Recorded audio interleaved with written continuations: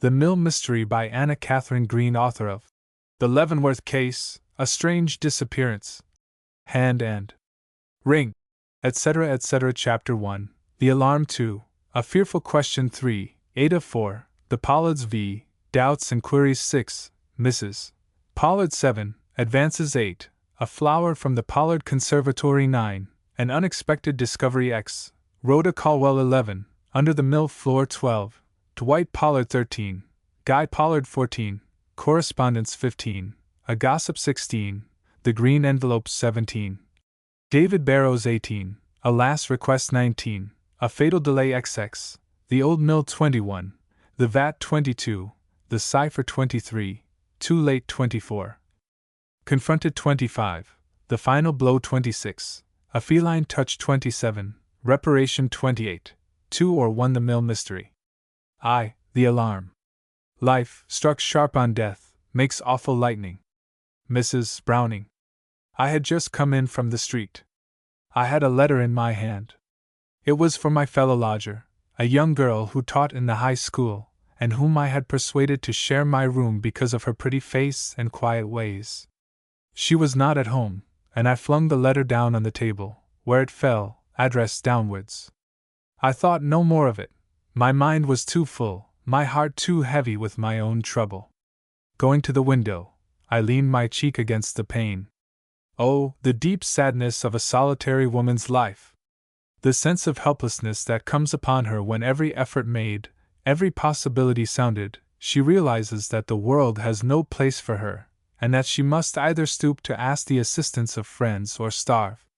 I have no words for the misery I felt, for I am a proud woman, but no lifting of the curtain that shrouds my past. It has fallen forever, and for you and me in the world I am simply Constance Sterling, a young woman of 25, without home, relatives, or means of support, having in her pocket 75 cents of change, and in her breast a heart like lead, so utterly had every hope vanished in the day's rush of disappointments. How long I stood with my face to the window I cannot say. With eyes dully fixed upon the blank walls of the cottages opposite, I stood oblivious to all about me till the fading sunlight, or was it some stir in the room behind me, recalled me to myself, and I turned to find my pretty roommate staring at me with a troubled look that for a moment made me forget my own sorrows and anxieties. "What is it?" I asked, going towards her with an irresistible impulse of sympathy. "I don't know," she murmured. "A sudden pain here," laying her hand on her heart. I advanced still nearer, but her face, which had been quite pale, turned suddenly rosy, and with a more natural expression, she took me by the hand, and said, "But you look more than ill, you look unhappy. Would you mind telling me what worries you?" The gentle tone, the earnest glance of modest yet sincere interest, went to my heart. Clutching her hand convulsively, I burst into tears. "It is nothing," said I. "Only my last resource has failed, and I don't know where to get a meal for tomorrow. Not that this is anything in itself," I hastened to add, my natural pride reasserting itself. "But the future! The future! What am I to do with my future?" She did not answer at first. A gleam, I can scarcely call it a glow, passed over her face, and her eyes took a faraway look that made them very sweet. Then a little flush stole into her cheek, and pressing my hand, she said, "Will you trust it to me for a while?" I must have looked my astonishment, for she hastened to add, "Your future I have little concern for. With such capabilities as yours, you must find work. Why, look at your face!" And she drew me playfully before the glass. "See the forehead, the mouth, and tell me you read failure there. But your present is what is doubtful, and that I can certainly take care of." "But," I protested, with a sensation of warmth in my cheeks. The loveliest smile stopped me before I could utter a word more. "As you would take care of mine," she completed, "if our positions were reversed." Then, without waiting for a further demur on my part, she kissed me, and as if the sweet embrace had made us sisters at once, drew me to a chair and sat down at my feet. "You know," she naively murmured, "I am almost rich. I have $500 laid up in the bank, and—" I put my hand over her lips. I could not help it. She was such a frail little thing, so white and so ethereal, and her poor 500 had been earned by such weary work. But that is nothing, I said. You have a future to provide for, too, and you are not as strong as I am, if you have been more successful. She laughed, then blushed, then laughed again, and impulsively cried. It is, however, more than I need to buy a wedding dress with, don't you think? And as I looked up surprised, she flashed out. Oh, it's my secret, but I am going to be married in a month, and then I won't need to count my pennies any more, and so I say, if you will stay here with me without a care until that day comes, you will make me very happy, and put me at the same time under a real obligation, for I shall want a great many things done, as you can readily conceive. What did I say? What could I say, with her sweet blue eyes looking so truthfully into mine, but, oh, you darling girl! While my heart filled with tears, which only escaped from overflowing my eyes, because I would not lessen her innocent joy by a hint of my own secret trouble. And who is the happy man? I asked, at last, rising to pull down the curtain across a too inquisitive ray of afternoon sunshine. Ah, the noblest, best man in town, she breathed, with a burst of gentle pride. Mr. B. She went no further, or if she did, I did not hear her, for just then a hubbub arose in the street, and lifting the window, I looked out. What is it? She cried, coming hastily towards me. I don't know, I returned.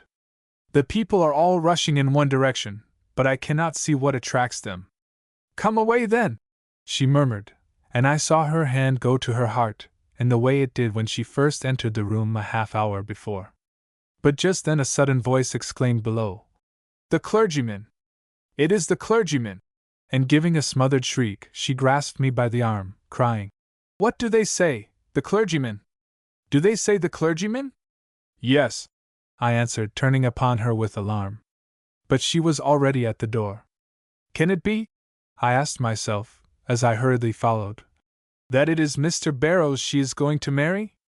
For in the small town of S, Mr. Barrows was the only man who could properly be meant by the clergyman, for though Mr. Kingston, of the Baptist Church, was a worthy man in his way, and the Congregational minister had an influence with his flock that was not to be despised, Mr. Barrows, alone of all his fraternity, had so won upon the affections and confidence of the people as to merit the appellation of the clergyman. If I am right, thought I, God grant that no harm has come to him, and I dashed down the stairs just in time to see the frail form of my roommate flying out of the front door. I overtook her at last, but where? Far out of town on that dark and dismal road, where the gaunt chimneys of the deserted mill rise from a growth of pine trees. But I knew before I reached her what she would find, knew that her short dream of love was over, and that stretched amongst the weeds which choked the entrance to the old mill lay the dead form of the revered young minister, who, by his precept and example, had won not only the heart of this young maiden, but that of the whole community in which he lived and labored. 2. A fearful question. Nay, yet there's more in this. I pray thee, speak to me as to thy thinkings, as thou dost ruminate, and give thy worst of thoughts the worst of words. Othello.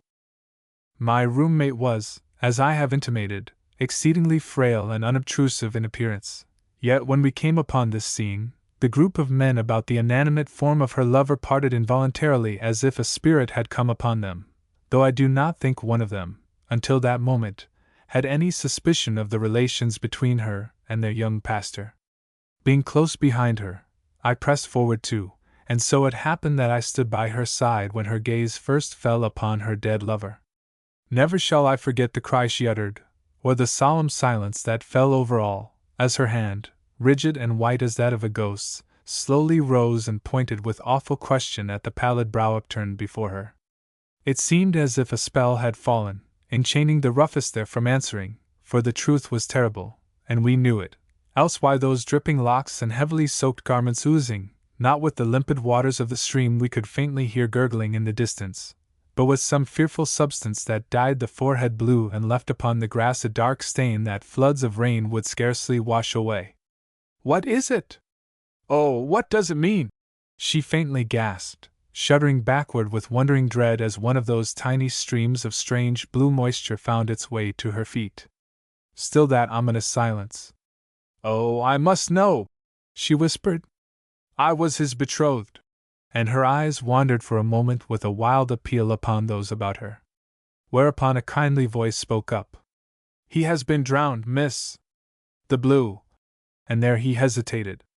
"The blue is from the remains of some old dye that must have been in the bottom of the vat out of which we drew him." Another voice went on. "The vat," she repeated. "The vat. Was he found in the vat?" "Yes, miss." And there the silence fell again. It was no wonder. For a man like him, alert, busy, with no time nor inclination for foolish explorations, to have been found drowned in the disused vat of a half-tumbled-down old mill on a lonesome and neglected road meant. But what did it mean? What could it mean? The lowered eyes of those around seemed to decline to express even a conjecture.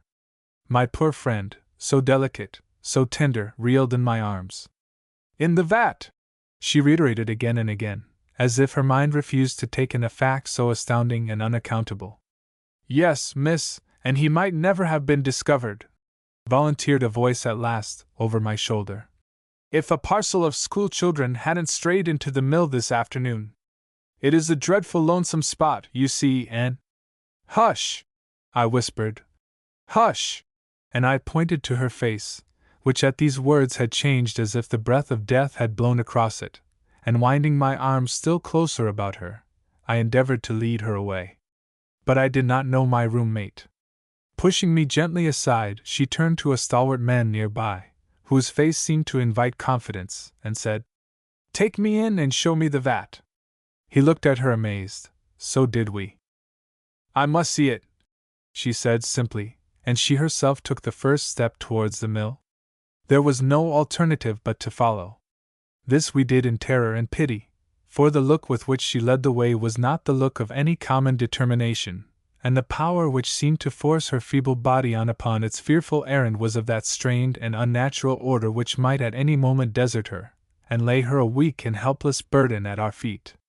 "It must be dark by this time down there," objected the man she had appealed to, as he stepped doubtfully forward. But she did not seem to heed. Her eyes were fixed upon the ruined walls before her, rising drear and blank against the pale green evening sky. "He could have had no errand here," I heard her murmur. "How then be drowned here? How? How?" Alas! That was the mystery, dear heart, with which every mind was busy. The door of the mill had fallen down and rotted away years before, so we had no difficulty in entering. But upon crossing the threshold and making for the steps that led below, we found that the growing twilight was anything but favorable to a speedy, or even safe advance. For the flooring was badly broken in places, and the stairs down which we had to go were not only uneven, but strangely rickety and tottering. But the sprite that led us paused for nothing, and long before I had passed the first step she had reached the bottom one, and was groping her way towards the single gleam of light that infused itself through the otherwise pitchy darkness. "Be careful, miss, you may fall into the vat yourself!" exclaimed more than one voice behind her. But she hurried on, her slight form showing like a spectre against the dim gleam towards which she bent her way, till suddenly she paused and we saw her standing with clasped hands and bent head, looking down into what? We could readily conjecture. "She will throw herself in," whispered a voice, but as, profoundly startled, I was about to hasten forward, she hurriedly turned and came towards us. "I have seen it," she quietly said, and glided by us, and up the stairs, and out of the mill to where that still form lay in its ghostly quietude upon the sodden grass. For a moment she merely looked at it, then she knelt, and oblivious to the eyes bent pityingly upon her, kissed the brow and then the cheeks, saying something which I could not hear, but which lent a look of strange peace to her features, that were almost as pallid and set now as his. Then she arose, and holding out her hand to me, was turning away, when a word uttered by someone, I could not tell whom, stopped her, and froze her, as it were, to the spot. That word was suicide. I think I see her yet, the pale green twilight on her forehead, her lips parted, and her eyes fixed in an incredulous stare. Do you mean, she cried, that he deserves any such name as that? That his death here was not one of chance or accident, mysterious, if you will, but still one that leaves no stigma on his name as a man and a clergyman? Indeed, miss, came in reply, we would not like to say. Then I say, that unless Mr. Barrows was insane, he never premeditated a crime of this nature. He was too much of a Christian. And if that does not strike you as good reasoning, he was too happy. The last word was uttered so low that if it had not been for the faint flush that flitted into her cheek, it would scarcely have been understood. As it was, the furtive looks of the men about showed that they comprehended all that she would say, and, satisfied with the impression made, she laid her hand on my arm, and for the second time turned towards home. 3. Ada. 4. In my sense, 'tis happiness to die. Othello. There was death in her face. I saw it the moment we reached the refuge of our room. But I was scarcely prepared for the words which she said to me. Mr. Barrows and I will be buried in one grave. The waters which drowned him have gone over my head also. But before the moment comes which proves my words true, there is one thing I wish to impress upon you, and that is, that no matter what people may say, or what conjectures they may indulge in, Mr. Barrows never came to his end by any premeditation of his own. And that you may believe me, and uphold his cause in the face of whatever may arise, I will tell you something of his life and mine. Will you listen? Would I listen? I could not speak, but I drew up the lounge, and sitting down by her side, pressed my cheek close to hers. She smiled faintly, all unhappiness gone from her look, and in sweet, soft tones, began. We are both orphans. As far as I know, neither of us have any nearer relatives than distant cousins, a similarity of condition that has acted as a bond between us since we first knew and loved each other. When I came to S, he was just settled here, a young man full of zeal and courage. Whatever the experience of his college days had been, and he has often told me that at that time ambition was the mainspring of his existence, the respect and appreciation which he found here, and the field which daily opened before him for work, had wakened a spirit of earnest trust that ere long developed that latent sweetness in his disposition which more than his mental qualities, perhaps, won him universal confidence and love. You have heard him preach, and you know he was not lacking in genius, but you have not heard him speak, eye to eye and hand to hand. It was there his power came in, and there, too, perhaps, his greatest temptation. For he was one for women to love, and it is not always easy to modify a naturally magnetic look and tone because the hand that touches yours is shy and white, and the glance which steals up to meet your own has within it the hint of unconscious worship. Yet what he could do he did, for, unknown, perhaps, to anyone here, he was engaged to be married, as so many young ministers are, to a girl he had met while at college. I do not mean to go into too many particulars, Constance. He did not love this girl, but he meant to be true to her. He was even contented with the prospect of marrying her, till, oh, Constance, I almost forget that he is gone, and that my own life is at an end, when I think of that day, 6 months ago, the day when we first met, and without knowing it, first loved. And then the weeks which followed when each look was an event, and a passing word the making or the marring of a day. I did not know what it all meant, but he realized only too soon the precipice upon which we stood, and I began to see him less, and find him more reserved when, by any chance, we were thrown together. His cheek grew paler, too, and his health wavered. A struggle was going on in his breast, a struggle of whose depth and force I had little conception then, for I dared not believe he loved me, though I knew by this time he was bound to another who would never be a suitable companion for him. At last he became so ill, he was obliged to quit his work, and for a month I did not see him, though only a short square separated us. He was slowly yielding to an insidious disease, some said, and I had to bear the pain of this uncertainty, as well as the secret agony of my own crushed and broken heart. But one morning, shall I ever forget it? The door opened, and he came in where I was, and without saying a word, knelt down by my side, and drew my head forward and laid it on his breast. I thought at first it was a farewell, and trembled with a secret anguish that was yet strangely blissful, for did not the passionate constraint of his arms mean love? But when, after a moment that seemed a lifetime, I drew back and looked into his face, I saw it was not a farewell, but a greeting. He had brought me, and that we had not only got our pastor back to life, but that this pastor was a lover as well, who would marry the woman he loved. And I was right. In 10 minutes I knew that a sudden freak on the part of the girl he was engaged to had released him, without fault of his own, and that with this release new life had entered his veins, for the conflict was over and love and duty were now in harmony. Constance, I would not have you think he was an absolutely perfect man. He was too sensitively organized for that. A touch, a look that was not in harmony with his thoughts, would make him turn pale at times, and I have seen him put to such suffering by petty physical causes, that I have sometimes wondered where his great soul got its strength to carry him through the exigencies of his somewhat trying calling. But whatever his weaknesses, and they were very few, he was conscientious in the extreme, and suffered agony where other men would be affected but slightly. You can imagine his joy then over this unexpected end to his long pain, and remembering that it is only a month previous to the day set apart by us for our marriage, ask yourself whether he would be likely to seek any means of death, let alone such a horrible and lonesome one as that which has robbed us of him today. No! I burst out, for she waited for my reply. 1,000 times, no, no, no! He has not been so well lately, and I have not seen as much of him as usual, but that is because he had some literary work he wished to finish before the wedding day. Ah, it will never be finished now!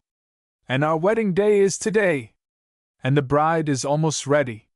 But, she suddenly exclaimed, I must not go yet, not till you have said again that he was no suicide.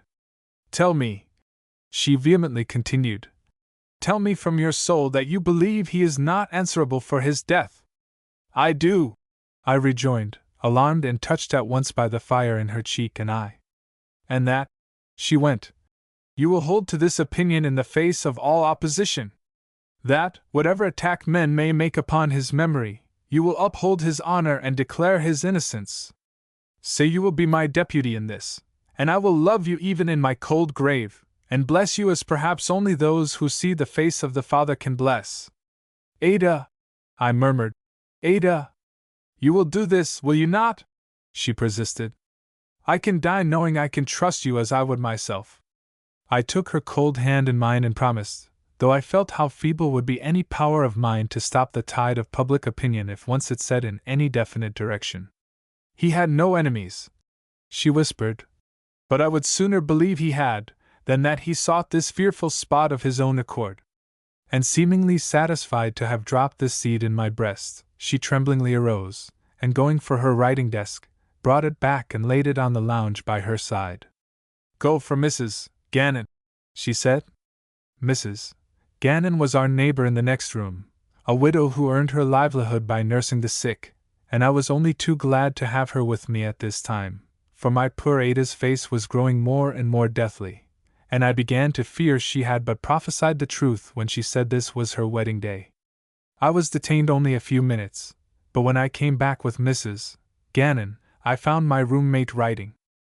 Come, said she, in a voice so calm, my companion started and hastily looked at her face for confirmation of the fears I had expressed. I want you both to witness my signature. With one last effort of strength she wrote her name, and then handed the pen to Mrs. Gannon, who took it without a word. It is my will. She faintly smiled, watching me as I added my name at the bottom. We have had to do without lawyers, but I don't think there will be any one to dispute my last wishes. And taking the paper in her hand, she glanced hastily at it, then folded it, and handed it back to me with a look that made my heart leap with uncontrollable emotion. I can trust you, she said, and fell softly back upon the pillow. You had better go for Dr. Farnham, whispered Mrs. Gannon in my ear, with an ominous shake of her head. And though I felt it to be futile, I hastened to comply.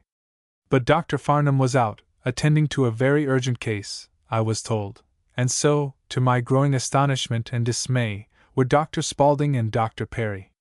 I was therefore obliged to come back alone, which I did with what speed I could, for I begrudged every moment spent away from the side of one I had so lately learned to love, and must so soon lose. Mrs. Gannon met me at the door, and with a strange look, drew me in and pointed towards the bed. There lay Ada, white as the driven snow, with closed eyes, whose faintly trembling lids alone betokened that she was not yet fled to the land of quiet shadows. At her side was a picture of the man she loved, and on her breast lay a bunch of withered roses I could easily believe had been his last gift. It was a vision of perfect peace, and I could not but contrast it with what my imagination told me must have been the frenzied anguish of that other death. My approach, though light, disturbed her. Opening her eyes, she gave me one long look. Then, as if satisfied, she softly closed them again, breathed a little sigh, and in another moment was no more. For the Pollards. There's something in his soul, o'er which his melancholy sits on brood. Hamlet. Fearful as the experiences of this day had been, they were not yet at an end for me. Indeed, the most remarkable were to come. As I sat in this room of death, it was not far from midnight, I suddenly heard voices at the door, and Mrs. Gannon came in with Dr. Farnham. "It is very extraordinary," I heard him mutter as he crossed the threshold. "One dying and another dead, and both struck down by the same cause." I could not imagine what he meant, so I looked at him with some amazement. But he did not seem to heed me. Going straight to the bed, he gazed silently at Ada's pure features, with what I could not but consider a troubled glance. Then turning quickly to Mrs. Gannon, he said in his somewhat brusque way, "All is over here, you can therefore leave. I have a patient who demands your instant care." "But," she began. "I have come on purpose for you," he put in, authoritatively. "It is an urgent case, do not keep me waiting." "But, sir," she persisted, "it is impossible. I am expected early in the morning at Scott's Corners, and was just going to bed when you came in order to get a little sleep before taking the train." "Dr. Perry's case?" "Yes." He frowned, and I am not sure but what he uttered a mild oath. At all events, he seemed very much put out. I immediately drew near. "Oh, sir," I cried, "if you would have confidence in me. I am not unused to the work, and—" His stare frightened me, it was so searching and so keen. "Who are you?" he asked. I told him, and Mrs. Gannon put in a word for me. I was reliable, she said, and if too much experience was not wanted, would do better than such and such a one, naming certain persons, probably neighbors. But the doctor's steady look told me he relied more on his own judgment than on anything she or I could say. "Can you hold your tongue?" he asked. I started. Who would not have done so? "I see that you can," he muttered, and glanced down at my dress. "When can you be ready?" he inquired. "You may be wanted for days, and it may be only for hours." "Will 10 minutes be soon enough?" I asked. A smile difficult to fathom crossed his firm lip. "I will give you 15, he said, and turned towards the door. But on the threshold he paused and looked back.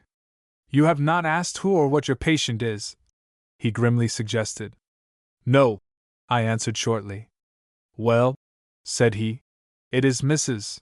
Pollard, and she is going to die." "Mrs. Pollard?" Mrs. Gannon and I involuntarily turned and looked at each other. "Mrs. Pollard," repeated the good nurse, wonderingly. "I did not know she was sick. She wasn't this noon. It is a sudden attack. Apoplexy we call it. She fell at the news of Mr. Barrow's death." And with this parting shot, he went out and closed the door behind him. I sank, just a little bit weakened, on the lounge, then rose with renewed vigor.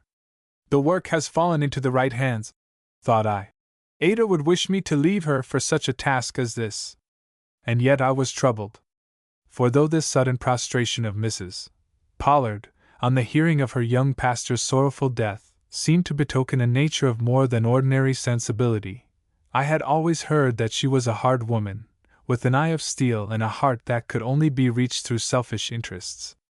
But then she was the magnate of the place, the beginning and end of the aristocracy of S, and when is not such a one open to calumny? I was determined to reserve my judgment. In the 15 minutes allotted me, I was ready. Suitable arrangements had already been made for the removal of my poor Ada's body to the house that held her lover. For the pathos of the situation had touched all hearts, and her wish to be laid in the same grave with him met with no opposition. I could therefore leave with a clear conscience, Mrs.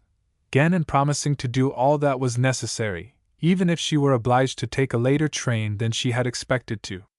Dr. Farnham was in the parlor waiting for me, and uttered a grunt of satisfaction as he saw me enter, fully equipped.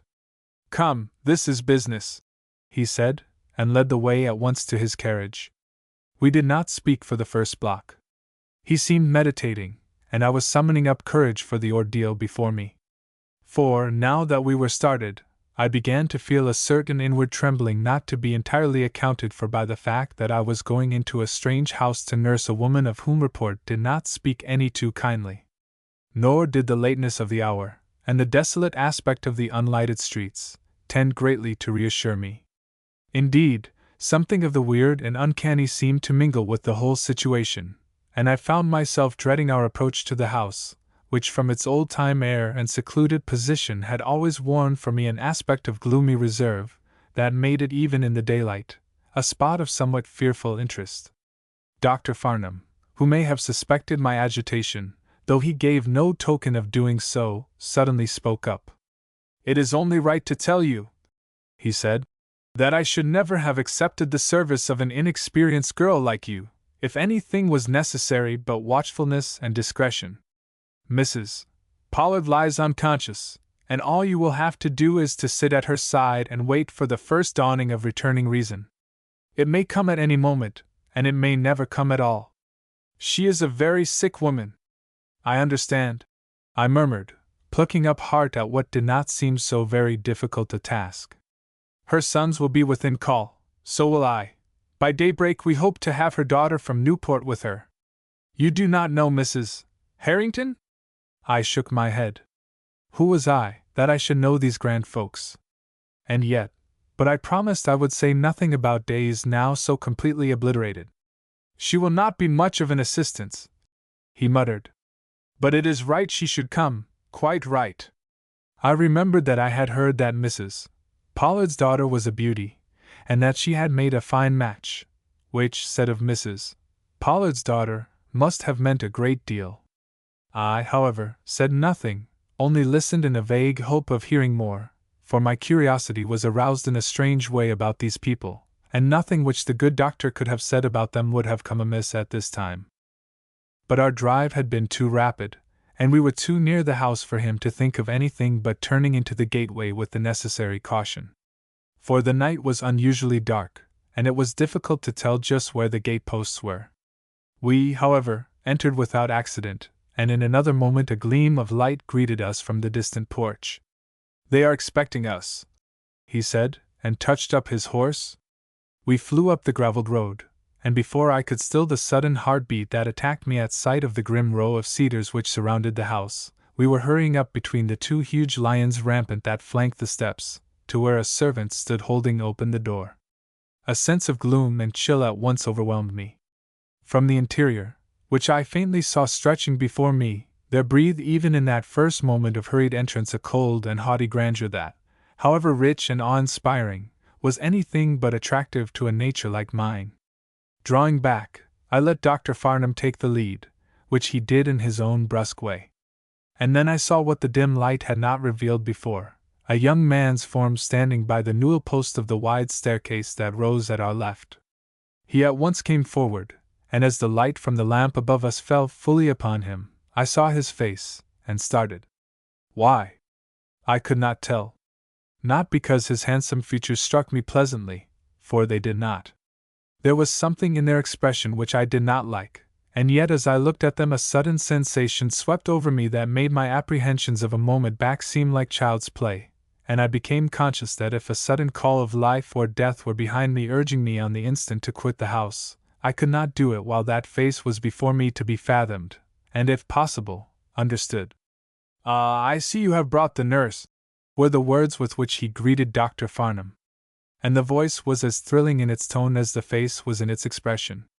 But, he suddenly exclaimed, as his eyes met mine, this is not Mrs. Gannon, and he hurriedly drew the doctor down the hall. Why have you brought this young girl? He asked, in tones which, however lowered, I could easily distinguish. Didn't you know there were reasons why we especially wanted an elderly person? No, I heard the doctor say, and then, his back being towards me, I lost the rest of his speech till the words, she is no gossip, came to salute me and make me ask myself if there was a secret skeleton in this house, that they feared so much the eyes of a stranger. But, the young man went hurriedly on, she is not at all the kind of person to have over my mother. How could we? And there his voice fell so as to become unintelligible. But the doctor's sudden exclamation helped me out. What? He wonderingly cried. Do you intend to sit up too? I or my brother? Was the calm response. Would you expect us to leave her alone with a stranger? The doctor made no answer, and the young man, taking a step sidewise, threw me a glance full of anxiety and trouble. I don't like it, he murmured. But there must be a woman of some kind in the room, and a stranger.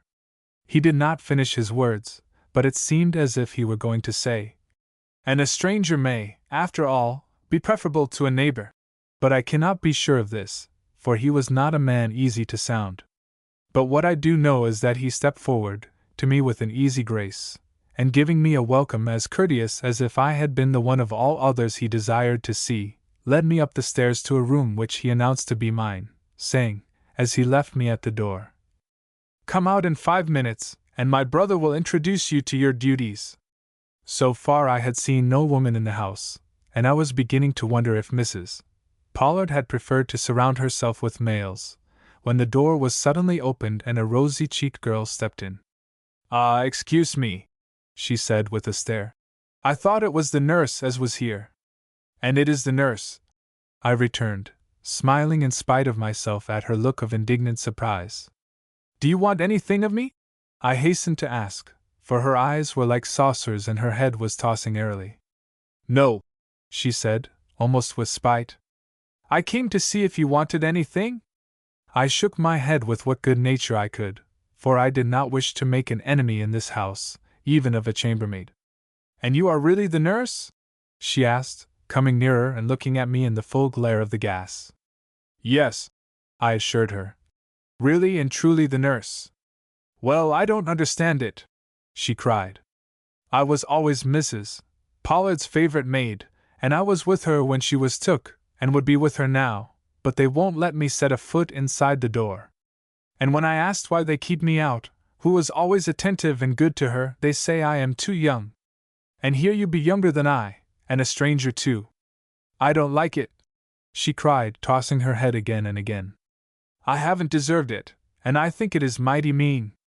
I saw the girl was really hurt, so I hastened to explain that I was not the nurse they expected, and was succeeding, I think, in mollifying her, when a step was heard in the hall, and she gave a frightened start, and hurried towards the door. So you are sure you don't want anything? She cried, and was out of my sight before I could answer. There was nothing to detain me, and I hastened to follow. As I crossed the sill I almost started too, at sight of the tall, slim, truly sinister figure that awaited me, leaning against the opposite wall. He was younger than his brother, and had similar features, but there was no charm here to make you forget that the eye was darkly glittering, and the lip formidable in its subtlety and power. He advanced with much of the easy nonchalance that had so characterized the other. Miss Sterling, I believe, said he, and with no further word, turned and led me down the hall to the sick room. I noticed even then that he paused and listened before he pushed open the door, and that with our first step inside he cast a look of inquiry at the bed that had something beside a son's loving anxiety in it. And I hated the man as I would a serpent, though he bowed as he set me a chair, and was careful to move a light he thought shone a little too directly in my eyes. The other brother was not present, and I could give my undivided attention to my charge. I found her what report had proclaimed her to be, a handsome woman of the sternly imposing type. Even with her age against her and the shadow of death lying on her brow and cheek, there was something strangely attractive in the features and the stately contour of her form. But it was attraction that was confined to the eye, and could by no means allure the heart, for the same seal of mysterious reserve was upon her that characterized her sons, and in her, as in the younger one of these, it inspired a distrust which I could imagine no smile as dissipating. She lay in a state of coma, and her heavy breathing was the only sound that broke the silence of the great room. God help me, thought I, but had no wish to leave. Instead of that, I felt a fearful pleasure in the prospect before me. Such effect had a single look had upon me from eyes I trembled to meet again or read. I do not know how long I sat there gazing in the one direction for that faint sign of life for which the doctor had bid me watch. That he who inspired me with dread was behind me, I knew, but I would not turn my head towards him. I was determined to resist the power of this man, even if I must succumb a trifle to that of the other. I was, therefore, surprised when a hand was thrust over my shoulder, and a fan dropped into my lap. "It is warm here," was the comment which accompanied the action. I thanked him, but felt that his sole object had been to cover his change of position. For, when he sat down again, it was where he could see my face. I therefore felt justified in plying the fan he had offered me, in such a way as to shut off his somewhat basilisk gaze. And so a dreary hour went by. It was now well on towards morning, and I was beginning to suffer from the languor natural after so many harrowing excitements, when the door opened behind me, and the electric thrill shooting through all my members testified as to whose step it was that entered. At the same moment the young man at my side arose, and with what I felt to be a last sharp look in my direction, hastened to where his brother stood, and entered into a whispered conversation with him. Then I heard the door close again, and almost at the same instant Mr. Pollard the elder advanced, and without seeking an excuse for his action, sat down close by my side. The fan at once dropped. I had no wish to avoid this man's scrutiny. And yet when with a secret bracing of my nerves I looked up and met his eyes fixed with that baffling expression upon mine, I own that I felt an inward alarm, as if something vaguely dangerous had reared itself in my path, which by its very charm instinctively bade me beware. I, however, subdued my apprehensions, thinking, with a certain haughty pride which I fear will never be eliminated from my nature, of the dangers I had already met with and overcome in my brief but troubled life, and meeting his look with a smile which I knew to contain a spice of audacity, I calmly waited for the words I felt to be hovering upon his lips. They were scarcely the ones I expected. "Miss Sterling," said he, "you have seen a niece, my mother's waiting maid?" I bowed. I was too much disconcerted to speak. "And she has told you her story of my mother's illness?" he went on, pitilessly holding me with his glance. "You need not answer," he again proceeded, as I opened my lips. "I know a niece. She has not the gift of keeping her thoughts to herself. An unfortunate thing in this house," I inwardly commented, and made a determination on the spot that whatever emotions I might experience from the mystery surrounding me, this master of reserve should find there was one who could keep her thoughts to herself, even, perhaps, to his own secret disappointment and chagrin. "She told you my mother was stricken at the sudden news of Mr. Barrow's death?" "That was told me," I answered, for this was a direct question, put, too, with an effort I could not help but feel, notwithstanding the evident wish on his part to preserve an appearance of calmness. "Then some explanation is needed," he remarked, his eyes flashing from his mother's face to mine with equal force and intentness. My mother, his words were low, but it was impossible not to hear them, "has not been well since my father died, 2 months ago. It needed but the slightest shock to produce the result you unhappily see before you. That shock this very girl supplied by the inconsiderate relation of Mr. Barrow's fearful fate. We have taken a prejudice against the girl, in consequence. Do you blame us? This is our mother." What could I feel or say but no? What could anyone, under the circumstances? Why then did a sudden vision of Ada's face, as she gave me that last look, rise up before me, bidding me remember the cause to which I was pledged, and not put too much faith in this man and his plausible explanations.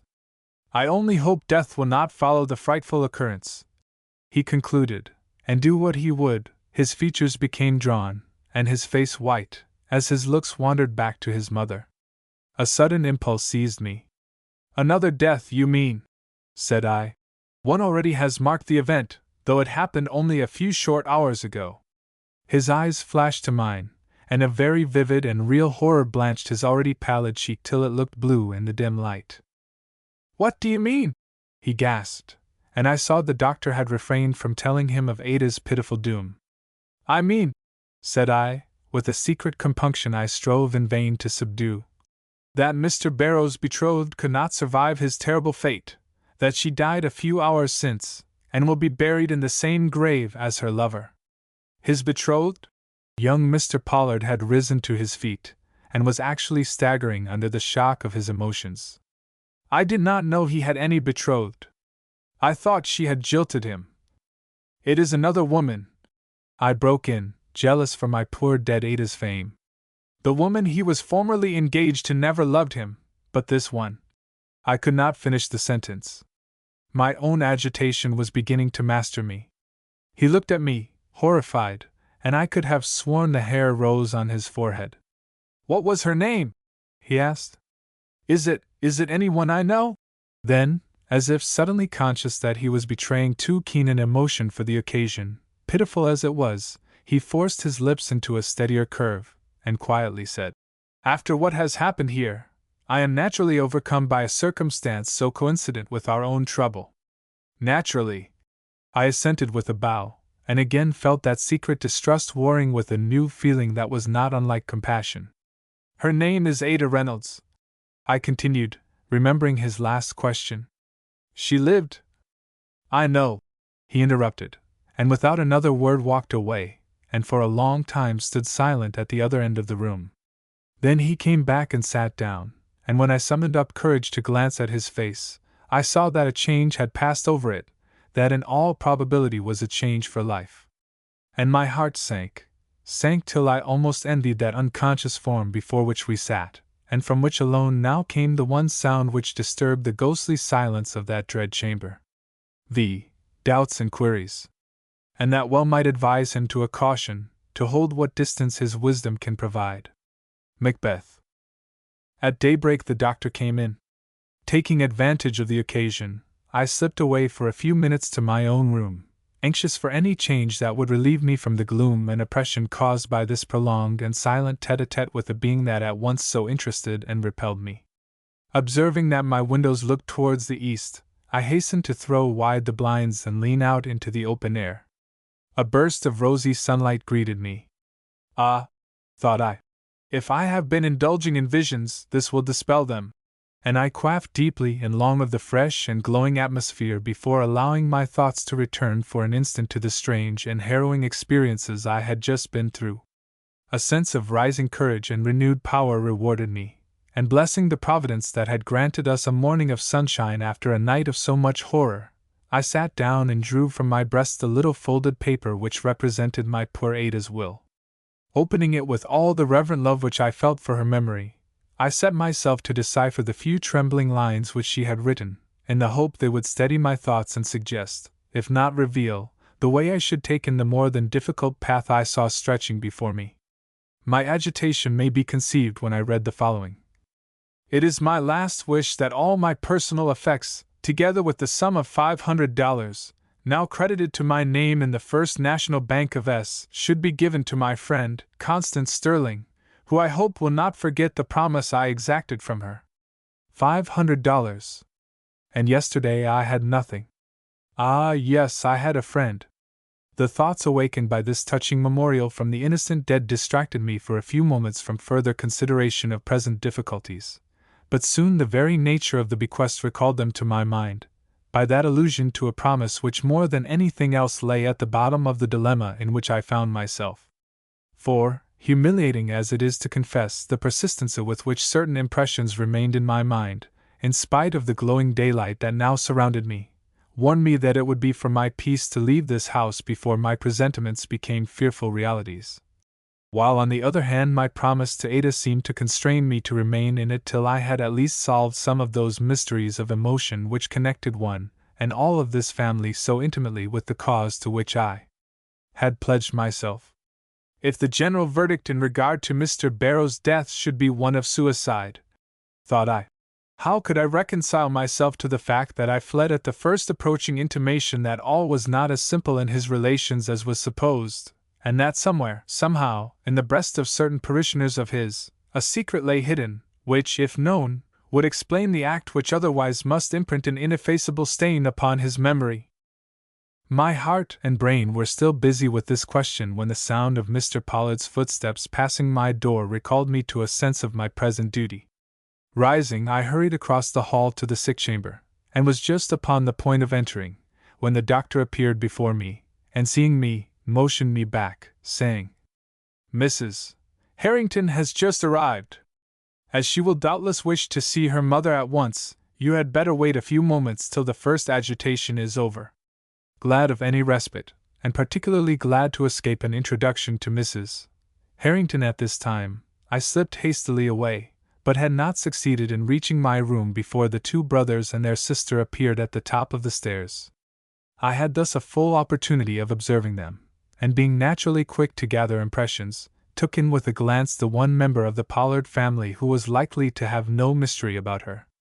I found her pretty, prettier, perhaps, than any woman it had ever been my lot to meet before, but with a doll's prettiness that bespoke but little dignity or force of mind. Dressed with faultless taste and with an attention to detail that at a moment like the present struck one with a sense of painful incongruity, she advanced, a breathing image of fashion and perhaps folly, her rustling robes, and fresh, if troubled face, offering a most striking contrast to the gloom and reserve of the two somber figures that walked at her side.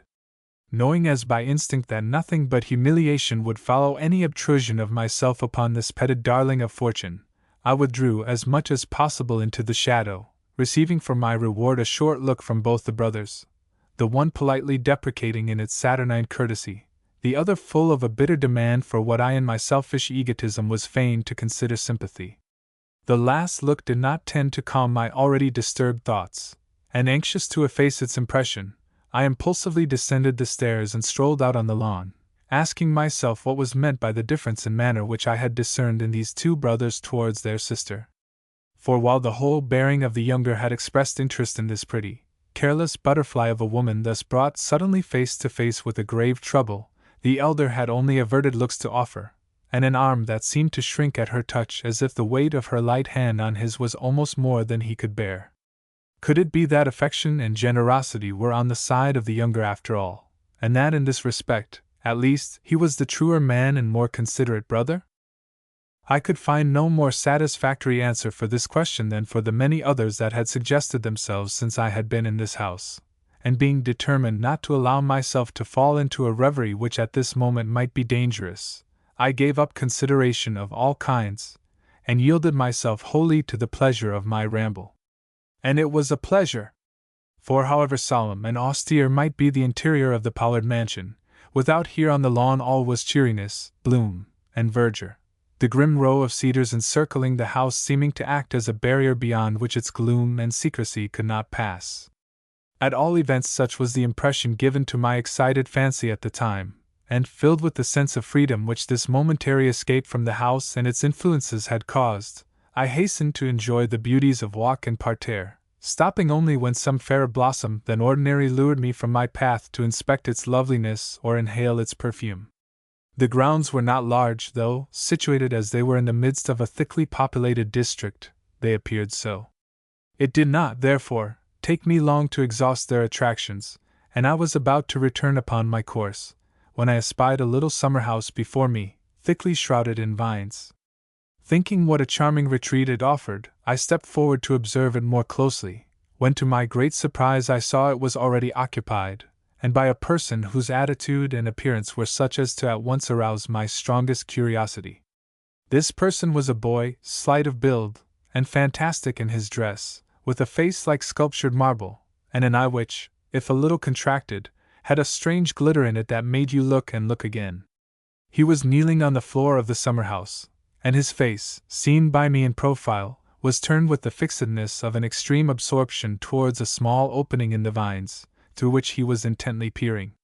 What he saw or wished to see I could not imagine, for nothing but the blank end of the house lay before him, and there could be very little which was interesting in that, for not one of its windows were open, unless you except the solitary one in my room.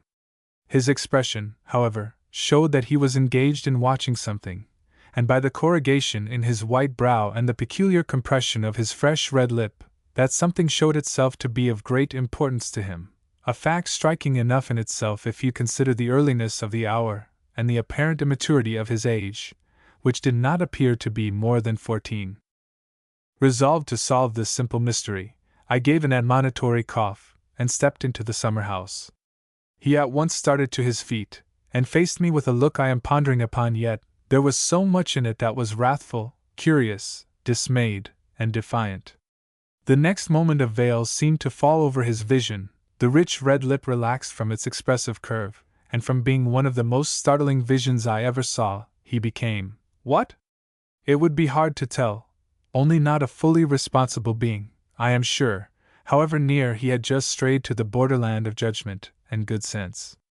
Relieved, I scarcely knew why, and remembering almost at the same instant some passing gossip I had once heard about the pretty imbecile boy that ran the streets of S, I gave him a cheerful smile, and was about to bestow some encouraging word upon him, when he suddenly broke into a laugh, and looking at me with a meaningless stare, asked, "Who are you?" I was willing enough to answer, so I returned, "I am Constance Sterling," and almost immediately added, "And who are you?" "I am the cat that mews in the well." Then suddenly, "Do you live here?" "No," I replied. "I am only staying here. Mrs. Pollard is sick. Do they like you?" The interruption was quick, like all his speech, and caused me a curious sensation.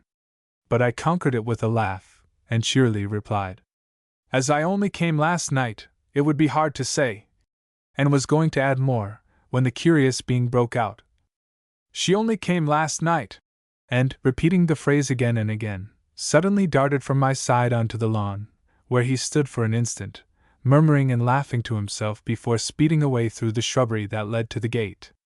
This incident, trivial as it seemed, made a vivid impression upon me, and it was with a mind really calm from its past agitation that I re-entered the house and took up my watch in the sick-room. I found everything as I had left it an hour or so before, with the exception of my companion, the younger Mr. Pollard having taken the place of his brother. Mrs. Harrington was nowhere to be seen, but as breakfast had been announced I did not wonder at this, nor at the absence of the elder son, who was doubtless engaged in doing the honors of the house.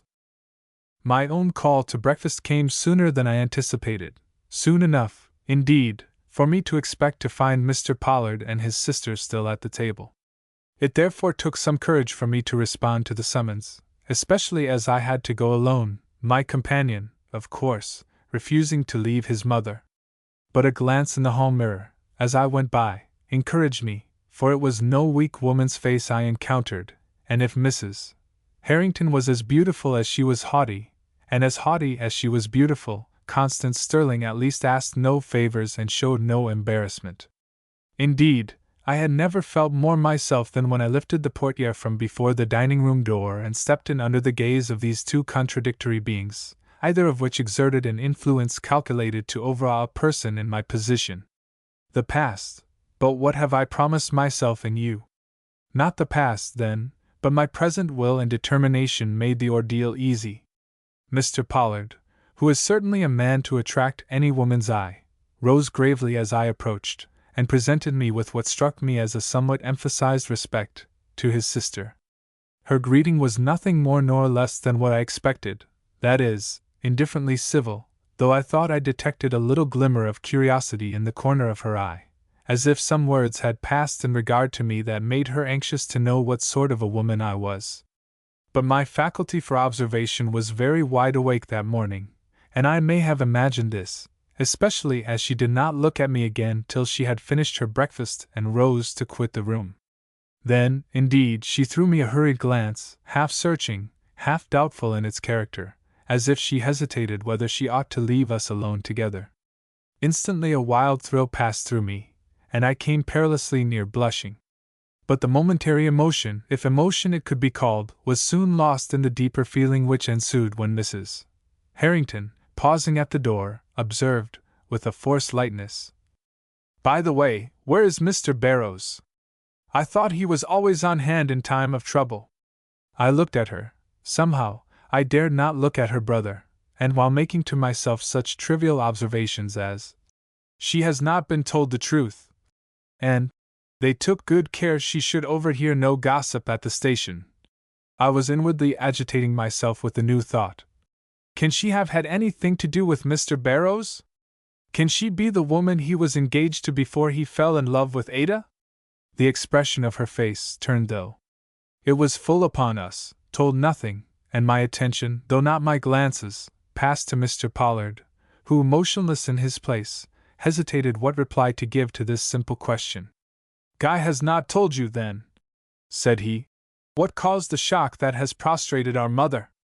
"No," she returned, coming quickly back. "It was the news of Mr. Barrows' death, Agnes. The servants say so, and the servants ought to know." "Mr. Barrows' death? Is Mr. Barrows dead, then?" she asked, in a tone of simple wonder, which convinced me that my surmise of a moment ago was without any foundation. "I did not know he was sick," she went on. "Was his death sudden, that it should affect mother so?" A short nod was all her brother seemed to be able to give to this question. At sight of it I felt the cold chills run through my veins, and wished that fate had not obliged me to be present at this conversation. "How did Mr. Barrows die?" queried Mrs. Harrington, after waiting in manifest surprise and impatience for her brother to speak. "He was drowned." "Drowned?" "Yes." "When?" "Yesterday." "Where?" This time the answer was not forthcoming. Was it because he knew the place too well? I dared not lift my eyes to see. "Was it in the mill stream?" she asked. This time he uttered a hollow "No." Then, as if he felt himself too weak to submit to this cross-questioning, he pushed back his chair, and, hurriedly rising, said, "It is a very shocking affair, Agnes. Mr. Barrows was found in a vat in the cellar of the old mill. He drowned himself. No one knows his motive." "Drowned himself?" Did she speak or I? I saw her lips move, and I heard the words uttered as I thought in her voice. But it was to me he directed his look, and to me he seemed to reply, "Yes, how else account for the circumstances? Is he a man to have enemies? Or is that a place a man would be likely to seek for pleasure?" "But," the trembling little woman at my side began. "I say it is a suicide," he broke in, imperiously, giving his sister one look, and then settling his eyes back again upon my face. "No other explanation fits the case, and no other explanation will ever be given. Why he should have committed such a deed," he went on, in a changed voice, and after a momentary pause, "it would be impossible for me, and perhaps for any other man, to say, but that he did do it is evident, and that is all I mean to assert. The rest I leave for wiser heads than mine." And turning from me with an indescribable look that to my reason, if not to my head, seemed to belie his words, he offered his arm to his bewildered sister, and quietly led her towards the door. The breath of relief I gave as the portiere closed behind them was, however, premature, for scarcely had he seen her on her way upstairs than he came back, and taking his stand directly before me, said, "You and I do not agree on this question, I see it in your eyes. Now what explanation do you give of Mr. Barrows' death?" The suddenness of the attack brought the blood to my cheeks, while the necessity of answering drove it as quickly away. He saw I was agitated, and a slight tremble, it could not be called a smile, disturbed the set contour of his lips. The sight of it gave me courage. I let my own curl as I replied, "You do me too much honor to ask my opinion.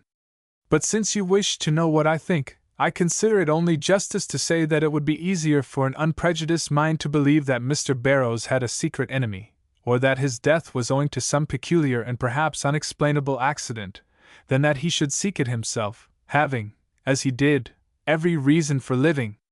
"He was very happy, then?" murmured my companion, looking for an instant away, as if he could not bear the intensity of my gaze. "He loved deeply a noble woman. They were to have been married in a month. Does that look like happiness?" I asked. The roving eye came back, fixed itself upon me, and turned dangerously dark and deep. "It looks like it," he emphasized, and a strange smile passed over his lips, the utter melancholy of which was all that was plain to me. And it was, I persisted, determined not to yield an iota of my convictions to the persuasiveness of this man. The woman who knew him best declared it to be so as she was dying, and I am forced to trust in her judgment, whatever the opinion of others may be. But happy men, he began, sometimes meet with accidents, I completed. And your credulity is sufficient to allow you to consider Mr. Barrow's death as the result of accident? Lightly as the question was put, I felt that nothing but a deep anxiety had prompted it, else why that earnest gaze from which my own could not falter, or that white line showing about the lip he essayed in vain to steady? Recoiling inwardly, though I scarcely knew why, I forced myself to answer with the calmness of an inquisitor. My credulity is not sufficient for me to commit myself to that belief. If investigation should show that Mr. Barrows had an enemy— Mr. Barrows had no enemy, flashed from Mr. Pollard's lips. I mean, he explained, with instant composure, that he was not a man to awaken jealousy or antagonism, that, according to all accounts, he had the blessing, and not the cursing, of each man in the community. Yes, I essayed. He never came to his death through the instrumentality of another person, broke in Mr. Pollard, with a stern insistence. He fell into the vat intentionally or unintentionally, but no man put him there. Do you believe me, Miss Sterling? Did I believe him? Was he upon trial, then, and was he willing I should see he understood it? No, no, that could not be. Yet why asseverate so emphatically a fact of which no man could be sure unless he had been present at the scene of death, or at least known more of the circumstances attending it than was compatible with the perfect ignorance which all men profess to have of them? Did he not see that such words were calculated to awaken suspicion, and that it would be harder, after such a question, to believe he spoke from simple conviction, than from a desire to lead captive the will of a woman whose intuitions, his troubled conscience told him, were to be feared? Rising, as an intimation that the conversation was fast becoming insupportable to me, I confronted him with my proudest look. You must excuse me, said I, if I do not linger to discuss a matter whose consequences just now are more important to us than the fact itself. While your mother lies insensible, I cannot rest comfortable away from her side. You will therefore allow me to return to her. In a moment, he replied. There are one or two questions that would please me to have you answer first. And his manner took on a charm that robbed his words of all peremptoriness, and made it difficult, if not impossible, for me to move. You have spoken of Miss Reynolds, he resumed. Have told me that she declared upon her dying bed that the relations between Mr. Barrows and herself were very happy. Were you with her then? Did you know her well? She was my roommate, I returned.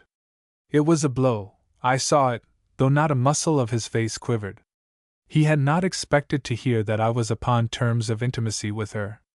I loved her, I went on, with a sense of cruel pleasure that must have sprung from the inward necessity I felt to struggle with this strong nature. The proof that she loved me lies in the fact that she has made me heir to all her little savings. We were friends, I added, seeing he was not yet under sufficient control to speak. I see, he now said, moving involuntarily between me and the door.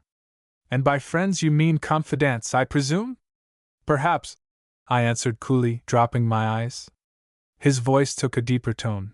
It was steel meeting steel, he saw. And she told you Mr. Barrows was happy? That has been already discussed, said I. Miss Sterling, I think I never heard such music in a human voice. You think me inquisitive, presuming, ungentlemanly, persistent, perhaps. But I have a great wish to know the truth about this matter, if only to secure myself from forming false impressions and wrongfully influencing others by them. Bear with me, then, strangers though we are, and if you feel you can trust me. Here he forced me to look at him. Let me hear, I pray, what reasons you have for declaring so emphatically that Mr. Barrows did not commit suicide. My reasons, Mr. Pollard? Have I not already given them to you? Is it necessary for me to repeat them? No, he earnestly rejoined, charming me, whether I would or not, by the subtle homage he infused into his look. If you will assure me that you have no others, that the ones you have given form the sole foundation for your conclusions. Will you? He entreated, and while his eyes demanded the truth, his lip took a curve which it would have been better for me not to have seen if I wished to preserve unmoved my position as Grand Inquisitor. I was compelled, or so it seemed to me, to answer without reserve. I therefore returned a quiet affirmative, adding only in qualification of the avowal, "What other reasons were necessary?" None, was the quick reply. "For you to believe as you do. A woman but proves her claim to our respect when she attaches such significance to the master passion as to make it the argument of a perfect happiness." I do not think he spoke in sarcasm, though to most minds it might appear so. I think he spoke in relief, a joyous relief, that was less acceptable to me at that moment than the sarcasm would have been. I therefore did not blush, but rather grew pale, as with a bow I acknowledged his words, and took my first step towards the doorway. "I have wounded you," he murmured softly, following me. "You do not know me well enough," I answered, turning with a sense of victory in the midst of my partial defeat. "It is a misfortune that can be remedied." He smiled. "Your brother waits for us," I suggested, and lifting the portiere out of his hand, I passed through, steady as a dart, but quaking, oh, how fearfully quaking within! For this interview had not only confirmed me in my belief that something dark and unknown connected the life of this household with that which had suddenly gone out in the vat at the old mill, but deepened rather than effaced the fatal charm which, contrary to every instinct of my nature, held me in a bondage that more than all things else must make any investigation into this mystery a danger and a pain from which any woman might well recoil, even though she bore in her heart memories of a past like mine. 6. Mrs. Pollard. My mind she has mated, and amazed my sight, I think but dare not speak. Macbeth. That day was a marked one in my life. It was not only the longest I have ever known, but it was by far the dreariest, and if I may use the word in this connection, the most unearthly. Indeed, I cannot think of it to this day without a shudder, its effect being much the same upon my memory as that of a vigil in some underground tomb, where each moment was emphasized with horror lest the dead lying before me might stir beneath their cerements and wake. The continual presence of one or both of the brothers at my side did not tend to alleviate the dread which the silence, the constant suspense, the cold gloom of the ever dimly lighted chamber were calculated to arouse, for the atmosphere of unreality and gloom was upon them too, and, saving the quick, short sigh that escaped from their lips now and then, neither of them spoke nor relaxed for an instant from that strain of painful attention which had for its focus their mother's stony face. Mrs. Harrington, who, in her youthful freshness and dimpled beauty, might have relieved the universal somberness of the scene, was not in the room all day, but whether this was on account of her inability to confront sickness and trouble, or whether it was the result of the wishes of her brothers, I have never been able to decide. Probably the latter, for, though she was a woman of frivolous mind, she had a due sense of the proprieties, and was never known to violate them except under the stress of another will more powerful than her own. At last, as the day waned, and what light there was gradually vanished from the shadowy chamber, Guy made a movement of discouragement, and rising from his place, approached his brother, dropped a word in his ear, and quietly left the room. The relief I felt was instantaneous. It was like having one coil of an oppressive nightmare released from my breast. Dwight, on the contrary, who had sat like a statue ever since the room began to darken, showed no evidence of being influenced by this change, and convinced that any movement towards a more cheerful order of things must come from me, I rose, and without consulting his wishes, dropped the curtains and lighted the lamp. The instant I had done so I saw why he was so silent and immovable. Overcome by fatigue, and possibly by a long strain of suppressed emotion, he had fallen asleep, and ignorant of the fact that Guy had left the room, slumbered as peacefully as if no break had occurred in the mysterious watch they had hitherto so uninterruptedly maintained over their mother and me. The peacefulness of his sleeping face made a deep impression upon me. Though I knew that with his waking the old look would come back, it was an indescribable pleasure to me to see him, if but for an instant, free from that shadowy something which dropped a veil of mistrust between us. It seemed to show me that evil was not innate in this man, and explained, if it did not justify, the weakness which had made me more lenient to what was doubtful in his appearance and character than I had been to that of his equally courteous but less attractive brother. The glances I allowed myself to cast in his direction were fleeting enough, however. Even if womanly delicacy had not forbidden me to look too often and too long that way, the sense of the unfair advantage I was possibly taking of his weakness made the possibility of encountering his waking eye a matter of some apprehension. I knew that honor demanded I should rouse him, that he would not thank me for letting him sleep after his brother had left the room, and yet, whether from too much heart, he was in such sore need of rest, or from too little conscience, I was in such sore need of knowledge, I let him slumber on, and never made so much as a move after my first startled discovery of his condition. And so 5 minutes, 10 minutes, went by, and imperceptibly to myself, the softening influence which his sleeping countenance exerted upon me deepened and strengthened till I began to ask if I had not given too much scope to my imagination since I had been in this house, and foolishly attributed a meaning to expressions and events that in my calmer moments would show themselves to possess no special significance. The probability was that I had, and once allowing myself to admit this idea, it is astonishing how rapidly it gained possession of my judgment, altering the whole tenor of my thoughts, and if not exactly transforming the situation into one of cheerfulness and ease, at least robbing it of much of that sepulchral character which had hitherto made it so nearly unbearable to me. The surroundings, too, seemed to partake of the new spirit of life which had seized me. The room looked less shadowy, and lost some of that element of mystery which had made its dimly seen corners the possible abode of supernatural visitants. Even the clock ticked less lugubriously, and that expressionless face on the pillow. Great God! It is looking at me! With two wide open, stony eyes it is staring into my very soul like a spirit from the tomb, awakening there a horror infinitely deeper than any I had felt before, though I knew it was but the signal of returning life to the sufferer, and that I ought to rouse myself and welcome it with suitable ministrations, instead of sitting there like a statue of fear in the presence of an impending fate. But do what I would, say to myself what I would, I could not stir. A nightmare of terror was upon me, and not till I saw the stony lips move and the face take a look of life in the effort made to speak, did I burst the spell that held me and start to my feet. Even then I dared not look around nor raise my voice to warn the sleeper behind me that the moment so long waited for had come. A power behind myself seemed to hold me silent, waiting, watching for those words that struggled to life so painfully before me. At last they came, filling the room with echoes hollow as they were awful. Dwight! Guy! If you do not want me to haunt you, swear you will never divulge what took place between you and Mr. Barrows at the mill. Mother! Rang in horror through the room. And before I could turn my head, Dwight Pollard leaped by me, and hiding the face of the dying woman on his breast, turned on me a gaze that was half wild, half commanding, and said, "Go for my brother! He is in the northwest room. Tell him our mother raves." Then, as I took a hurried, though by no means steady, step towards the door, he added, "I need not ask you to speak to no one else?" "No," my cold lips essayed to utter, but an unmeaning murmur was all that left them. The reaction from hope and trust to a now really tangible fear had been too sudden and overwhelming.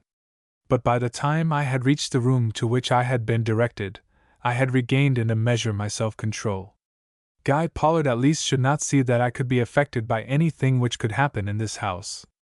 Yet when, in answer to my summons, he joined me in the hall, I found it difficult to preserve the air of respectful sympathy I had assumed, so searching was his look, and so direct the question with which he met his brother's message. "My mother raves, you say. Will you be kind enough to tell me what her words were?" "Yes," returned I, scorning to prevaricate in a struggle I at least meant should be an honest one. "She called upon her sons, and said that she would haunt them if ever they divulged what took place between them and Mr. Barrows at the mill." "Ah!" he coldly laughed. "She does indeed rave." And while I admired his self-control, I could not prevent myself from experiencing an increased dread of this nature that was so ready for all emergencies, and so panoplied against all shock. I might have felt a more vivid apprehension still, Had I known what was passing in his mind as we traversed the hall back to the sick chamber. But the instinct which had warned me of so much did not warn me of that, and it was with no other feeling than one of surprise that I noted the extreme deference with which he opened his mother's door for me, and waited even in that moment of natural agitation and suspense for me to pass over the threshold before he presumed to enter himself. Dwight Pollard, however, did not seem to be so blind, for a change passed over his face as he saw us, and he half rose from the crouching position he still held over his mother's form. He subsided back, however, as I drew to one side and let Guy pass unheeded to the bed, and it was in quite a natural tone he bade me seat myself in the alcove towards which he pointed, till his mother's condition required my services. That there was really nothing to be done for her, I saw myself in the one glimpse I caught of her face as he started up. She was on the verge of death, and her last moments were certainly due to her children. So I passed into the alcove, which was really a small room opening out of the large one, and flinging myself on the lounge I saw there, asked myself whether I ought to shut the door between us, or whether my devotion to Ada's cause bade me listen to whatever came directly in my way to hear. The fact that I was in a measure prisoned there being no other outlet to the room than the one by which I had entered, determined me to ignore for once the natural instincts of my ladyhood, and pale and trembling to a degree I would not have wished seen by either of these two mysterious men, I sat in a dream of suspense, hearing and not hearing the low hum of their voices as they reasoned with or consoled the mother, now fast drifting away into an endless night. Suddenly, shall I ever forget the thrill it gave me? Her voice rose again in those tones whose force and commanding power I have found it impossible to describe. The oath! The oath! Dwight, Guy, by my dying head! Yes, mother! I heard one voice interpose, and by the solemn murmur that followed, I gathered that Guy had thought it best to humor her wishes. The long-drawn sigh which issued from her lips testified to the relief he had given her, and the "Now, Dwight!" which followed was uttered in tones more gentle and assured. But to this appeal no solemn murmur ensued, for at that instant a scream arose from the bed, and to the sound of an opening door rang out the words, "Keep her away! What do you let her come in here for, to confound me and make me curse the day she was born? Away! I say away!" Horrified, and unable to restrain the impulse that moved me, I sprang to my feet and rushed upon the scene. The picture that met my eyes glares at me now from the black background of the past. On the bed, that roused figure, awful with the shadows of death, raised, in spite of the constraining hands of her two sons, into an attitude expressive of the most intense repulsion, terror, and dread, and at the door, the fainting form of the pretty, dimpled, care-shunning daughter, who, struck to the heart by this poisoned dart from the hand that should have been lifted in blessing, stood swaying in dismay, her wide blue eyes fixed on the terrible face before her, and her hands outstretched, and clutching in vague fear after some support that would sustain her, and prevent her falling crushed to the floor. To bound to her side, and lift her gently out of her mother's sight, was the work of a moment. But in that moment my eyes had time to see such a flash of infinite longing take the place of the fierce passions upon that mother's face, that my heart stood still, and I scarcely knew whether to bear my burden from the room, or to rush with it to that bedside and lay it, in all its childlike beauty, on that maddened mother's dying breast. A low, deep groan from the bed decided me. With that look of love on her face, otherwise distorted by every evil passion, Mrs. Pollard had fallen back into the arms of her two sons, and quietly breathed her last. 7. Advances. For they are actions that a man might play, but I have that within which posets show. Hamlet. Miss Sterling? I was sitting by the side of Mrs. Harrington in her own room. By a feverish exertion of strength I had borne her thither from her mother's chamber, and was now watching the returning hues of life color her pale cheek. At the sound of my name, uttered behind me, I arose. I had expected a speedy visit from one of the brothers, but I had been in hopes that it would be Dwight, and not Guy, who would make it. "I must speak to you at once. Will you follow me?" asked that gentleman, bowing respectfully as I turned. I glanced at Mrs. Harrington, but he impatiently shook his head. "A niece is at the door," he remarked. "She is accustomed to Mrs. Harrington, and will see that she is properly looked after."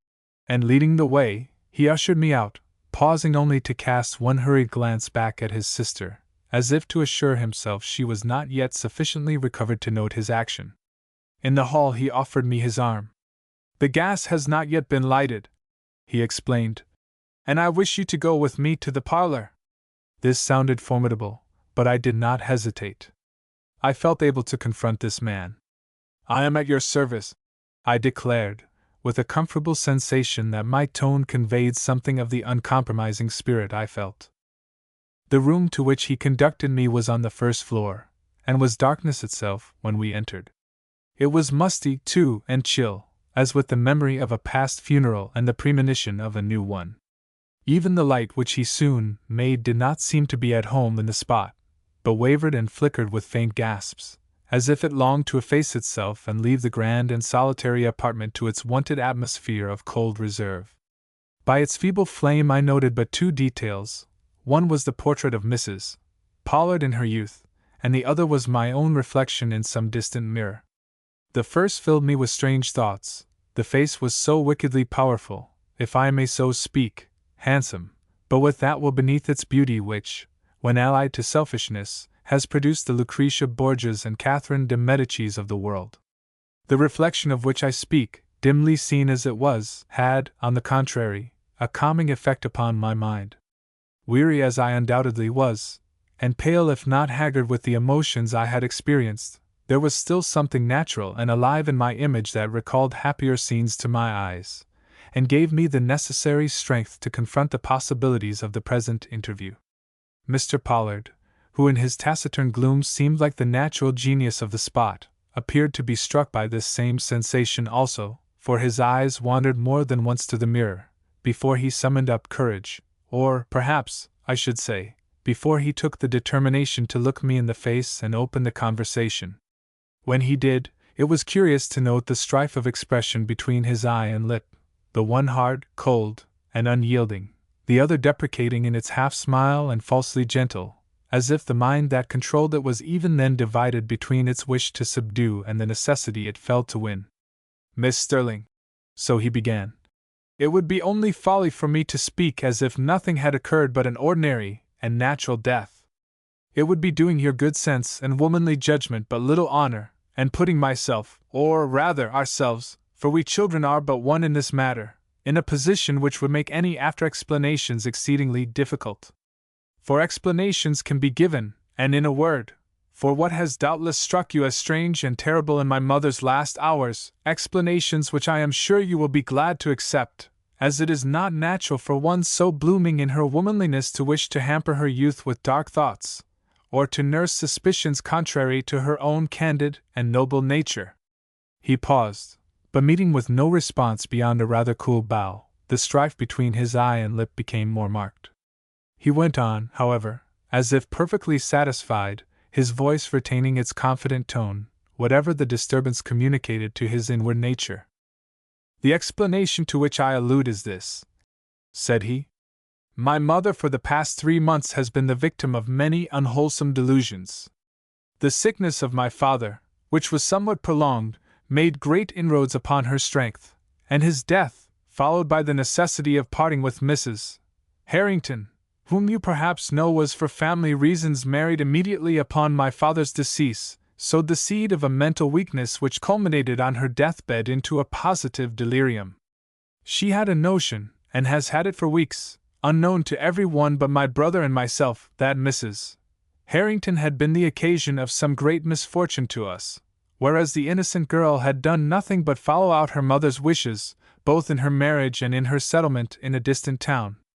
But the love my mother had felt for her was always the ruling passion of her life, and when she came to find herself robbed of a presence that was actually necessary to her well-being, her mind, by some strange subtlety of disease I do not profess to understand, confounded the source of her grief with its cause, attributing to this well-beloved daughter's will the suffering, which only sprang out of the circumstances of the case. As to her wild remarks in regard to Mr. Barrows," he added with studied indifference, "and the oath she wished us to take, that was but an outgrowth of the shock she had received in hearing of the clergyman's death. For, of course, I need not assure you, Miss Sterling, that for all our readiness to take the oath she demanded, either my brother nor myself ever were at the mill, or knew any more of the manner or cause of Mr. Barrow's death than you do. This distinct denial, made in quiet but emphatic tones, caused me to look up at him with what was perhaps something of an expressive glance. For at its utterance the longing cry had risen in my heart. Oh, that it were Dwight who had said that! And the realization which it immediately brought of the glad credence which it would have received from me had it only fallen from his lips caused an inward tremble of self-consciousness which doubtless communicated itself to my glance. For Guy Pollard, without waiting for any words I might have to say, leaned towards me with a gratified air, and with what I would like to call a smile, exclaimed, "You have been in the house scarce 24 hours, but I feel as if I could already give you the title of friend. Will you accept it from me, Miss Sterling, and with it my most cordial appreciation and esteem?" Ah, this is mere bait, I thought, and was tempted to indignantly repel the hand he held out. But something restrained me which I am too proud to call fear, and which in reality I do not think was fear, so much as it was wonder and a desire to understand the full motive of a condescension I could not but feel was unprecedented in this arrogant nature. I therefore gave him my hand, but in a steady, mechanical way that I flattered myself committed me to nothing, though the slight but unmistakable pressure he returned seemed to show that he took it for a sign of amity, if not of absolute surrender. "You relieve me of a great weight," he acknowledged. "Had you been of the commonplace type of woman, you might have made it very uncomfortable for us." And what have I said and done? I could not help remarking, though either so bitterly nor with so much irony as I might have done had that desire of which I have spoken been less keen than it was. "To lead you to think I shall not yet do so? Your glance is your surety," was the response he made. "That and your honest hand, which does not lightly fall in that of a stranger." And with a real smile now, though it was by no means the reassuring and perhaps attractive one he doubtless meant it to be, he fixed me with his subtle glance, in which I began to read a meaning, if not a purpose, that made the blood leap indignantly to my heart, and caused me to feel as if I had somehow stumbled into a snare from which it would take more than ordinary skill and patience to escape. A look down the shadowy room restored my equanimity, however. It was all so unreal, so ghostly, I could not help acknowledging to myself that I was moving in a dream which exaggerated every impression I received, even that which might be given by the bold gaze of an unscrupulous man. So I determined not to believe in it, or in anything else I should see that night, unless it were in the stern soul of the woman who had just died, a qualification which my mind could not help making to itself as my eyes fell again upon her portrait, with its cruel, unrelenting expression. "You do not feel at home!" exclaimed Guy, interpreting according to his needs my silence, and the look I had thrown about me. "I do not wonder," he pursued. "Dreariness like this has little to do with youth and beauty. But I hope—" here he took a step nearer, while that meaning look, oh my God! Was I deceiving myself? Deepened in his eyes.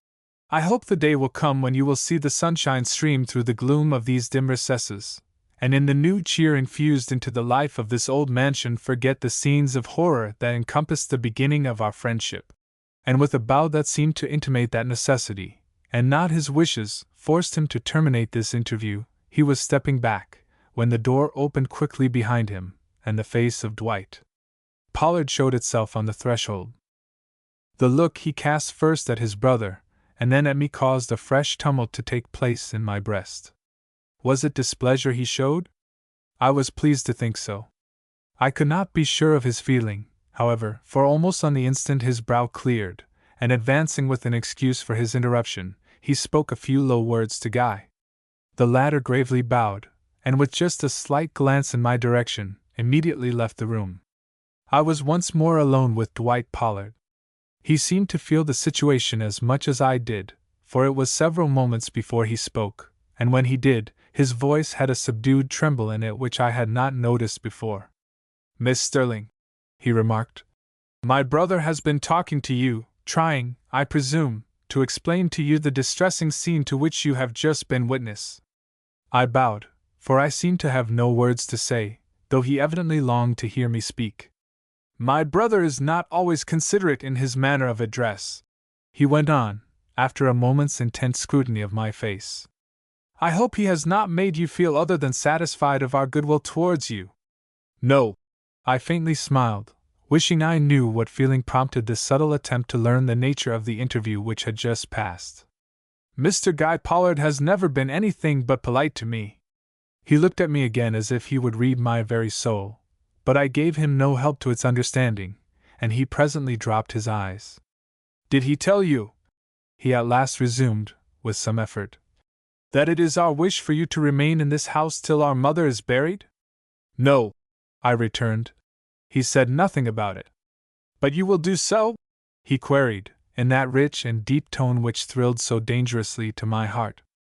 I must have time to think, I faltered, taken by surprise and not seeing my way as clearly as I could wish.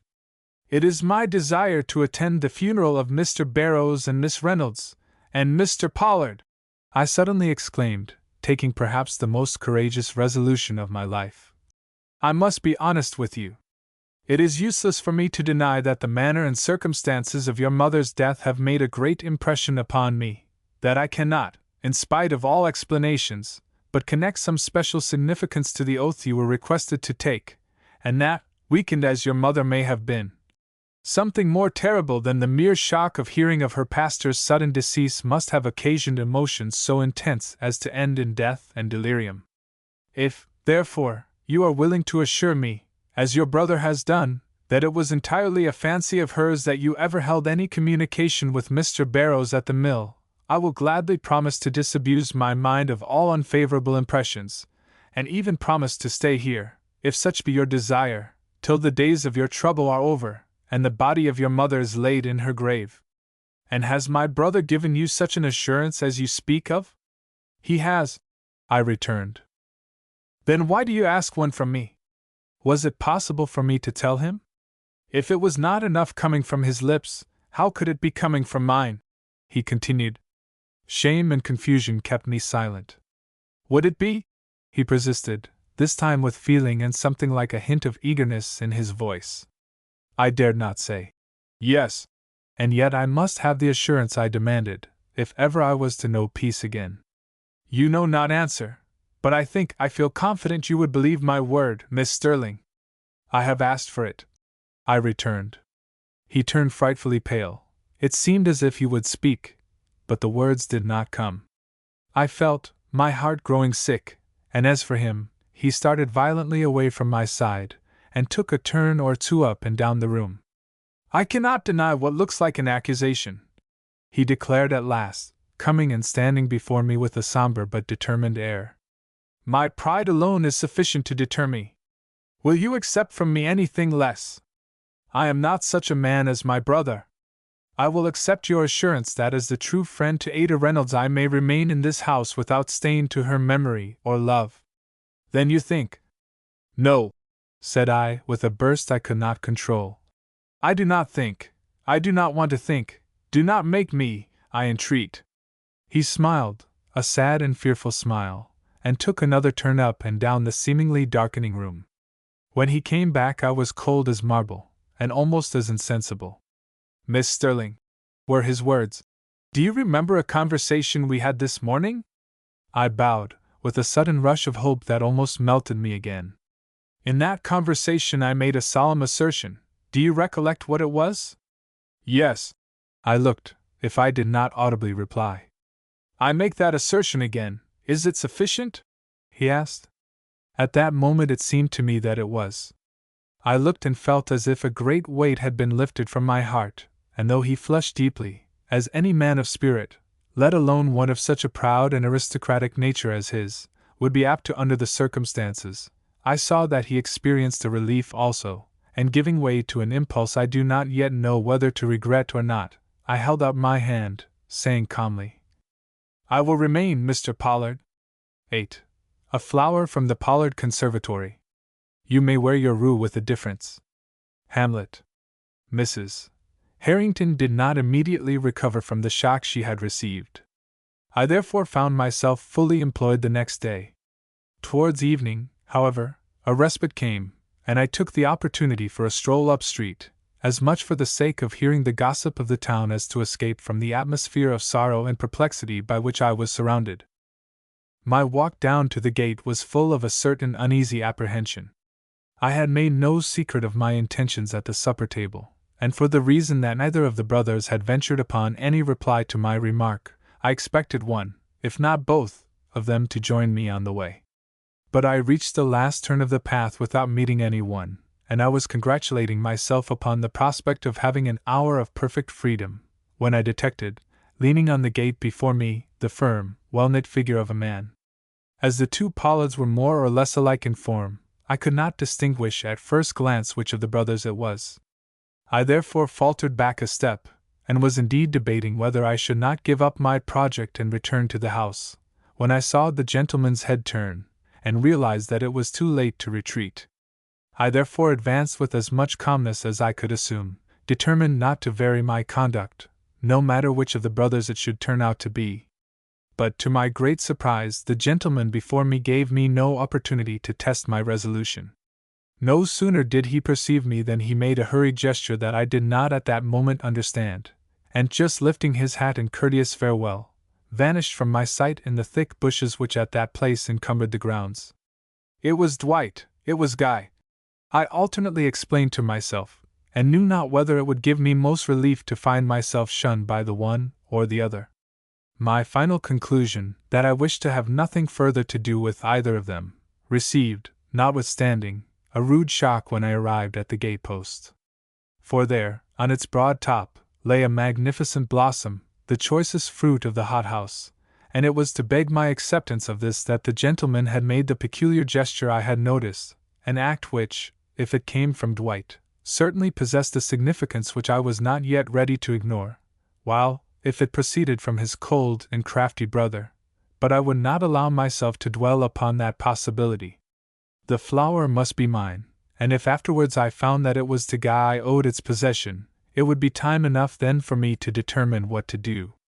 So I took the gorgeous blossom off the post and was speeding away down the street, when I was suddenly stopped by the thought that only Guy would have the egotism to bestow a gift upon me in this way, that Dwight, if he had wished to present it at all, would have done so with his own hand, and not left it lying on a gate-post with the assurance it would be gathered up by the fortunate recipient of his favor.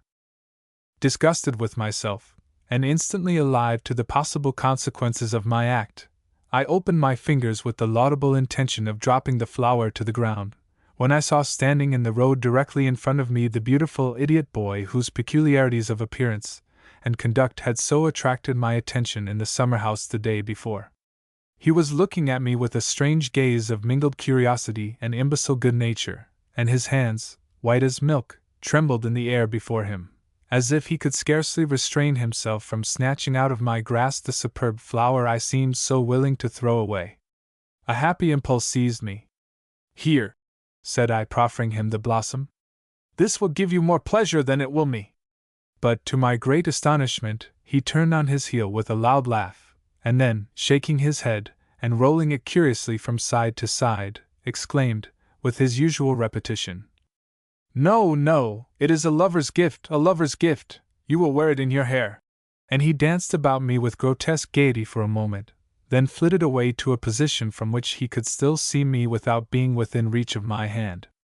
Under these circumstances I was too proud to fling the flower away, so I dropped it into a basket I held, and walked swiftly down the street. The idiot boy followed me, now skipping a pace or two in advance, and now falling back till I had passed far beyond him. As he flashed back and forth, I saw that his eyes were always on my face, and once, as I confronted him with mine, he broke out into a series of chuckles, and cried, "Do they like you now? Do they like you now?" and laughed and danced, and laughed again, till I began to find the situation somewhat embarrassing, and was glad enough when at the corner of a street he disappeared from my view, with the final cry of, "1 day, 2 days, wait till you have been there 10, wait till you have been there 20. Hot and trembling with apprehension lest his foolish speeches had been heard by some passer-by, I hurried on my way to the house where I lived.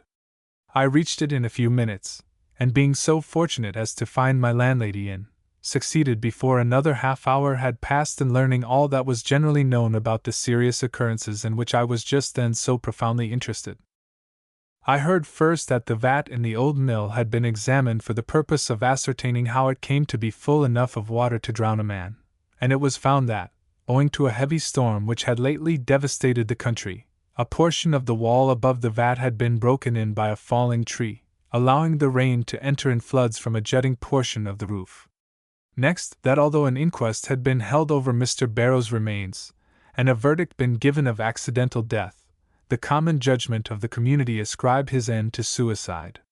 This was mainly owing to the fact that the woman in whose house he had lived had testified to having observed a great change in his appearance during the last few weeks, a change which many were now ready to allow they had themselves perceived, though, from the fact of its having escaped the attention of Ada, I cannot but think they were greatly helped to this conclusion by their own imagination. The last thing I made sure of was that the two deaths which had followed his so tragically had awakened on all sides the deepest interest and pity, but nothing more. That although the general features of Mrs. Pollard's end were well enough known, no whisper of suspicion had been breathed against her or hers, that showed in the faintest way that any doubt mingled with the general feeling of commiseration. And yet it was too evident she was no favorite with the world at large, and that the respect with which she was universally mentioned was rather the result of the pride felt in her commanding manners and position, than from any personal liking for the woman herself. As for the sons, they were fine young men in their way, and had the sympathy of everybody in their bereavement. But gossip, if it busied itself with their names at all, was much more interested in wondering what disposition they would make of the property now coming to them, than in inquiring whether or not they could have had any secret relations with the man now dead, which were calculated to explain in any way his mysterious end. Finally, I learned that Ada and Mr. Barrows were to be buried the next day. Satisfied with the information obtained, I started immediately for the Pollard mansion. It was my wish to re-enter it before dark. But the twilight fell fast, and by the time I reached the gate I could barely discern that a masculine figure was again leaning there, waiting, as it appeared, for my return. The discovery caused me a sensation of relief. Now I should at least learn which of the two brothers showed this interest in my movements, for this time the gentleman betrayed no disposition to leave at my approach. On the contrary, he advanced, and in the mellow accents I had learned in so short a time to listen for, observed, "I knew you wished to go alone, Miss Sterling, or I should have offered you my protection in your dismal walk. I am glad to see you return before it is quite dark." "Thank you," I responded, with almost a degree of joyousness in my tone. I was so glad to be rid of the perplexity that had weighed down my spirits for the last half hour. "It is not pleasant to walk the streets at dusk alone, but necessity has accustomed me to it, and I scarcely think of its dangers now." "You utter that in a proud tone," he declared, reaching out and taking the basket that hung on my arm. "I have reason to," I replied, glad it was so dark he could not see the blush which his action had caused. "It was no slight struggle for me to overcome certain prejudices in which I have been reared. That I have been able to do so gives me wholesome satisfaction. I am no longer ashamed to own that I stand by myself, and work for every benefit I obtain." "Nor need you be," he murmured. "In this age and in this country a woman like you forfeits nothing by maintaining her own independence. On the contrary, she gains something, and that is the respect of every true-hearted man that knows her." And his step lagged more and more in spite of my conscientious efforts to maintain the brisk pace in which I had indulged before I had encountered him at the gate. "This is a grand old place," I remarked, vaguely anxious to change the drift of the conversation. "Yes," he answered moodily, "but it is shadowed." And with a sudden relapse into his most somber self, he walked at my side in silence, till the sight of the high porch showing itself through the trees warned him that if he had anything further to say to me, it must be said soon. He therefore paused, forcing me by the action to pause too, and earnestly observed, "I know, however you may address me, Miss Sterling, you cherish a doubt of me in your heart. I cannot resent this, much as my natural pride might prompt me to do so. During the short time in which I have known you, you have won so deeply upon my esteem, that the utmost which I feel able to ask of you under the circumstances is, that, in the 2 or 3 days you will yet remain with us, you will allow yourself but one thought concerning me, and that is, that I aspire to be an honest man, and to do not only what the world thinks right, but even what such a conscientious soul as yours must consider so. Are you willing to regard me in this light, and will my mere word be sufficient to cause you to do so? It was a searching question after his proffer, and my acceptance of the flower I held concealed, and I hesitated a moment before replying to it. I am so intensely proud, and then I could not but acknowledge to myself that, whatever my excuse, I was certainly running a risk of no ordinary nature in listening to the addresses of a man who could inspire me, or ever had inspired me, with the faintest element of distrust. He noted my silence and drew back, uttering a sigh that was half impatient and half sorrowful. I felt this sigh, nondescript as it was, re-echo painfully in my heart, and hung my head in remorse, but not before I had caught a glimpse of his face, and been struck by its expression of deep melancholy. "You have no favor to show me, then?" he asked. Instantly and without premeditation I seized upon the basket he held in his hand, and impetuously opened the lid. "Have I not shown you one?" I inquired. A sound, it never came from him or from me, made us both start. With a fierce expression he turned towards the bushes at our right, but not before I had seen, by the look of astonishment he had cast upon the flower, that, notwithstanding the coincidence of finding him at the gate, he had had nothing to do with its culling or presentation. "Someone is presuming to play the spy upon us," said he, and drawing my hand through his arm, he led me swiftly towards the porch. "You need not tremble so," he whispered, as we halted an instant between the cedars before mounting the steep steps.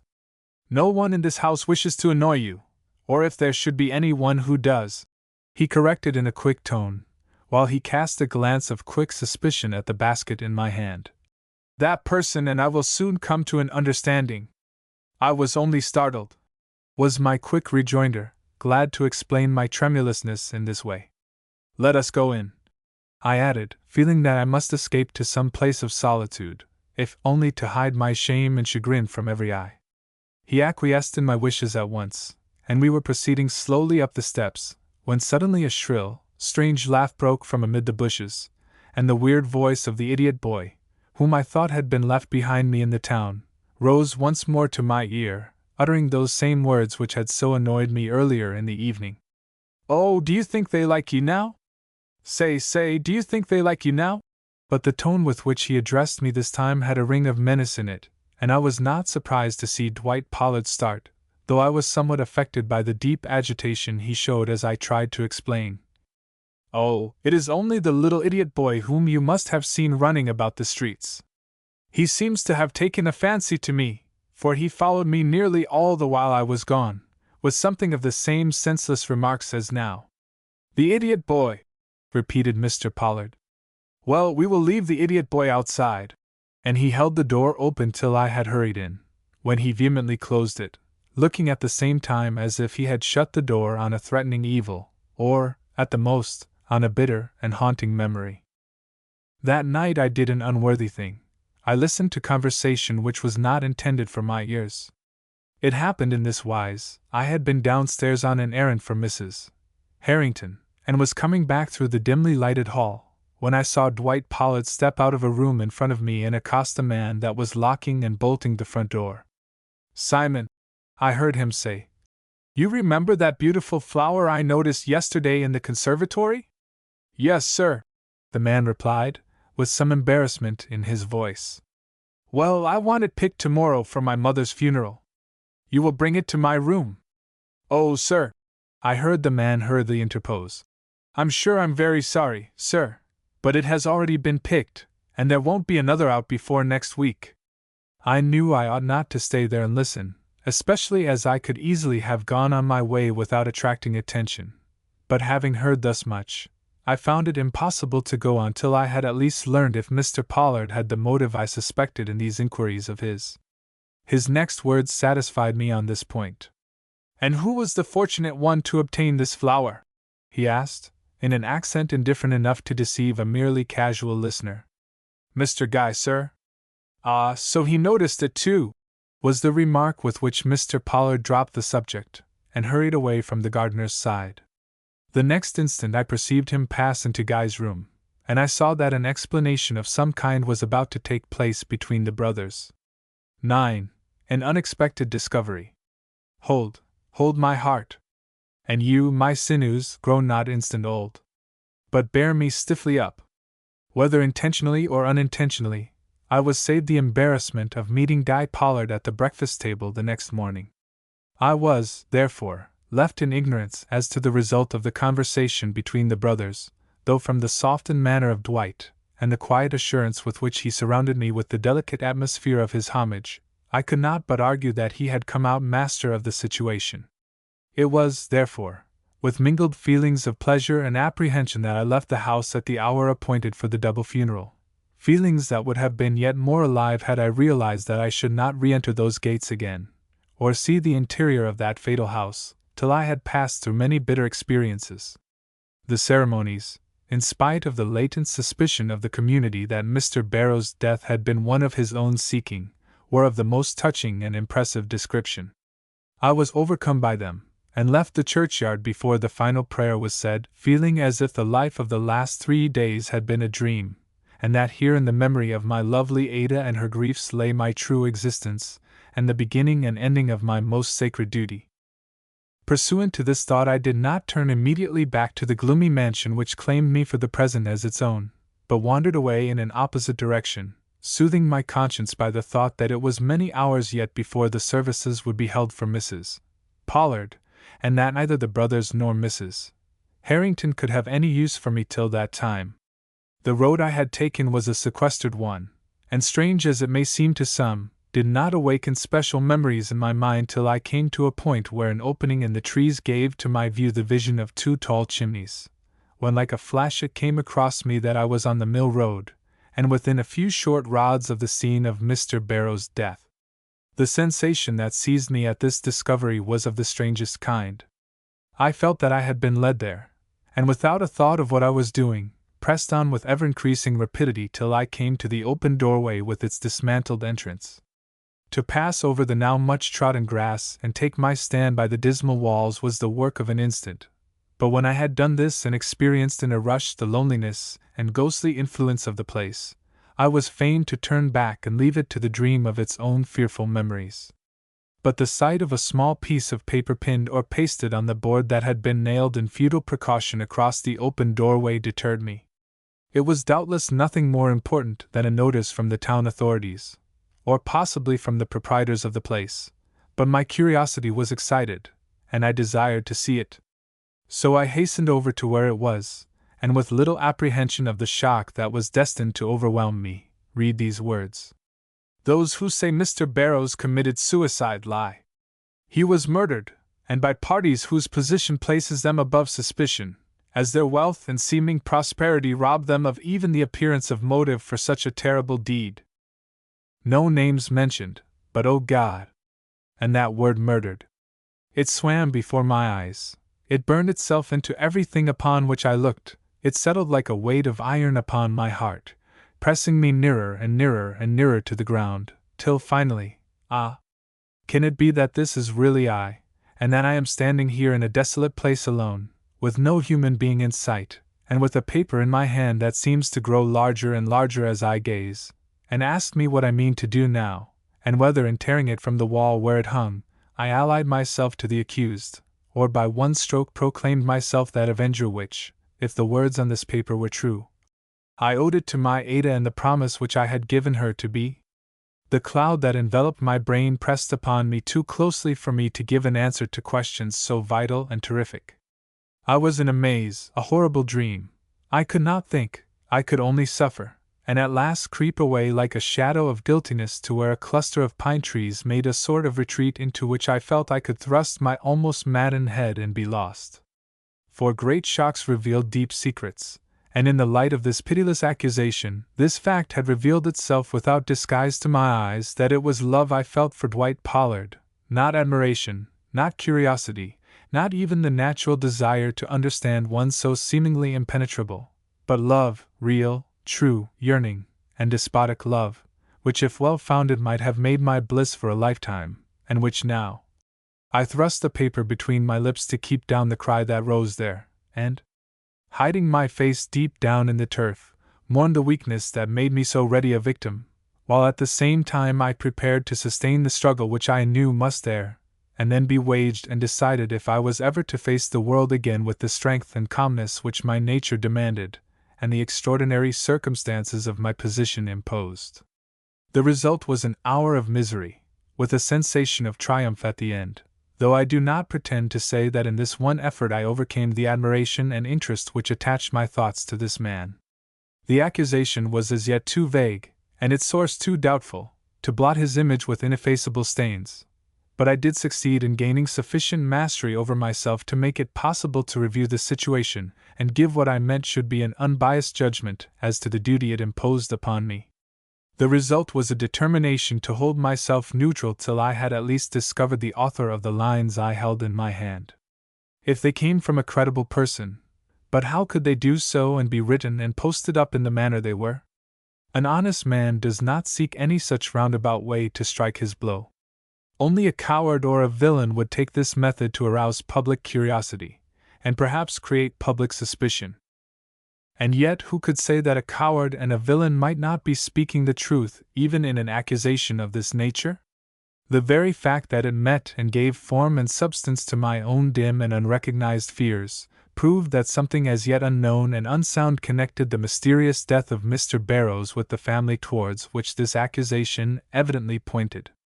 While my own heart beat with dread, how could I ignore the possibility of these words being the work of an accomplice disgusted with his crime, or of a tool anxious to save himself, and at the same time to avenge some fancied slight?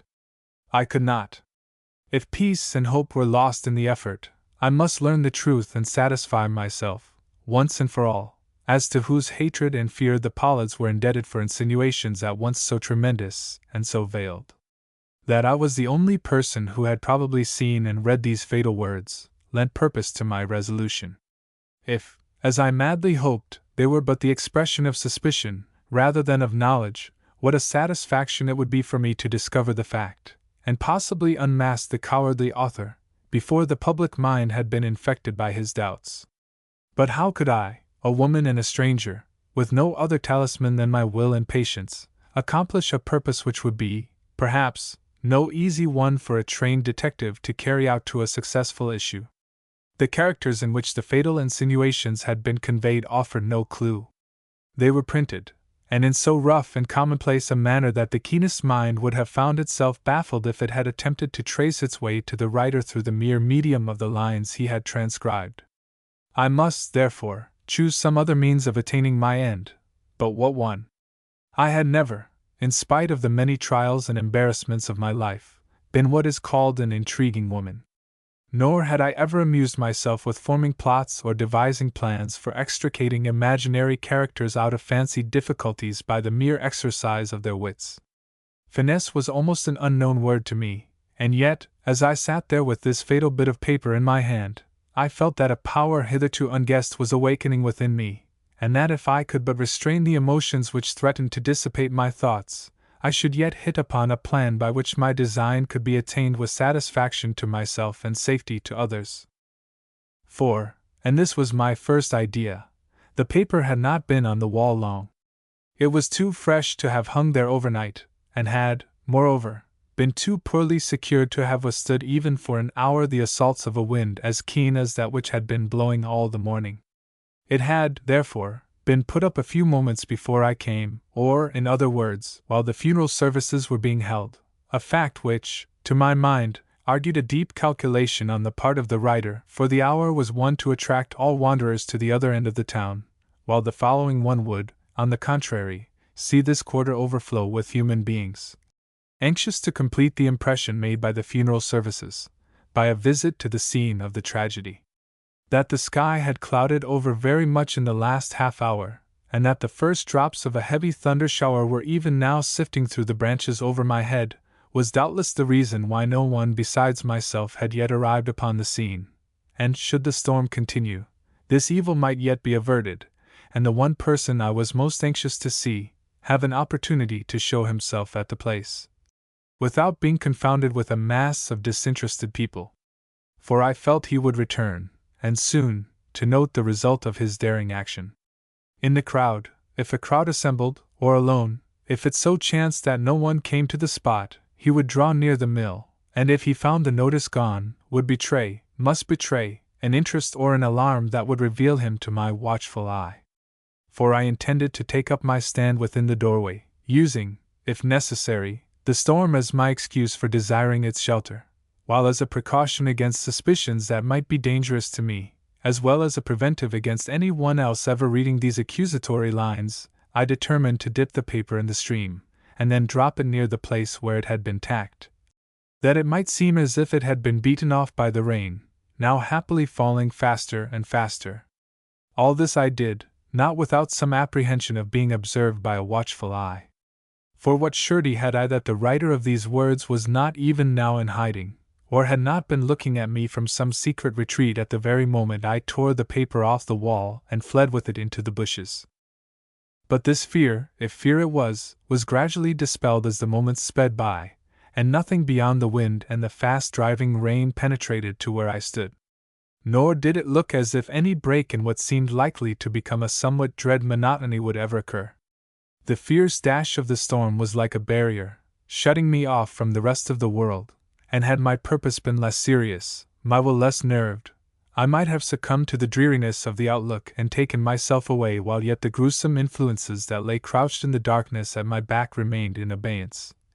And neither ghost step nor man's step had come to shake the foundations of my courage and make of my silent watch a struggle and a fear.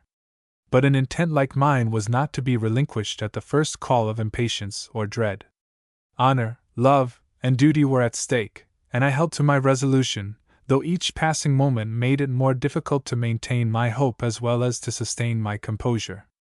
At last, oh, why did that hollow of darkness behind me reverberate so continually in my fancy? There was, a movement in the bushes by the road, and a form crept gradually into sight that, when half seen, made the blood cease coursing through my veins, and when fully in view, sent it in torrents to heart and brain, so deep, so vivid, so peculiar was the relief I felt. For, realize the effect upon me if you can. The figure that now stole towards me through the dank grass, looking and peering for the notice I had torn from the wall, was no other than my friend, or was it my enemy, the idiot boy? He was soaked with the rain, but he seemed oblivious of the fact. For him the wind had evidently no fierceness, the wet no chill. All his energies, and he seemed, as in that first moment when I saw him in the summer house, to be alive with them, were concentrated in the gaze of his large eyes, as, coming nearer and nearer, he searched the wall, then the ground, and finally, with a leap, picked up the soaked and useless paper which I had dropped there. His expression as he raised himself and looked fiercely about almost made me reveal myself. This an idiot, this trembling, wrathful, denunciatory figure, with its rings of hair clinging to a forehead pale with passion and corrugated with thought. Were these gestures, sudden, determined, and full of subdued threatening, the offspring of an erratic brain, or the expression of a fool's hatred?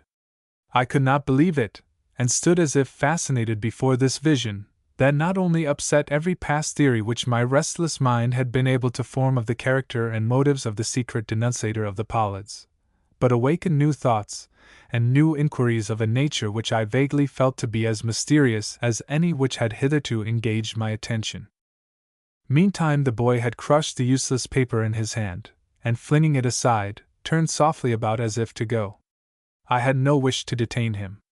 I wished to make inquiries first, and learn if possible all that was known of his history and circumstances before I committed myself to an interview. If he were an idiot, well, that would simplify matters much, but if he were not, or, being one, had moments of reason, then a mystery appeared that would require all the ingenuity and tact of a Machiavelli to elucidate. The laugh which had risen from the shrubbery the night before, and the look which Dwight Pollard had given when he heard it, proved that a mystery did exist, and gave me strength to let the boy vanish from my sight with his secret unsolved and his purposes unguessed. X. Rhoda Colwell. I spare you common curses. Mrs. Browning. It was not long after this that the storm began to abate. Sunshine took the place of clouds, and I was enabled to make my way back to the town at the risk of nothing worse than wet feet. I went at once to my boarding house. Though I was expected back at the Pollards, though my presence seemed almost necessary there, I felt that it would be impossible for me to enter their door till something of the shadow that now enveloped their name had fallen away. I therefore sent them word that unlooked-for circumstances compelled me to remain at home for the present, and having thus dismissed one anxiety from my mind, set myself to the task of gleaning what knowledge I could of the idiot boy. The result was startling. He was, it seemed, a real idiot, or so had always been regarded by those who had known him from his birth. Not one of the ugly, mischievous sort, but a gentle, chuckling, vacant-brained boy, who loved to run the streets and mingle his harmless laughter with the shouts of playing children and the noise of mills and manufactories. He was an orphan, but was neither poor nor dependent, for, and here was where the fact came in that astonished me, he had for protector a twin sister whose wits were as acute as his were dull, a sister who through years of orphanage had cherished and supported him, working sometimes for that purpose in the factories, and sometimes simply with her needle at home. They lived in a nest of a cottage on the edge of the town, and had the sympathy of all, though not perhaps the full liking of any. For Rhoda, the sister, was a being of an unique order, who, while arousing the interest of a few, baffled the comprehension of the many. She was a problem, a creature out of keeping with her belongings and the circumstances in which she was placed. An airy, lissom, subtle specimen of woman, whose very beauty was of an unknown order, causing as much inquiry as admiration. A perfect blonde like her brother, she had none of the sweetness and fragility that usually accompanies this complexion. On the contrary, there was something bizarre in her whole appearance, and especially in the peculiar expression of her eye, that awakened the strangest feelings and produced even in the minds of those who saw her engaged in the most ordinary occupations of life an impression of remoteness that almost amounted to the uncanny. The fact that she affected brilliant colors and clothed both herself and brother in garments of a well-nigh fantastic make, added to this impression, and gave perhaps some excuse to those persons who regarded her as being as abnormally constituted as her brother, finding it impossible, I suppose, to reconcile waywardness with industry, and a taste for the rich and beautiful with a poverty so respectable. It scarcely made itself known for the reality it was. A blonde gypsy some called her, a dangerous woman some others, and the latter would undoubtedly have been correct had the girl possessed less pride of independence or been unhampered, as she was untrammeled, by the sense of responsibility towards her imbecile brother. As it was, more than one mother had had reason to ask why her son wore such a moody brow after returning from a certain quarter of the town, and at one time gossip had not hesitated to declare that Dwight Pollard, the haughty Dwight Pollard, had not been ashamed to be seen entering her door, though every one knew that no one stepped under its wreath of vines except their intentions were as honorable as the beauty, if not the poverty, of its owner demanded. When I heard this, and heard also that he visited her no more, I seemed to have gained some enlightenment as to the odd and contradictory actions of my famous idiot boy. He loved his sister, and was in some way imbued with a sense that she had been wrong. He was, therefore, jealous of any one who had, or seemed to have, gained the attention of the man who had possibly forsaken her. Yet even with this explanation of his conduct, there was much for which I could not account, making my intended interview with the sister a matter to be more or less apprehended. It was therefore with a composure altogether outward and superficial that I started for the quaint and tiny cottage which had been pointed out to me as the abode of these remarkable twins. I reached it just as the clock struck 3, and was immediately impressed, as my informants evidently expected me to be, by the air of poetry and refinement that characterized even its humble exterior. But it was not till I had knocked at the door and been ushered into the house by the idiot brother, that my real astonishment began. For though the room in which I found myself did not, as I was afterwards assured, contain a single rich article, it certainly had the effect of luxuriousness upon the eye, and had it not been for my inward agitation and suspense, would have produced a sense of languid pleasure, scarcely to be looked for in the abode of a simple working girl. As it was, I was dimly conscious of a slight relief in the keen tension of my feelings, and turned with almost a sensation of hope to the boy who was smiling and grimacing beside me. But here another shock awaited me, for this boy was not the one I had seen at the mill barely 2 hours ago, or rather, if it were the same, and the identity of his features, figure, and dress with those I knew so well, seemed to proclaim him to be. He was in such a different mood now as to appear like another being. Laughing, merry, and inane, he bore on his brow no sign nor suggestion of the fierce passion I had seen there, nor did his countenance change, though I looked at him steadily and long with a gaze that was anything but in keeping with his seemingly innocent mirth.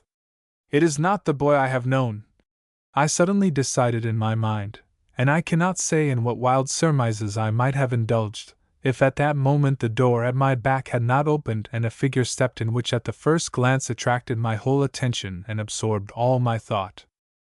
Imagine a woman, lithe, blonde, beautiful, intense, with features regular as the carver's hand could make them, but informed with a spirit so venomous, passionate, and perverse, that you lost sight of her beauty in your wonder at the formidable nature of the character she betrayed. Then see her dressed as no other woman ever dressed before, in a robe of scarlet of a cut and make quite its own, and conceive, if you can, the agitation I felt as I realized that in her I beheld my rival, my antagonist, the enemy of Dwight Pollard's peace and mine. That her face, even the hatred that visibly contracted it as her eyes met mine, were familiar to me in the countenance and expression of the boy I had met, went for nothing. The beauty and malice of a seeming imbecile, and the same characteristics in a woman subtle and decided as this, awakened very different emotions in the mind. Though I had seen that same brow corrugated before, it was like a revelation to behold it now, and watch how the rosy lips took a straight line and the half-shut, mysterious eyes burned like a thread of light, as she stretched out one white hand and asked half imperiously, half threateningly, "Who are you, and for what do you come to me?" "I am Constance Sterling," I retorted, satisfied that nothing short of the heroic treatment would avail with this woman. "And if I do not mistake, I think you know very well why I come here." "Indeed!" came in something like a hiss from between her set lips. And in one short instant all that was best in her and all that was worse became suddenly visible, as turning to her softly chuckling brother, she motioned him gently out of the room, and then turning to me, advanced a step and said, "Will you explain yourself, Miss, or is it Mrs. Constance Sterling?" "I will explain myself," I returned, wondering, as I saw her cheeks pale and her eyes emit strange and fitful sparks, if I exerted any such influence over her as she did over me. "I said I thought you knew why I came here. I said this, because this is not the first time we have met, nor am I the first one who has presumed to address the other in a tone that to a sensitive ear sounded like menace. The idiot boy! We will leave my brother out of the discussion," she broke in a voice so distinct I scarcely noticed that it was nothing but a whisper. "I am not alluding to your brother," I declared, meeting her eyes with a look steady as her own, and I hope more open. "Oh, I see," she murmured, and she took another step, while the flash of her glance cut like a knife. "You accuse me, then, of assuming a disguise to spy upon Dwight Pollard?" It was a well-sped shaft, and quivered alive and burning in her heart of hearts. She gave a spring like the panther she seemed at that minute, but instantly recovered herself, and launching upon me the strangest smile, mockingly exclaimed, "You are a brave woman!" Then, as I did not quail before her passion, drew up her slight figure to its height and said, "We are worthy of each other, you and I. Tell me what you want." Then I felt my own cheek turn pale, and I was fain to sit upon the pile of cushions that were arranged in one corner for a seat. "What I want," I repeated. "I want to know how you dared put in language the insinuations which you hung up on the door of the old mill this morning?" Her eyes narrowed, as I have said, in her seemingly habitual desire to keep their secrets to herself, flashed wide open at this, while a low and mirthless laugh escaped her lips. "So my labor was not entirely wasted," she cried. "You saw both the lines and the writer," I completed, relentlessly preserving the advantage I felt myself to have gained. "The lines before they were defaced by the storm, the writer as she picked up the useless paper and went away." "So," she commented, with another echo of that joyless laughter. There are 2 spies instead of 1 in this game. There are 2 women instead of 1 who know your enmity and purpose. I retorted. How came you at the mill? She suddenly asked, after a moment of silent communion with her own repressed soul. By accident, was all my reply. Were you alone? I was. Then no one but yourself saw the paper? No one but myself. She gave me a look I made no sign of understanding. Have you told anyone of what you saw and read? She inquired at last, as she perceived I meant to volunteer nothing. That I am not called upon to state, I returned. Oh, you would play the lawyer, was her icy and quiet remark. I would play nothing, was the answer that came from my lips. She drew back, and a change passed over her. Slowly as a fire is kindled, the passion grew and grew on her face. When it was at its height, she leaned her 2 hands on a table that stood between us, and bending forward, whispered, Do you love him? Are you going to fight to keep his name free from stain and his position unassailed before the world? Believe me if you can, but I could not answer, possibly because I had as yet no answer to the question in my soul. She took advantage of my hesitation. Perhaps you think it is not worth while to fight me, that I have no real weapons at my command? And her eyes shot forth a flame that devoured my rising hopes and seared my heart as with a fiery steel. I think you are a cruel woman, I declared, anxious to destroy what no longer gives you pleasure. You know my story then? She whispered. He has talked about me, and to you? No, I replied, in quiet disdain. I know nothing save what your own eyes and your conduct tell me. Then you shall, she murmured, after a moment's scrutiny of my face. You shall hear how I have been loved, and how I have been forsaken. Perhaps it will help you to appreciate the man who is likely to wreck both our lives. I must have lifted my head at this, for she paused and gave me a curious look. You don't love him? She cried. I shall not let him wreck my life, I responded. Her lip curled and her 2 hands closed violently at her sides. You have not known him long, she declared.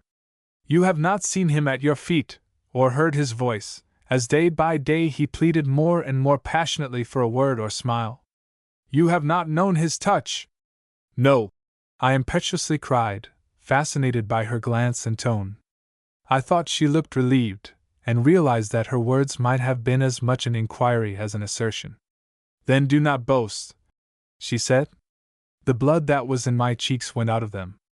I felt my eyes close spasmodically, and hurriedly turned away my head. She watched me curiously. Do you think I succumbed without a struggle? She vehemently asked, after a moment or 2 of this silent torture. Look at me. Am I a woman to listen to the passionate avowals of the first man that happens to glance my way and imagine he would like to have me for his wife? Is a handsome face and honey tongue sufficient to gain my good graces, even when it is backed by the wealth I love and the position to which I feel myself equal? I tell you do not know Rhoda Colwell, if you think she could be won easily. Days and days he haunted this room before I let his words creep much beyond my ears. I had a brother who needed all my care and all my affection, and I did not mean to marry, much less to love. But slowly and by degrees he got a hold upon my heart, and then, like the wretch who trusts himself to the maelstrom, I was swept round and round into the whirlpool of passion till not earth nor heaven could save me or make me again the free and light-hearted girl I was. This was 2 years ago, and today— She stopped, choked. I had never seen greater passion, as I had never seen a more fiery nature. It is his persistence I complain of, she murmured at last. He forced me to love him. Had he left me when I first said no, I could have looked down on his face today with contempt. But no, he had a fancy that I was his destiny, and that he must possess me or die. Die? He would not even let me die when I found that my long-sought yes turned his worship into indifference, and his passion into constraint. But, she suddenly cried, with a repetition of that laugh which now sounded so fearful in my ears, all this does not answer your question as to how I dared publish the insinuations I tacked up on the mill door this morning. No, I shudderingly cried. Ah, I have waited long. she passionately asserted. Wrongs like mine are very patient, and are very still, but the time comes at last when even a woman weak and frail as I am can lift her hand in power, and when she does lift it. Hush! I exclaimed, bounding from my seat and seizing her upraised arm, for her vivid figure seemed to emit a flame like death. Hush! We want no tirades, you nor I, only let me hear what Dwight Pollard has done, and whether you knew what you were saying when you called him and his family murderers, she completed. I shook, but bowed my head. She loosed her arm from my grasp and stood for one moment contemplating me. You are a powerful rival, she murmured. He will love you just 6 months longer than he did me. I summoned up at once my pride and my composure. And that would be just 6 months too long, I averred. If he is what you declare him to be. What? Came from between her set teeth, and she gave a spring that brought her close to my side. You would hate him, if I proved to you that he and his brother and his mother were the planners, if not the executors, of Mr. Barrow's death. Hate him? I repeated, recoiling, all my womanhood up in arms before the fearful joy expressed in her voice and attitude. I should try and forget such a man ever existed. But I shall not be easily convinced, I continued, as I saw her lips open with a sort of eager hope terrible to witness. You are too anxious to kill my love. Oh, you will be convinced, she asserted. Ask Dwight Pollard what sort of garments those are which lie under the boards of the old mill, and see if he can answer you without trembling. Garments? I repeated in astonishment. Garments? Yes, said she. If he can hear you ask that question and not turn pale, stop me in my mad assertions, and fear his doom no more. But if he flinches. A frightful smile closed up the gap, and she seemed by a look to motion me towards the door. But is that all you are going to tell me? I queried, dismayed at the prospect of our interview terminating thus. Is it not enough? She asked. When you have seen him, I will see you again. Can you not wait for that hour? I might have answered no. I was tempted to do so, as I had been tempted more than once to exert the full force of my spirit and crush her. But I had an indomitable pride of my own, and did not wish to risk even the semblance of defeat. So I controlled myself and merely replied, I do not desire to see Dwight Pollard again. I am not intending to return to his house. And yet you will see him, she averred. I can easily be patient till then, and she cast another look of dismissal towards the door. You are a demon! I felt tempted to respond, but my own dignity restrained me as well as her beauty, which was something absolutely dazzling in its intensity and fire. I will have the truth from ye yet, was what I did say, as I moved, heartsick and desponding, from her side. And her slow, no doubt, seemed to fill up the silence like a knell, and give to my homeward journey a terror and a pang which proved that however I had deceived myself, hope had not quite given up its secret hold upon my heart. And I dreamed of her that night, and in my dream her evil beauty shone so triumphantly that my greatest wonder was not that Dwight Pollard had succumbed to her fascinations, but that having once seen the glint of that subtle soul shine from between those half-shut lids, he could ever have found strength to turn aside and let the fire he had roused burn itself away. 11. Under the mill floor. I know, this act shows terrible and grim. Othello. I had never considered myself a courageous person. I was therefore surprised at my own temerity when, with the morning light, came an impulse to revisit the old mill, and by an examination of its flooring, satisfy myself to whether it held in hiding any such articles as had been alluded to by Rhoda Colwell in the remarkable interview just cited. Not that I intended to put any such question to Dwight Pollard as she had suggested, or, indeed, had any intentions at all beyond the present. The outlook was too vague, my own mind too troubled, for me to concoct plans or to make any elaborate determinations. I could only perform the duty of the moment, and this visit seemed to me to be a duty, though not one of the pleasantest, or even of the most promising character. I had therefore risen and was preparing myself in an abstracted way for breakfast, when I was violently interrupted by a resounding knock at the door. Alarmed, I scarcely knew why, I hastened to open it, and fell back in very visible astonishment when I beheld standing before me no less a person than Annice, the late Mrs. Pollard's maid. "I wanted to see you, miss," she said, coming in without an invitation, and carefully closing the door behind her. "So, as I had leave to attend early mass this morning, I just slipped over here, which, if it is a liberty, I hope you will pardon, seeing it is for your own good." Not much encouraged by this preamble, I motioned her to take a seat, and then, turning my back to her, went on arranging my hair. "I cannot imagine what errand you have with me, Annice," said I. "But if it is anything important, let me hear it at once, as I have an engagement this morning, and am in haste." A smile, which I could plainly see in the mirror before which I stood, passed slyly over her face. She took up her parasol from her lap, then laid it down again, and altogether showed considerable embarrassment. But it did not last long, and in another moment she was saying, in quite a bold way, "You took my place beside the mistress I loved, but I don't bear you no grudge, miss. On the contrary, I would do you a good turn, for what are we here for, miss, if it's not to help one another?" As I had no answer for this worthy sentiment, she lapsed again into her former embarrassed state, and as speedily recovered from it. Simpering in a manner that unconsciously put me on my guard, she remarked, "You left us very suddenly yesterday, miss. Of course that is your own business, and I have nothing to say against it. But I thought if you knew what might be gained by staying—" She paused and gave me a look that was almost like an appeal. But I would not help her out. "Why," she went on desperately, with a backward toss of her head, "you might think as how we was not such very bad folks after all. I am sure you would make a very nice mistress to work for, Miss Sterling," she simpered, "and if you would just let me help you with your hair as I did old Mrs. Pollard." Angry, mortified, and ashamed of myself that I had listened to her so far, I turned on her with a look that seemed to make some impression even upon her. "How dare you?" I began, then paused, shocked at my own imprudence in thus betraying the depth of the feelings she had aroused. "I beg your pardon," I immediately added, recovering my composure by a determined effort.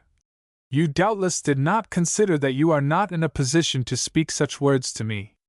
Even if your insinuations meant anything serious, which I will not believe, our acquaintance," I am afraid I threw some sarcasm into that word, "has scarcely been long enough to warrant you in approaching me on any subject of a personal nature, least of all one that involves the names of those you live with and have served so long. If you have nothing better to say—" She rose with a jerk that seemed to my eyes as much an expression of disappointment as anger, and took a reluctant step or two towards the door. "I am sure I meant no offense, miss," she stammered, and took another step still more reluctantly than before. I trembled. Outrageous as it may seem, I wished at this moment that honor and dignity would allow me to call her back and question her as to the motive and meaning of her extraordinary conduct. For the thought had suddenly struck me that she might be a messenger, a most unworthy and humiliating one it is true, and yet in some sort of a way a messenger, and my curiosity rose just in proportion as my pride rebelled.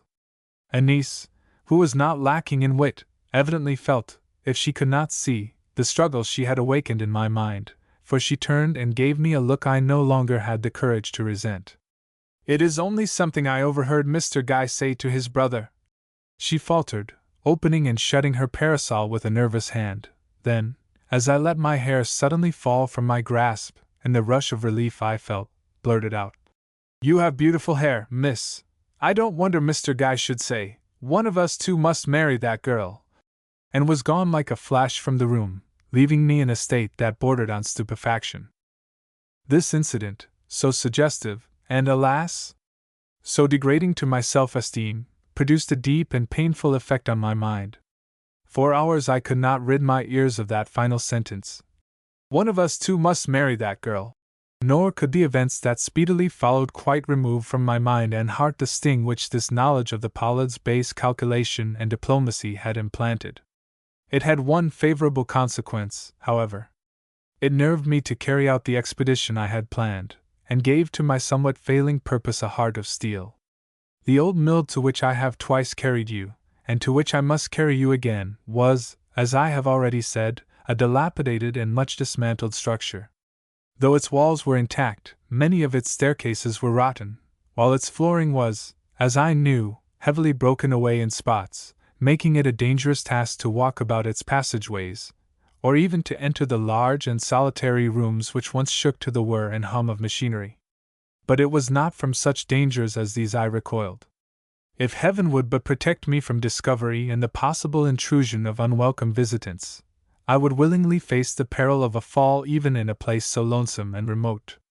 Indeed, my one source of gratitude as I sped through the streets that morning lay in the fact I was so little known in S. I could pass and repass without awakening too much comment, especially when I wore a close veil, as I did on this occasion. Rhoda Colwell's house lay in my way. I took especial pains not to go by it, great as the relief would have been to know she was at home and not wandering the streets in the garb and character of the idiot boy. Though I felt I could not be deceived as to her identity, the mere thought of meeting her, with that mock smile of imbecility upon her lip, filled me with a dismay that made my walk anything but agreeable. It was consequently a positive relief when the entrance to the mill broke upon my view, and I found myself at my journey's end unwatched and unfollowed, nor could the unpromising nature of my task quite dash the spirit with which I began my search. My first efforts were in a room which had undoubtedly been used as an office. But upon inspecting the floor I found it firm, and convinced I should have to go farther for what I was seeking, I hastily passed into the next room. This was of much larger dimensions, and here I paused longer, for more than one board tilted as I passed over it, and not a few of them were loose and could be shifted aside by a little extra exertion of strength. But though I investigated every board that rocked under my step, I discovered nothing beneath them but the dust and debris of years, and so was forced to leave this room as I had the other, without gaining anything beyond a sense of hopelessness and the prospect of a weary back.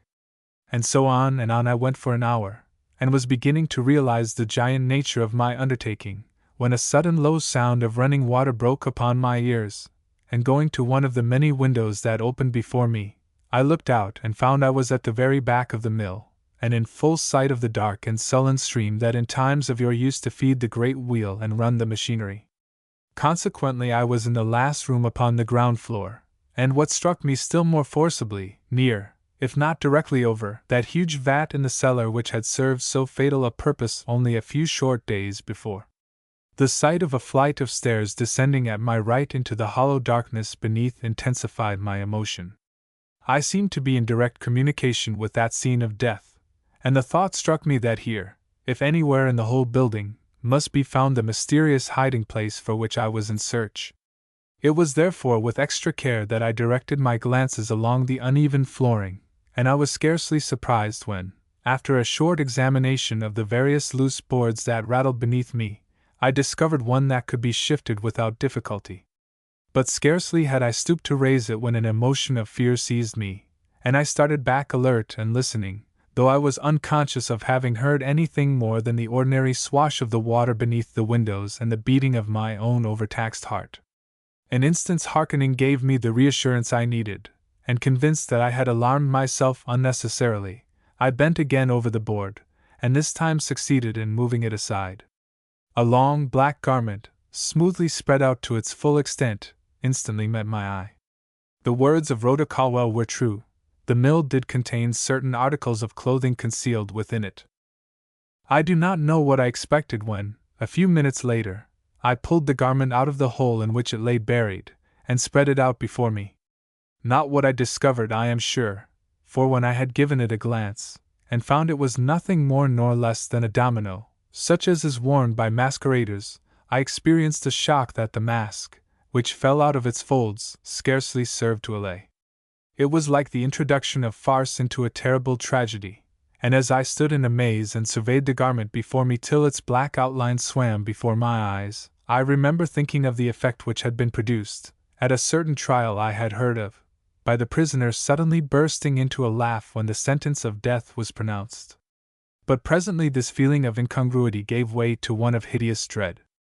If Dwight Pollard could explain the presence of a domino and mask in this spot, then what sort of a man was Dwight Pollard, and what sort of a crime could it have been that needed for its perpetration such adjuncts as these? The highwaymen of olden time, with their Stand and deliver! Seemed out of place in this quiet New England town, nor was the character of any of the parties involved of a nature to make the association of this masquerade gear with the tragedy gone by seem either possible or even probable. And yet, there they lay, and not all my wonder, nor all the speculations which their presence evoked, would serve to blot them from the floor or explain the mystery of which they were the sign and seal. So impressed was I at last by this thought that I broke the spell which bound me, and began to restore the articles to their place. I was just engaged in throwing the mask into the hole, when the low but unmistakable sound of an approaching footfall broke upon my ears, startling me more than a thunderclap would have done, and filling me with a fear that almost paralyzed my movements.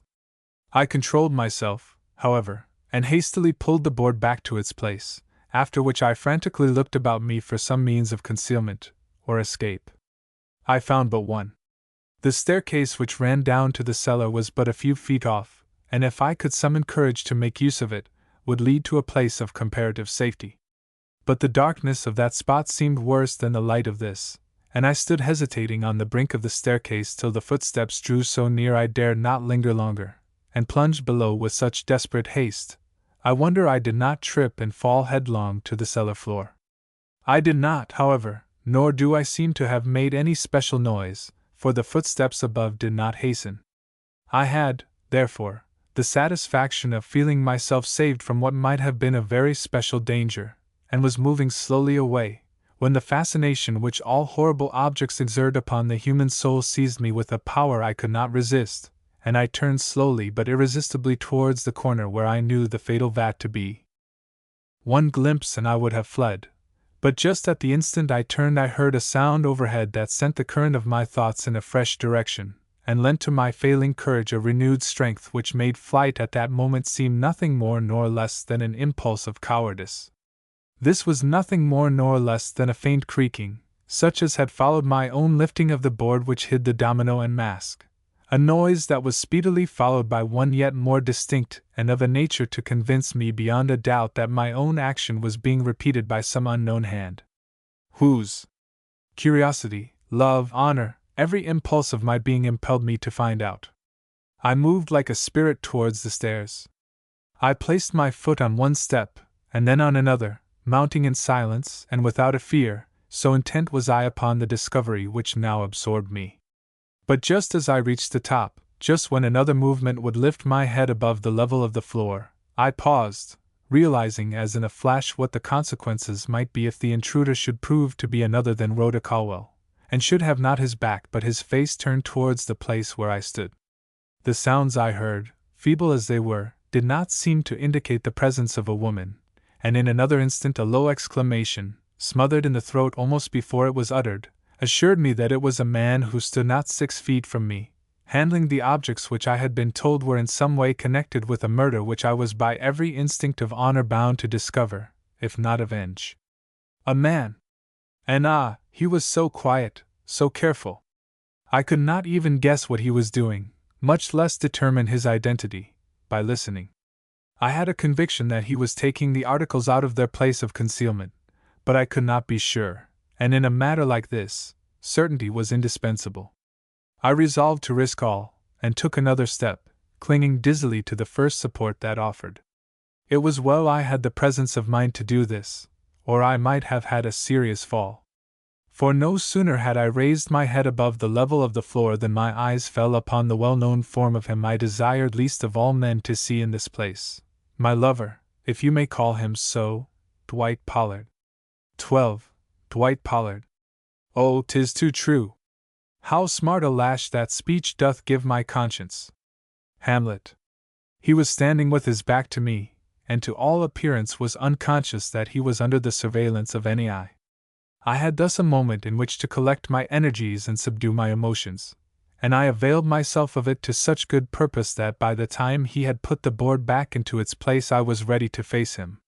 He did not turn round, however, so, after a moment of silent suspense, I mounted the last stair, and thinking of nothing, hoping for nothing, wishing for nothing, stood waiting, with my eyes fixed on the domino he was now rapidly folding into smaller compass.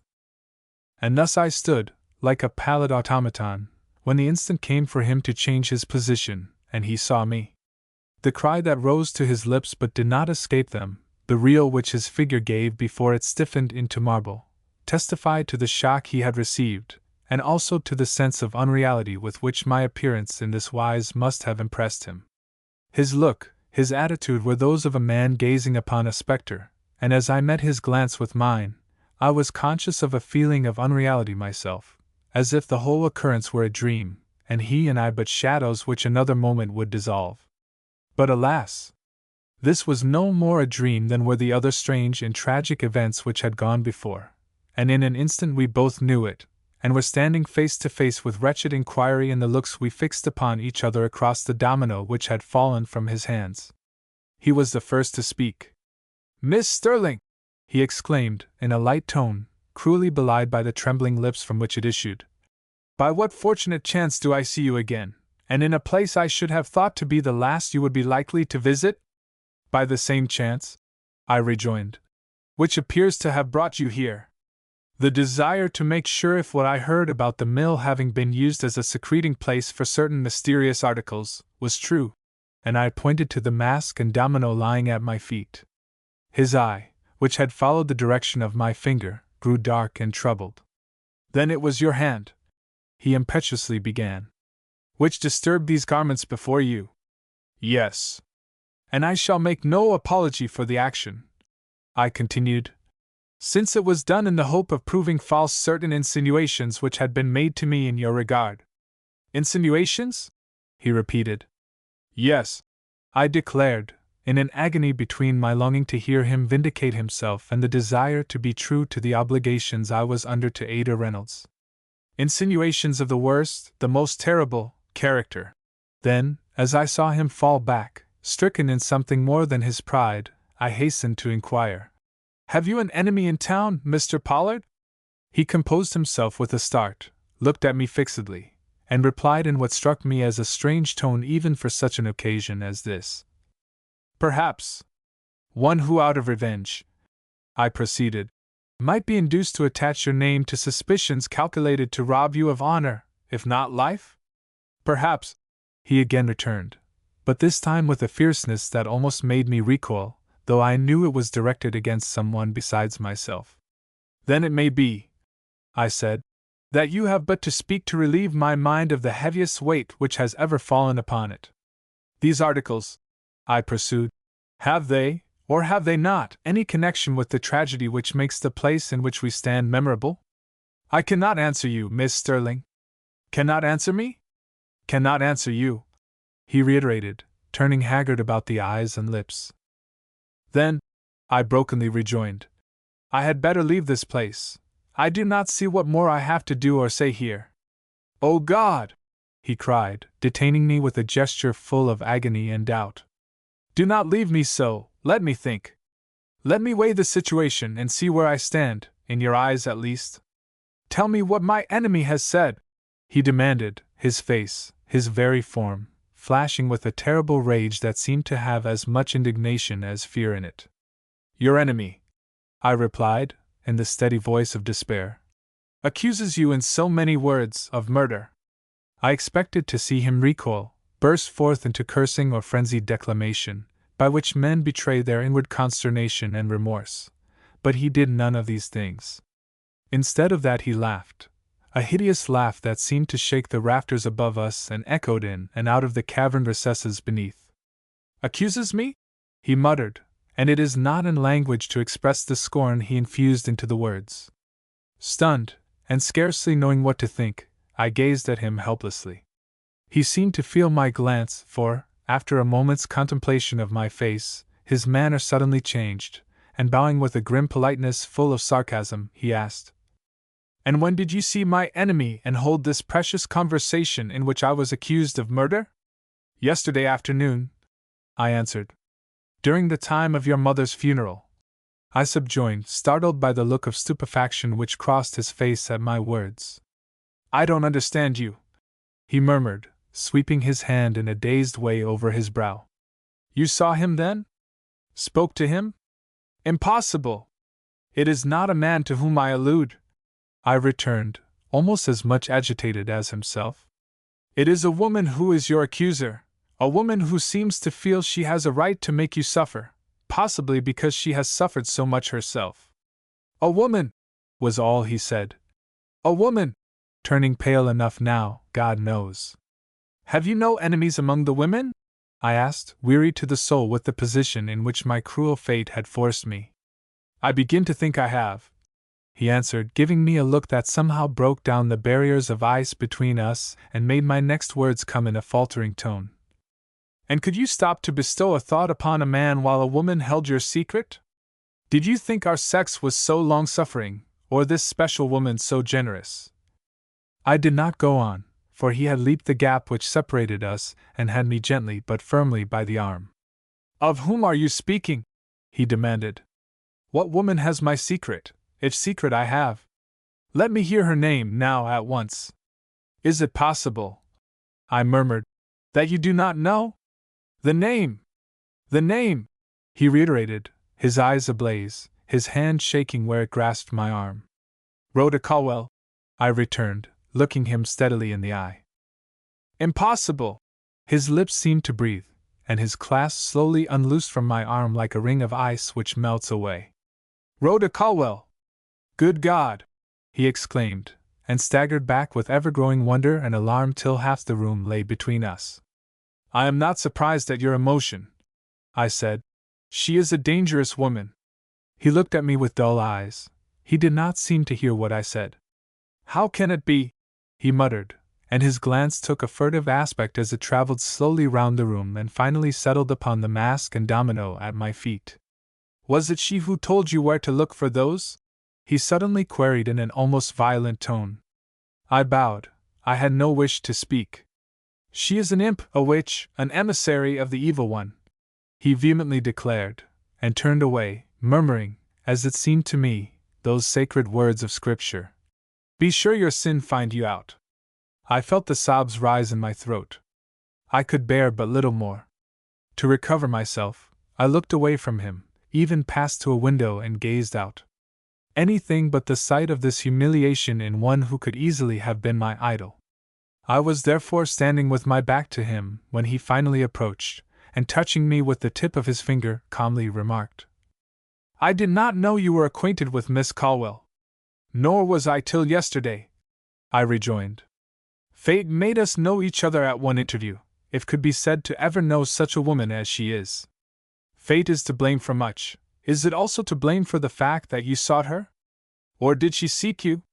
I sought her, I said, and not seeing any better road to a proper explanation of my conduct than the truth, I told him in a few words of the notice I had seen posted upon the mill, and of how I had afterwards surprised Rhoda Colwell there, and what the conclusions were which I had thereby drawn, though, from some motive of delicacy I do not yet understand, I refrained from saying anything about her disguise, and left him to infer that it was in her own proper person I had seen her. He seemed to be both wonder-stricken and moved by the recital, and did not rest till he had won from me the double fact that Rhoda Colwell evidently knew much more than she revealed, while I, on the contrary, knew much less.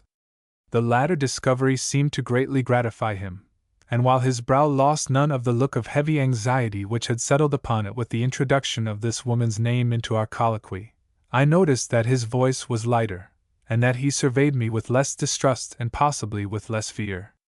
His next words showed the direction his thoughts were taking. You have shown an interest in my fate, Miss Sterling, in spite of the many reasons you had for thinking it a degraded one, and for this I thank you with all my heart. Will you prove your womanliness still further by clinging to the belief which I have endeavored to force upon you, that notwithstanding all you have heard and seen, I stand in no wise amenable to the law, either have I uttered, in your hearing at least, aught but the truth in regard to this whole matter? And you can swear this to me? I uttered joyfully. By my father's grave, if you desire it, he returned. A flood of hope rushed through my heart. I was but a weak woman, and his voice and look at that moment would have affected the coldest nature. I am bound to believe you, I said, though there is much I do not understand, much which you ought to explain if you wish to disabuse my mind of all doubt in your regard. I would be laying claim to a cynicism I do not possess if I did not trust your words just so far as you will allow me. But, and I must have assumed an air of severity, for I saw his head droop lower and lower as I gazed at him and forbore to finish my sentence. But you believe I am a villain, he stammered. I would fain believe you to be the best and noblest of men, I answered pointedly. He lifted his head, and the flush of a new emotion swept over his face. Why did I not meet you 2 years ago? He cried. The tone was so bitter, the regret expressed so unutterable, I could not help my heart sinking again with the weight of fresh doubt which it brought. Would it have been better for me if you had? I inquired. Is the integrity which is dependent upon one's happiness, or the sympathy of friends, one that a woman can trust to under all circumstances of temptation or trial? I do not know, he muttered. I think it would stand firm with you for its safeguard and shield. Then, as he saw me draw back with an assumption of coldness I was far from feeling, added gently, but it was not you, but Rhoda Colwell, I met 2 years ago, and I know you too well, appreciate you too well, to lay aught but my sincerest homage at your feet, in the hope that, whatever I may have been in the past, the future shall prove me to be not unworthy of your sympathy, and possibly of your regard. And, as if he felt the stress of the interview becoming almost too great for even his strength, he turned away from me and began gathering up the toggery that lay upon the floor. These must not remain here, he observed bitterly. But I, drawn this way and that by the most contradictory emotions, felt that all had not been said which should be in this important and possibly final interview. Accordingly, smothering personal feeling and steeling myself to look only at my duty, I advanced to his side, and indicating with a gesture the garments he was now rolling up into a compact mass, remarked, "This may or may not involve you in some unpleasantness. Rhoda Colwell, who evidently attaches much importance to her discoveries, is not the woman to keep silent in their regard. If she speaks and forces me to speak, I must own the truth, Mr. Pollard. Neither sympathy nor regard could hold me back, for my honor is pledged to the cause of Mr. Barrows, and not even the wreck of my own happiness could deter me from revealing anything that would explain his death or exonerate his memory. I wish you to understand this. God grant I may never be called upon to speak." It was a threat, a warning, or a danger for which he was wholly unprepared. He stared at me for a moment from his lowly position on the floor, then slowly rose and mechanically put his hand to his throat, as if he felt himself choking. "I thank you for your frankness," he murmured, in almost inaudible tones. "It is no more than I ought to have expected, and yet—" He turned abruptly away. "I am evidently in a worse situation than I imagined," he continued, after a momentary pacing of the floor. "I thought only my position in your eyes was assailed. I see now that I may have to defend myself before the world." And with a sudden change that was almost alarming, he asked if Rhoda Colwell had intimated in any way the source of whatever information she professed to have. I told him no, and felt my heart grow cold with new and undefined fears as he turned his face toward the front of the building, and cried, in a suppressed tone, full of ire and menace, "It could have come but in one way. I am to be made a victim if—" He turned upon me with a wild look in which there was something personal. "Are you worth the penalty which my good name must suffer?" he violently cried. "For I swear that to you and you only I owe the position in which I now stand." "God help me then!" I murmured, dazed and confounded by this unexpected reproach. "Had you been less beautiful, less alluring in your dignity and grace, my brother—" He paused and bit his lip. "Enough!" he cried. "I had well nigh forgotten that generosity and forbearance are to actuate my movements in the future. I beg your pardon, and his," he added, with deep and bitter sarcasm, under his breath. This allusion to Guy, unpleasant and shocking as it was, gave me a peculiar sensation that was not unlike that of relief, while at the same moment the glimpse of something, which I was fain to call a revelation, visited my mind and led me impetuously to say, "I hope you are not thinking of sacrificing yourself for another less noble and less generous than yourself. If such is the clue to actions which certainly have looked dubious till now, I pray that you will reconsider your duty and not play the Don Quixote too far." But Dwight Pollard, instead of accepting this explanation of his conduct with the eagerness of a great relief, only shook his head and declared, "My brother, for I know who you mean. Miss Sterling is no more amenable to the law than myself. Neither of us were guilty of the action that terminated Mr. Barrow's life. And yet, came in the strange and unexpected tones of a third person, can you say, in the presence of her you profess to respect and of me whom you once professed to love, that either you or your brother are guiltless of his death? And turning simultaneously toward the doorway, we saw gleaming in its heavy frame the vivid form and glittering eyes of his most redoubtable enemy and mine, Rhoda Colwell. He fell back before this apparition and appeared to lose his power of speech. She advanced like an avenging nemesis between us. "Speak!" she vehemently exclaimed. "Are you, I say nothing of your brother, who is nothing to me or to her, are you guiltless, in the sense in which she would regard guilt, of David Barrow's death?" And her fierce eyes, shining through her half-closed lashes like lurid fires partly veiled, burned upon his face, which, turning paler and paler, drooped before her gaze till his chin settled upon his breast, and we could barely hear the words that fell from his lips. "God knows I would not dare to say I am." 13. Guy Pollard. I will tell you why. Hamlet. There was a silence, then Dwight Pollard spoke again.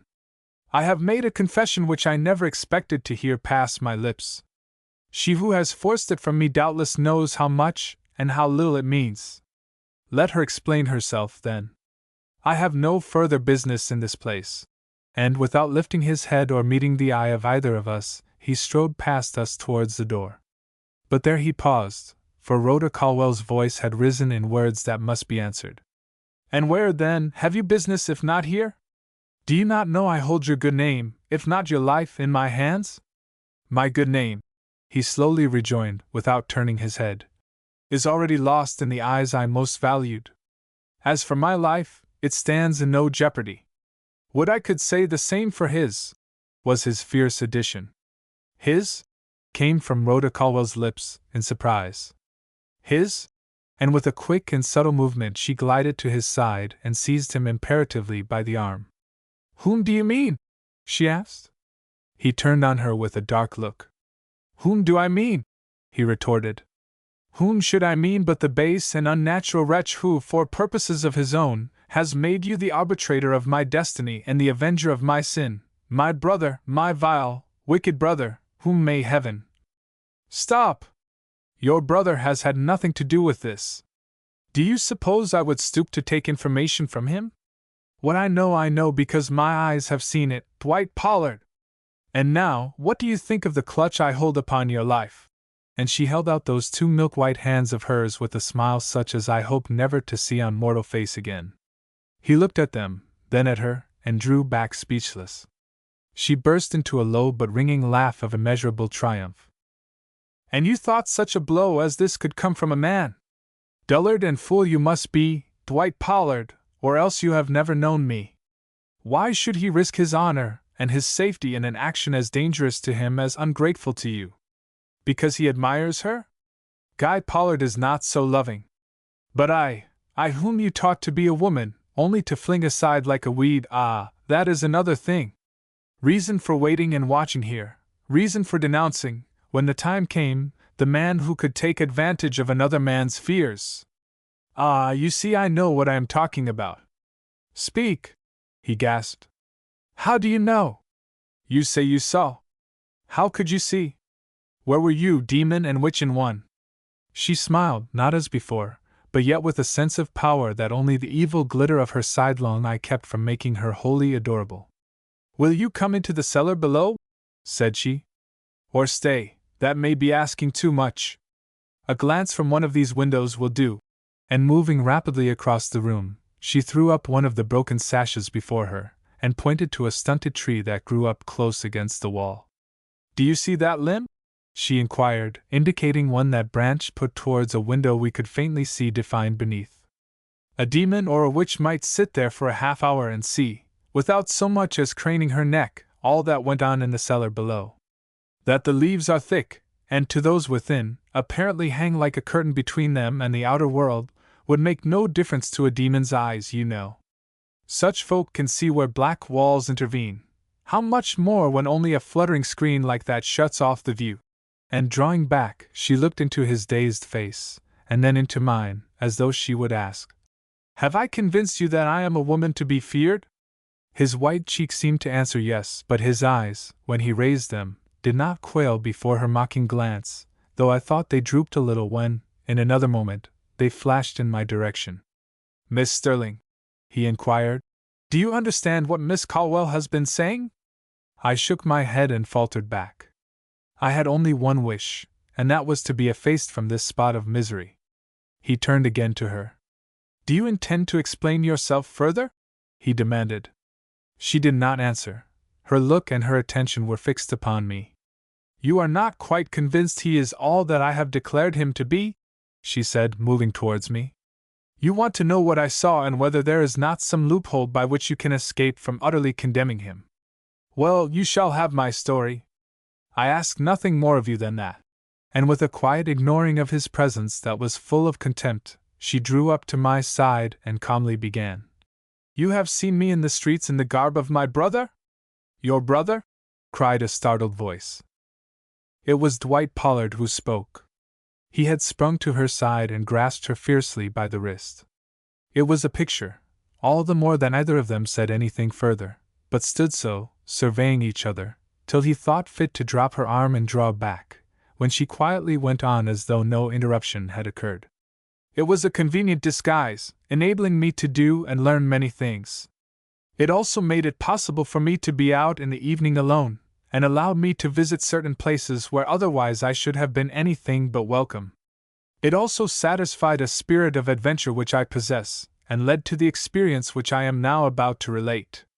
Miss Sterling, my brother has one peculiarity. He can be entrusted to carry a message, and forget it 10 minutes after it is delivered. This being generally known in town, I was not at all surprised when one evening, as I was traversing a very dark street, I was met and accosted by a muffled figure, who asked me if I would run to Mr. Barrow's house for him. I was about to say no, when something in his general air and manner deterred me, and I changed it into the half-laughing, half-eager assent which my brother uses on such occasions. The man immediately stooped to my ear and whispered, "Tell Mr. Barrows to come with all speed to the old mill.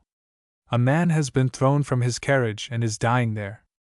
He wants Mr. Barrow's prayers and consolation. Can you remember?" I nodded my head and ran off.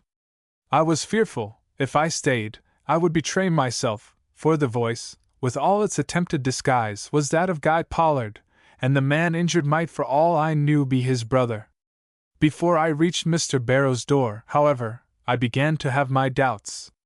Something in the man's manner betrayed mystery, and as Guy Pollard had never been a favorite of mine, I naturally gave to this anything but a favorable interpretation.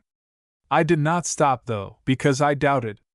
On the contrary, I pushed forward, for if there was a secret, I must know it, and how could I learn it so readily or so well as by following Mr. Barrows on his errand of mercy?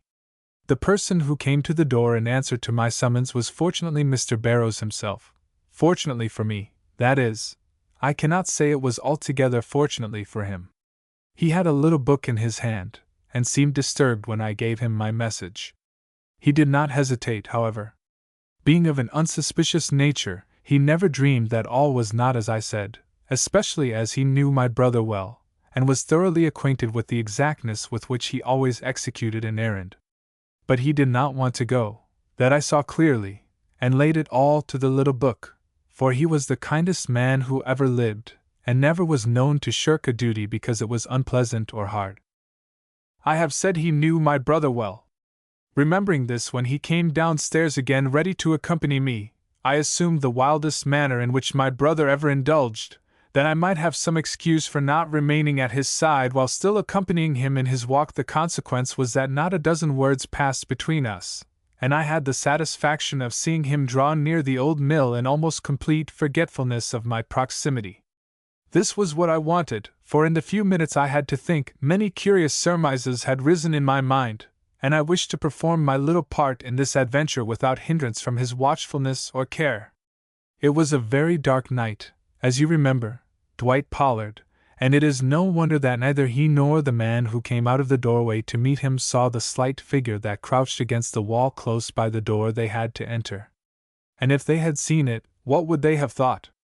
that the idiot boy was only more freakish than usual, or was waiting about for the dime which was the usual pay for his services. Neither the clouds, nor the trees, nor the surrounding darkness would have whispered that an eager woman's heart beat under that boy's jacket, and that they had better trust the wind in its sweep, the water in its rush, or the fire in its ravaging, than the will that lay coiled behind the feebly moving lip and wandering, restless eye of the seeming idiot who knelt there. So I was safe and for the moment could hear and see. And this was what I saw, a tall and gentlemanly form, carrying a lantern which he took pains should shine on Mr. Barrow's face and not on his own. The expression of the former was, therefore, plain to me, and in it I read something more than reluctance, something which I dimly felt to be fear. His anxiety, however, did not seem to spring from his companion, but from the building he was about to enter, for it was when he looked up at its frowning walls and shadowy portal that I saw him shudder and turn pale. They went in, however, not without a question or two from Mr. Barrows as to whom his guide was and where the sick man lay, to all of which the other responded shortly or failed to respond at all, facts which went far to convince me that a deception of some kind was being practiced upon the confiding clergyman. I was consequently in a fever of impatience to follow them in, and had at last made up my mind to do so, when I heard a deep sigh, and glancing up towards the doorway, saw that it was again occupied by the dark figure which I had so lately seen pass in with Mr. Barrows. He had no lantern now, and I could not even discern the full outlines of his form, but his sigh being repeated, I knew who he was as certainly as if I had seen him, for it was one which had often been breathed in my ears, and was as well known to me as the beatings of my own heart. This discovery, as you may believe, Miss Sterling, did not tend to allay either my curiosity or my impatience, and when in a few minutes the watcher drew back, I stole from my hiding-place, and creeping up to the open doorway, listened. A sound of pacing steps came to my ears. The entrance was guarded. For a moment I stood baffled, then remembering the lantern which had been carried into the building, I withdrew quietly from the door, and began a tour of inspection round about the mill in the hope of spying some glimmer of light from one or more of the many windows, and in this way learn the exact spot to which Mr. Barrows had been taken. It was a task of no mean difficulty, Miss Sterling, for the bushes cluster thick about those walls, and I had no light to warn me of their whereabouts or of the many loose stones that lay in heaps here and there along the way. But I would not have stopped if firebrands had been under my feet, nor did I cease my exertions or lose my hope till I reached the back of the mill and found it as dark as the side and front. Then indeed I did begin to despair, for the place was so solitary and remote from observation, I could not conceive of any better being found for purposes that required secrecy or concealment. Yet the somber walls rose before me, dark and unrelieved against the sky, and nothing remained for me but to press on to the broad west end and see if that presented as unpromising an aspect as the rest. I accordingly recommenced my toilsome journey, rendered positively dangerous now by the vicinity of the water and the steepness of the banks that led down to it. But I did not go far, for as, in my avoidance of the stream, I drew nearer and nearer the walls, I caught glimpses of what I at first thought to be the flash of a firefly in the bushes, but in another moment discovered to be the fitful glimmer of a light through a window heavily masked with leaves. You can imagine what followed from what I told you. How I climbed the tree, and seated myself on the limb that ran along by the window, and pushing aside the leaves, looked in upon the scene believed by those engaged in it to be as absolutely unwitnessed as if it had taken place in the bowels of the earth. And what did I see there, Miss Sterling? At first little. The light within was so dim and the window itself so high from the floor, that nothing save a moving shadow or two met my eye. But presently becoming accustomed to the position, I discovered first that I was looking in on a portion of the cellar, and next that three figures stood before me, two of which I immediately recognized as those of Mr. Barrows and Guy Pollard. But the third stood in shadow, and I did not know then, nor do I know now, who it was, though I have my suspicions, incredible as they may seem even to myself.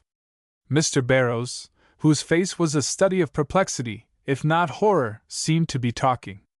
He was looking Guy Pollard straight in the face when I first saw him, but presently I perceived him turn and fix his eyes on that mysterious third figure which he seemed to study for some signs of relenting. but evidently without success, for I saw his eyes droop and his hands fall helplessly to his side as if he felt that he had exhausted every argument, and that nothing was left to him but silence. All this, considering the circumstances and the scene, was certainly startling enough even to one of my nature and history. But when in a few minutes later I saw Guy Pollard step forward, and seizing Mr. Barrows by the hand, draw him forward to what seemed to be the verge of a pit, I own that I felt as if I were seized by some deadly nightmare, and had to turn myself away and look at the skies and trees for a moment to make sure I was not the victim of a hallucination. When I looked back they were still standing there, but a change had come over Mr. Barrows' face. From being pale it had become ghastly, and his eyes, fixed and fascinated, were gazing into those horrid depths, as if he saw there the horrible fate which afterwards befell him. Suddenly he drew back, covering his face with his hands, and I saw a look pass from Guy Pollard to that watchful third figure, which, if it had not been on the face of a gentleman, I should certainly call demoniacal. The next instant the third figure stepped forward, and before I could move or utter the scream that rose to my lips, Mr. Barrows had disappeared from view in the horrid recesses of that black hole, and only Guy Pollard and that other mysterious one, who I now saw wore a heavy black domino and mask, remained standing on its dark verge. A cry, so smothered that it scarcely came to my ears, rose for an instant from the pit. Then I saw Guy Pollard stoop forward and put what seemed to be a question to the victim below. From the nature of the smile that crossed his lip as he drew back, I judged it had not been answered satisfactorily, and was made yet more sure of this when the third person, stooping, took up the light, and beckoning to Guy Pollard, began to walk away. Yes, Miss Sterling, I am telling no goblin tale, as you can see if you will cast your eyes on our companion over there. They walked away, and the light grew dimmer and dimmer and the sense of horror deeper and deeper, till a sudden cry, rising shrill enough now from that deadly hole, drew the two conspirators slowly back to stand again upon its fatal brink, and, as it seemed to me, propound again that question, for answer to which they appeared ready to barter their honor, if not their souls. And this time they got it. The decisive gesture of the masked figure, and the speed with which Guy Pollard disappeared from the spot, testified that the knowledge they wanted was theirs, and that only some sort of action remained to be performed. What that action was I could not imagine, for, though Mr. Pollard carried away the lantern, the masked figure had remained. Meantime darkness was ours, a terrible darkness, as you may imagine, Miss Sterling, in which it was impossible not to wait for a repetition of that smothered cry from the depths of this unknown horror. But it did not come, and amid a silence awful as the grave, the minutes went by till at last, to my great relief, the light appeared once more in the far recesses of the cellar, and came twinkling on till it reached the masked figure, which, to all appearance, had not moved hand or foot since it went away. Miss Sterling, you have doubtless consoled yourself during this narration with the thought that the evil which I had seen done had been the work of Guy and a person who need not necessarily have been our friend here. But I must shatter whatever satisfaction you may have derived from the possible absence of Dwight Pollard from this scene, by saying that when the lantern paused and I had the opportunity to see who carried it, I found that it was no longer in the hand of the younger brother, but had been transferred to that of Dwight, and that he, not Guy, now stood in the cellar before me. As I realize that we are not alone, I will not dilate upon his appearance, much as it struck me at the time. I will merely say he offered a contrast to Guy, who, if I may speak so plainly in this presence, had seemed much at home in the task he had set himself, uncongenial as one might consider it to the usual instincts and habits of a gentleman. But Dwight, you see I can be just, Miss Sterling, looked anxious and out of place, and instead of seeming to be prepared for the situation, turned and peered anxiously about him, as if in search of the clergyman he expected to find standing somewhere on this spot.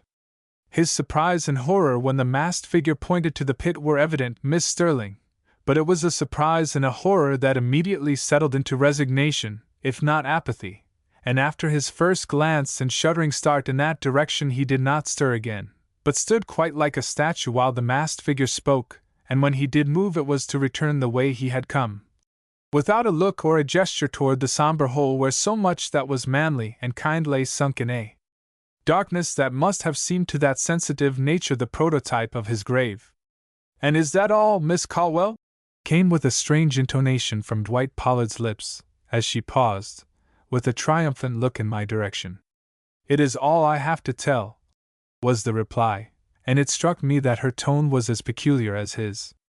Minutes, seconds even, spent under such circumstances, seemed like hours, and after a spell of what appeared an interminable waiting, I allowed myself to be overcome by the disquiet and terror of my situation, and dropping from my perch, crept home. You should have stayed another hour, he dryly observed. I wonder at an impatience you had never manifested till then. Do you? The meaning with which she said this, the gesture with which she gave it weight, struck us both aback. Woman! He thundered, coming near to her with the mingled daring and repugnance with which one advances to crush a snake. Do you mean to say that you are going to publish this much of your story and publish no more? That you will tell the world this and not tell what I did not see? She interpolated, looking him straight in the eye as might the serpent to which I have compared her. Good God! Was his horrified exclamation. And yet you know. Pardon me. Her voice broke in again. You have heard what I know. And she bowed with such an inimitable and mocking grace, and yet with such an air of sinister resolve, that he stood like one fascinated, and let her move away towards the door without seeking by word or look to stop her. I hold you tight, you see, were her parting words to him as she paused just upon the threshold to give us a last and scornful look. So tight, she added, shaking her close-shut hand, that I doubt if even your life could escape should I choose to remember in court what I have remembered before you two here today. And forget, he began. And forget, she repeated, what might defeat the ends of that justice which demands a life for the one so wantonly sacrificed in the vat whose hideous depths now open almost under your feet. And having said these words, she turned to go, when, looking up, she found her passage barred by the dark form of Guy Pollard, who, standing in the doorway with his hands upon either lintel, surveyed her with his saturnine smile, in which for this once I saw something that did not make me recoil. Certain as I now was of his innate villainy and absolute connection with Mr. Barrow's death, she herself seemed to feel that she had met her master, for, with a hurried look in his face, she drew slowly back, and folding her arms, waited for him to move with a patience too nonchalant not to be forced. But he did not seem inclined to move, and I beheld a faint blush as of anger break out on her cheek, though her attitude retained its air of superb indifference, and her lips, where they closed upon each other, did not so much as break their lines for an instant. You are not going, Miss Caldwell, were the words with which he at last broke the almost intolerable suspense of the moment. At least, not till you have given us the date of this remarkable experience of yours. The date? She repeated icily. What day was it that Mr. Barrows was found in the vat? She inquired, turning to me with an indifferent look. His hand fell like iron on her arm. You need not appeal to Miss Sterling, he remarked. I am asking you this question, and I am not a man to be balked nor frightened by you when my life itself is at stake. What night was it on which you saw me place Mr. Barrows in the vat? I command you to tell me, or...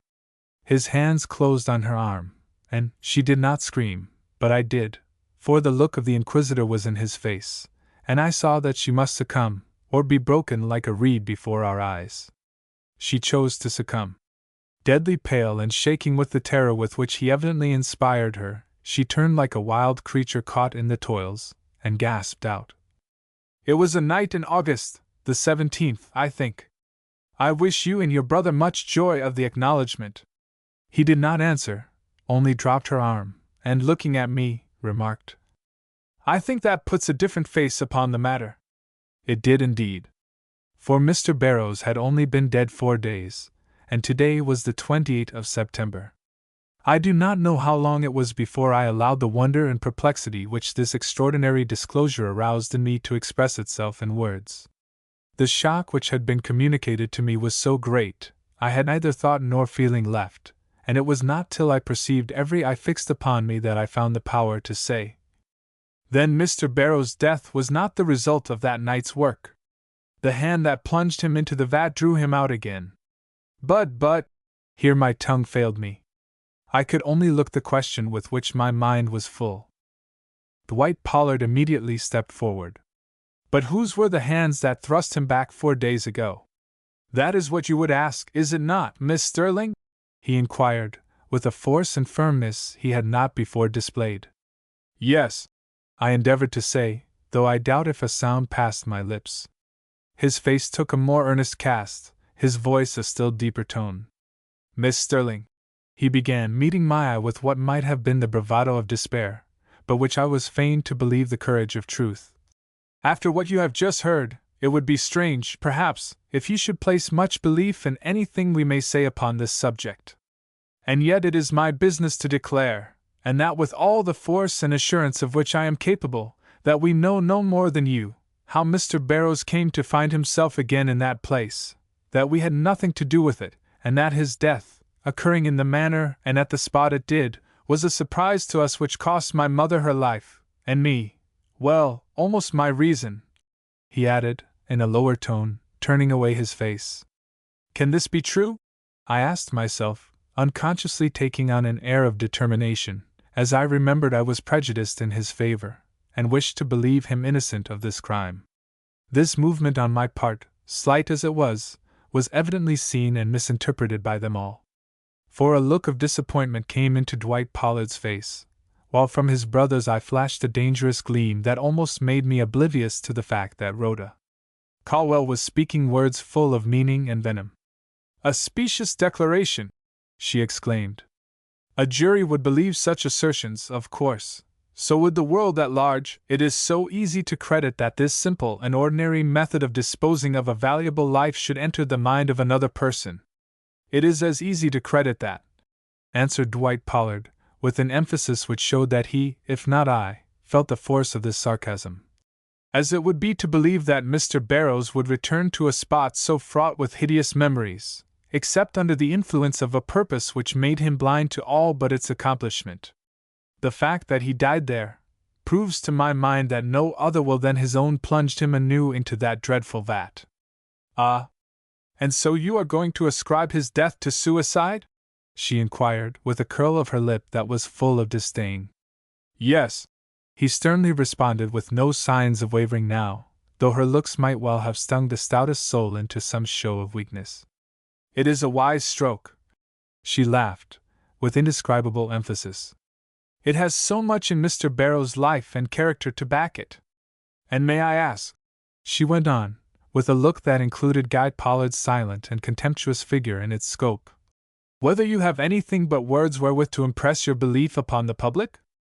I have heard that judge and jury like facts, or, at the least, circumstantial proof that a man's denial is a true one. And proofs we have. It was Guy Pollard who spoke this time, and with an icy self-possession that made her shiver in spite of herself. Proofs? She repeated. That we were not near the mill the night before Mr. Barrows was found. We were both out of town, and did not return till about the time the accident was discovered. Ah, was her single sarcastic rejoinder. But I saw, we all saw, that the blow had told, bravely as she tried to hide it. You can make nothing by accusing us of this crime, he continued. And if I might play the part of a friend to you, I would advise you not to attempt it. And his cold eye rested for a moment on hers before he turned and walked away to the other end of the room. The look, the action, was full of contempt, but she did not seem to feel it. Following him with her gaze for a minute, she murmured quietly, "We will see."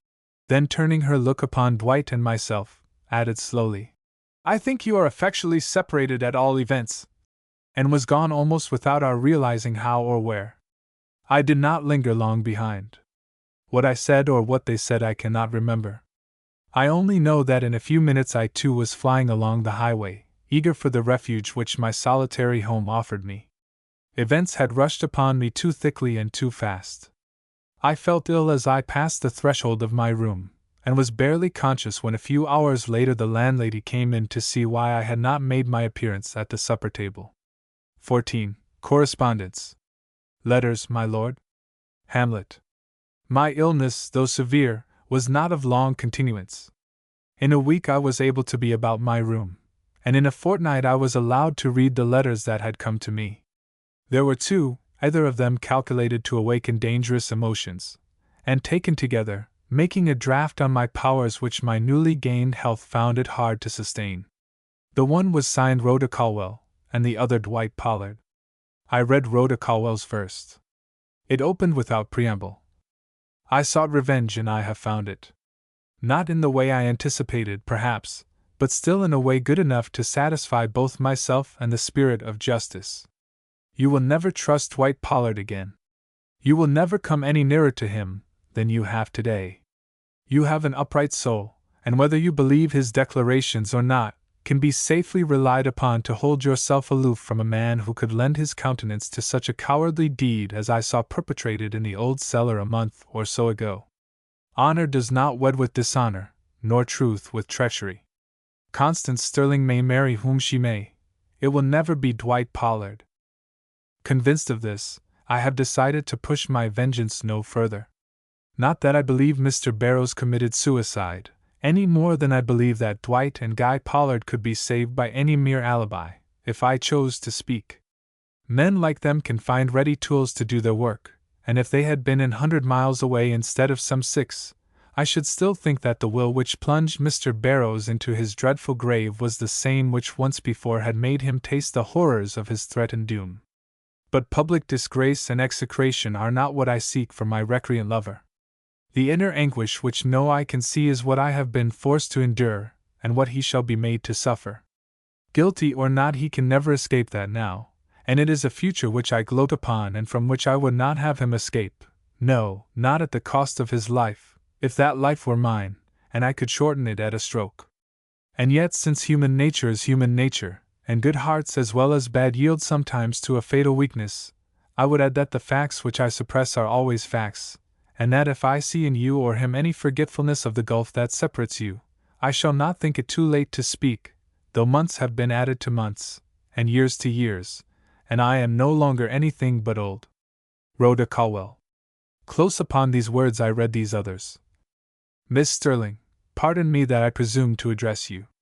Pardon the folly, the weakness of a man who, having known you for less than a week, finds the loss of your esteem the hardest of the many miseries he is called upon to bear. I know that I can never recover this esteem, if, indeed, I ever possessed it. The revelation of the secret which disgraced our family has been fatal, the secret which our mother commanded us on her deathbed to preserve, foreseeing that, if it should become known that we had been guilty of the occurrence of the 17th of August, nothing could save us from the suspicion that we were guilty of the real catastrophe of the 24th of September. Alas! My mother was a keen woman, but she did not reckon upon Rhoda Colwell, she did not reckon upon you. She thought if we kept silence, hell and heaven would find no tongue. But hell and heaven have both spoken, and we stand suspected of crime, if not absolutely accused of it. Hard as this is to bear, and it is harder than you might think for one in whom the base and cowardly action into which he was betrayed a month ago has not entirely obliterated the sense of honor, I neither dare to complain of it nor of the possible consequences which may follow if Rhoda Colwell slights my brother's warning and carries out her revenge to the full. Deeds of treachery and shame must bear their natural fruit, and we are but reaping what we sowed on that dreadful night when we allowed David Barrows to taste the horrors of his future grave. But though I do not complain, I would fain say a final word to one whose truth and candor have stood in such conspicuous relief to my own secrecy and repression. Not in way of hope, not in way of explanation even.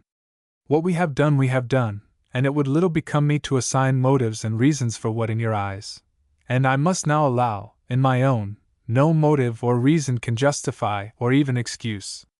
I can only place myself before you as one who abhors his own past, regarding it, indeed, with such remorse and detestation that I would esteem myself blessed if it had been my body, instead of that of Mr. Barrows, which had been drawn from the fatal pit.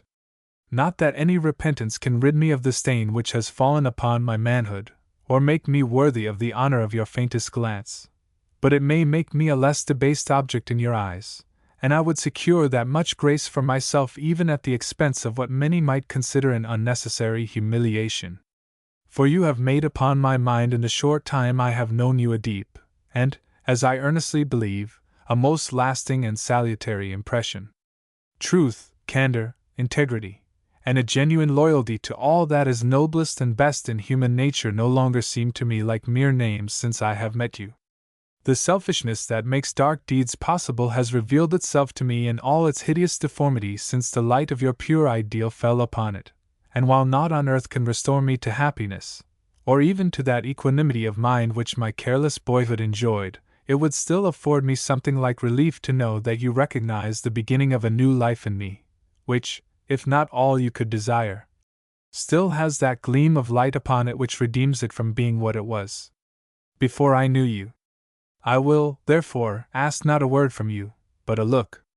If, when I pass your house tomorrow afternoon at 6 o'clock, I see you standing in the window, I shall know you grant me the encouragement of your sympathy, a sympathy which will help me to endure the worst of all my thoughts, that indirectly, if not directly, Guy and myself may be guilty of Mr. Barrow's death, that our action may have given him an impetus to destroy himself, or at least have shown him the way to end his life in a seemingly secret manner, though why a man so respected and manifestly happy as he should wish to close his career so suddenly, is as great a mystery to me as it can possibly be to you.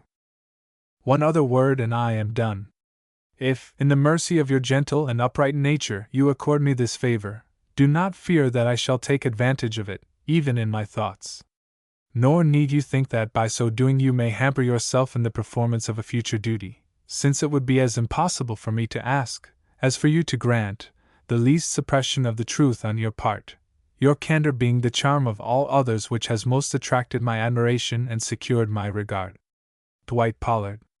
Of the emotions produced in me by these 2 letters I will say nothing. I will only mention some of my thoughts.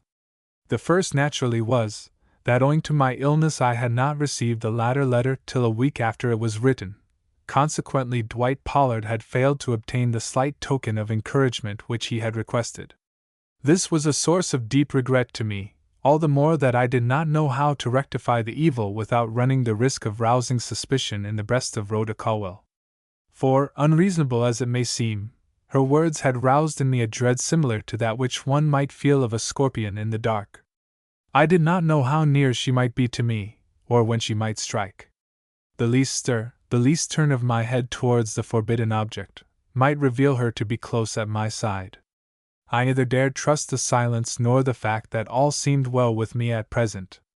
A woman who could disguise herself as she could, and whom no difficulty deterred from gaining her purpose, was not one to brave with impunity, however clear might seem the outlook. I felt as if my very thoughts were in danger from her intuition, and scarcely dared breathe my intentions to the walls, lest the treacherous breeze should carry them to her ears and awaken that formidable antagonism which in her case was barbed with a power which might easily make the most daring quail. And yet she must be braved, for not to save his life could I let such an appeal as he had made me go unanswered. No, though I knew the possibility remained of its being simply the offspring of a keen and calculating mind driven to its last resource. It was enough that I felt him to be true, however much my reason might recognize the possibility of his falsehood. Rather than slight a noble spirit struggling with a great distress, I would incur any penalty which a possible lapse of judgment might bring, my temperament being such that I found less shame in the thought that I might be deceived, than that, out of a spirit of too great caution and self-love, I should fail an unhappy soul at the moment when my sympathy might be of inestimable benefit to its welfare. The venomous threats and extreme show of power displayed in Rhoda Colwell's letter had overreached themselves. They roused my pride. They made me question whether it was necessary for us to live under such a dominion of suspense as she had prepared for us. If Dwight Pollard's asseverations were true, it would be a cruel waste of peace and happiness for him or me to rest under such a subjection, when by a little bravery at the outset her hold upon us might be annihilated and her potency destroyed. The emotions which I have agreed to ignore came in to give weight to this thought. To save myself it was necessary to prove Dwight Pollard true. Not only my sense of justice, but the very life and soul of my being, demanded the settling of all suspicion and the establishment of my trust upon a sure foundation. While a single doubt remained in my mind I was liable to shame before my best self, and shame and Constance Sterling did not mix easily or well, especially with that leaven of self-interest added, to which I have alluded only a few paragraphs back. But how, with my lack of resources and the apparent dearth of all means for attaining the end I had in view, I was to prove Rhoda Colwell's insinuations false, and Dwight Pollard's assertion true, was a question to which an answer did not come with very satisfactory readiness. Even the simple query as to how I was to explain my late neglect to Dwight Pollard occasioned me an hour of anxious thought, and it was not till I remembered that the simplest course was always the best, and that with a snake in the grass like Rhoda Colwell, the most fearless foot trod with the greatest safety, that I felt my difficulties on that score melt away. I would write to Dwight Pollard, and I would tell Rhoda Colwell I had done so, thus proving to her that I meditated nothing underhanded, and could be trusted to say what I would do, and do what I should say. This decision taken, I sat down immediately and penned the following 2 notes. Miss Rhoda Colwell, owing to illness, your letter has just been read by me. To it I will simply reply that you are right in believing my regard could never be given to a guilty man. As long as the faintest doubt of Mr. Pollard remains in my mind, we are indeed separated by a gulf. But let that doubt in any way be removed, and I say to you frankly that nothing you could threaten or the world perform would prevent my yielding to him the fullest sympathy and the most hearty encouragement. I send him today, in the same mail which carries this, a few lines, a copy of which I enclose for your perusal. Yours, Constance Sterling. Mr. Dwight Pollard, for 2 weeks I have been too ill to cross my room, which must account both for this note and the tardiness I have displayed in writing it. You assert that you know nothing of the causes or manner of a certain catastrophe. I believe you, and hope some day to have more than a belief, viz., a surety of its truth founded on absolute evidence.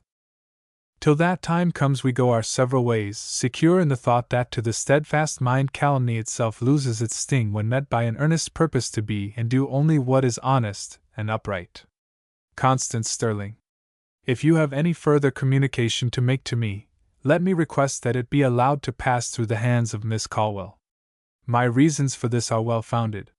15. A gossip. This something settled matter in his heart, whereon his brain still beating, puts him thus from fashion of himself. Hamlet. I had not taken this tone with both my correspondents without a secret hope of being able to do something myself towards the establishment of Mr. Pollard's innocence.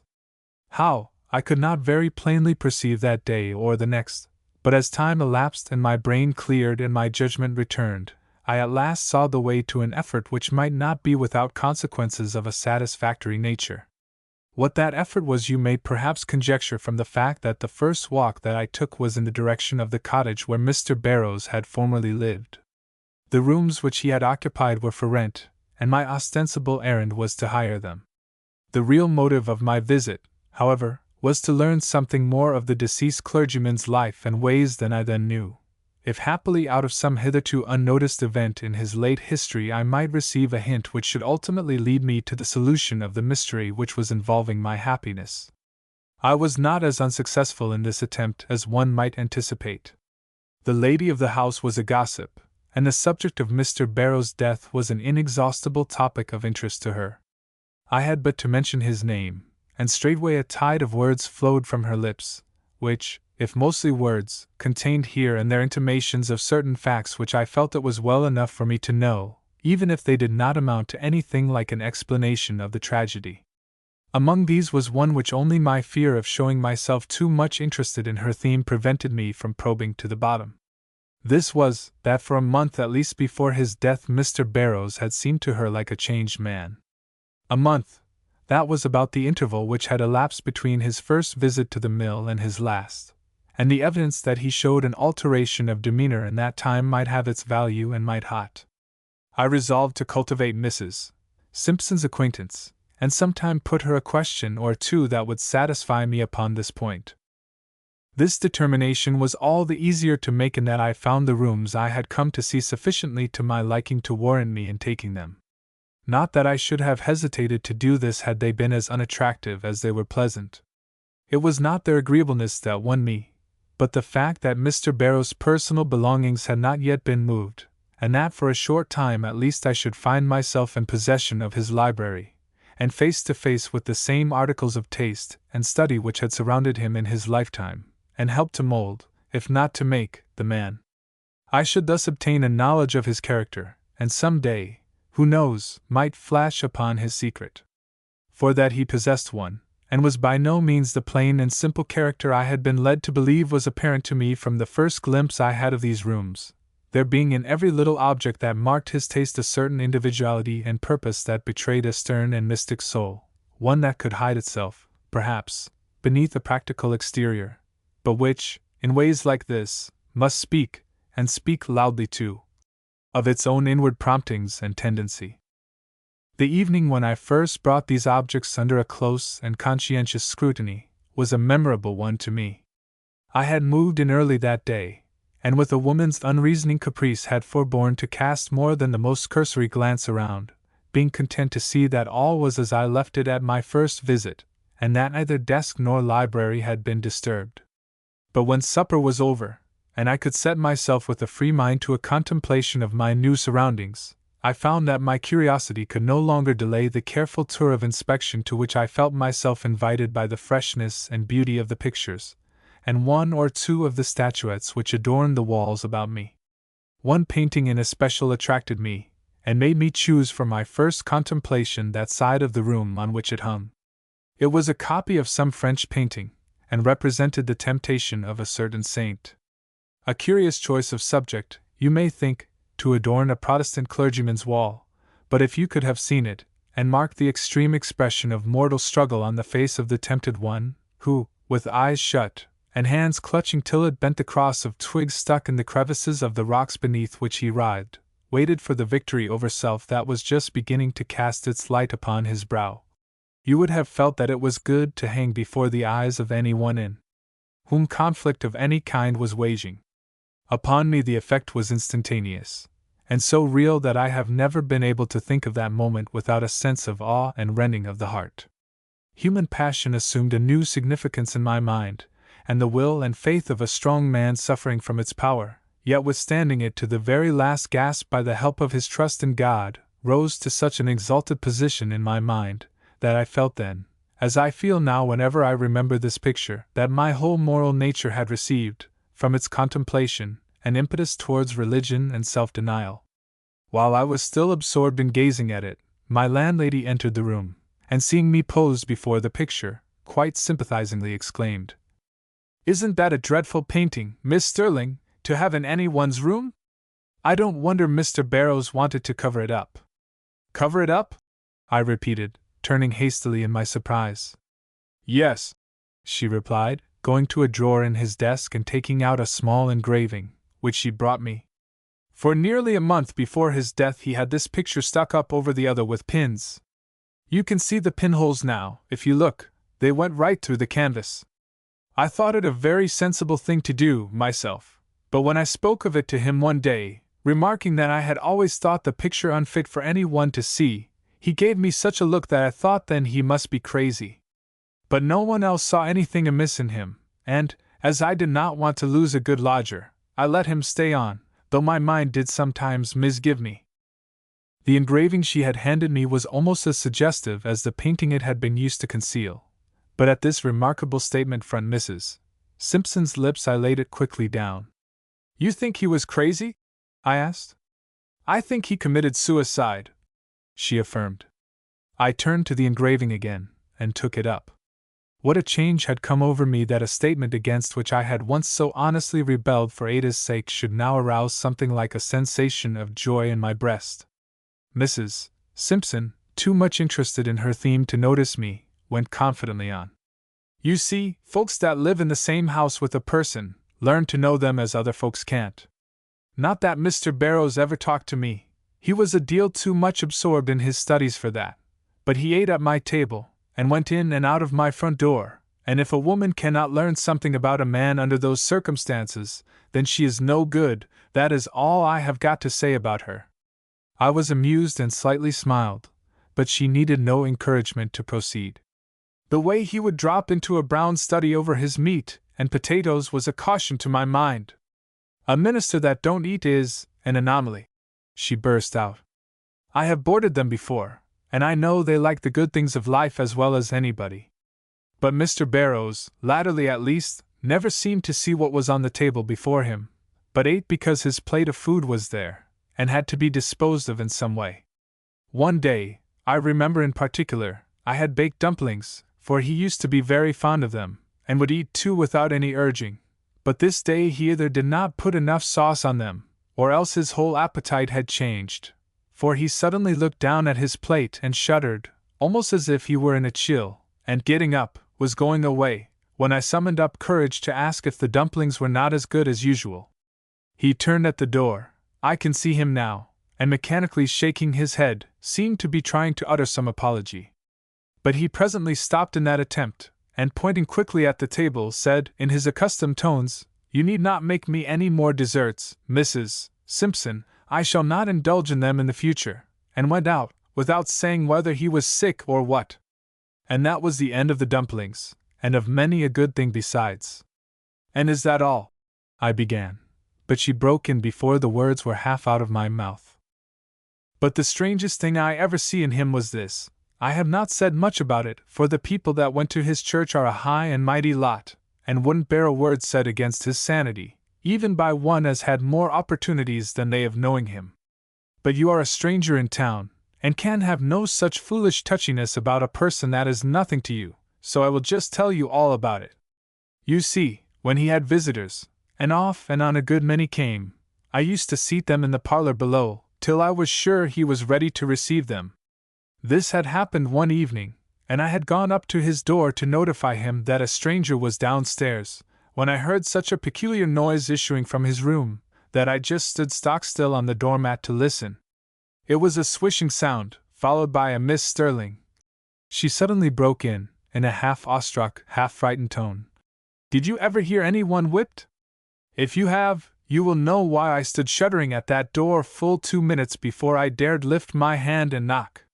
Not that I could believe Mr. Barrows was whipping anybody, but the sound was so like it, and I was so certain besides that I had heard something like a smothered cry follow it, that nothing short of the most imperative necessity would have given me the courage to call him, my imagination filling the room with all sorts of frightful images that did not fade away in a hurry." She went on, with a look of shrinking terror about her which I am not sure was not reflected in my own face. "When, after the longest waiting I ever had at his door, he slowly came across the room and opened it, showing me a face as white as a sheet, and a hand that trembled so that he dropped the card I gave him and had to pick it up. Had there been a child there?" "But there wasn't," I interrupted, shocked and forced to defend him in spite of myself. "No, nor anybody else. For when he went downstairs, I looked in and there was no one there, and nothing uncommon about the room, except that I thought his bookcase looked as if it had been moved. And it had, for next day when I swept this room, it did not need sweeping, but one can't wait forever to satisfy their curiosity. I just looked behind that case, and what do you think I found? A strap, a regular leather strap, just such as—" "Good God!" I interrupted.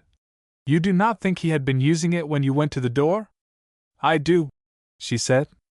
"I think he had a fit of something like insanity upon him, and had been swinging that strap. Well, I will not say against what, for I do not know, but might it not have been against the fiends and goblins with which crazy people sometimes imagine they are surrounded?" "Possibly," I acquiesced, though my tone could not have been one of any strong conviction. "Insane persons sometimes do strange things," she continued.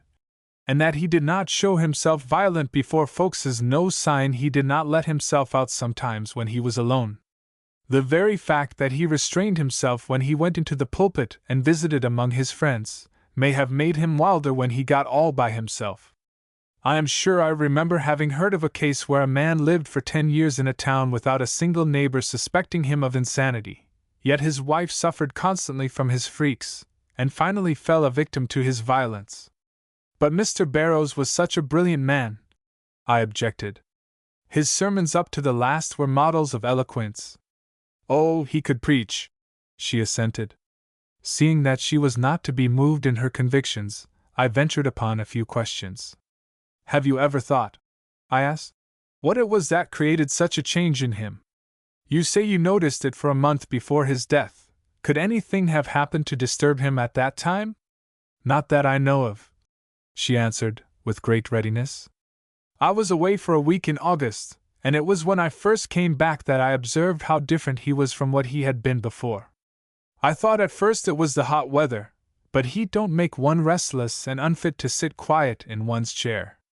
Nor does it drive a man to work as if the very evil one was in him, keeping the light burning sometimes till 2 in the morning, while he wrote and walked, and walked and wrote, till I thought my head would burst with sympathy for him. He was finishing a book, was he not? I think I have heard he left a completed manuscript behind him?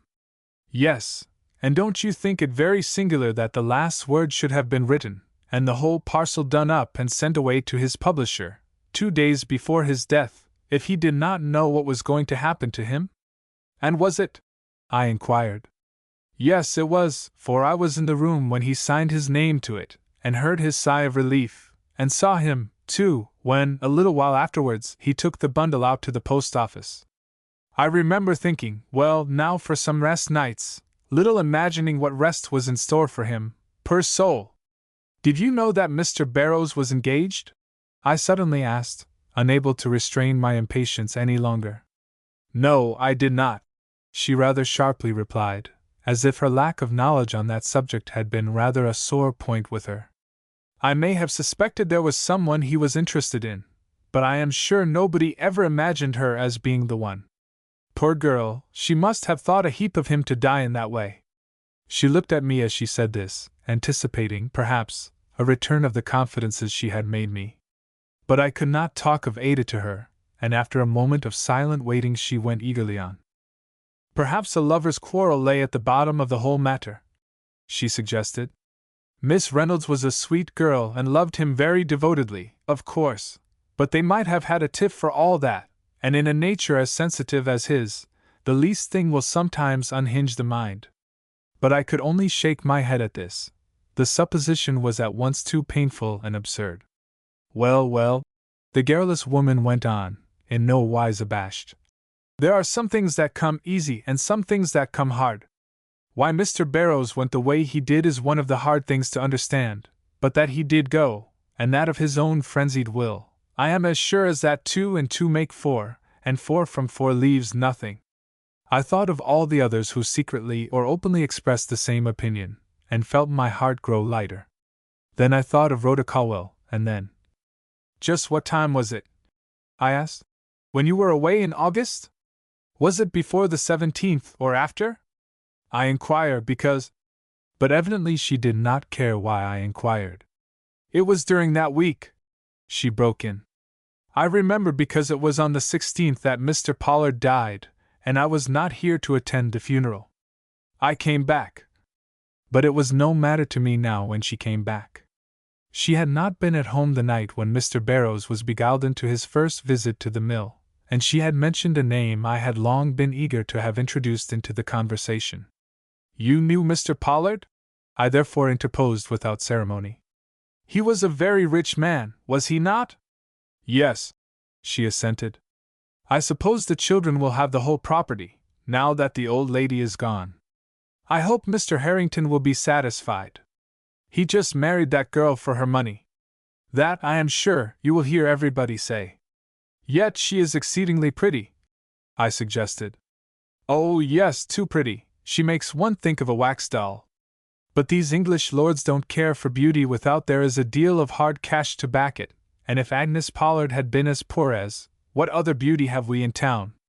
There is a girl called Rhoda Colwell, I ventured. Rhoda Colwell? Do you call her a beauty? I know some folks think she is. Well, then, let us say as Rhoda Colwell, he would have made her any proposal sooner than that of his hand. And is Mr. Harrington a lord? I asked, feeling that I was lighting upon some very strange truths. He is the next heir to one. A nephew, I believe, or else a cousin. I cannot keep track of all those fine distinctions in people I never saw. They were married privately and right after Mr. Pollard's death, I have heard. Yes, and for no other earthly reason that one ever heard of than to have it settled and done, for Mr. Harrington did not take away his wife from the country, nor does he intend to as far as I can learn. Everybody thought it a very strange proceeding, and none too respectful to Mr. Pollard's memory either. I thought of all I had heard and seen in that house, and wondered. Mr. Pollard was such a nice man, too, she pursued in a musing tone. Not a commanding person, like his wife, but so good and kind and attentive to poor folks like me.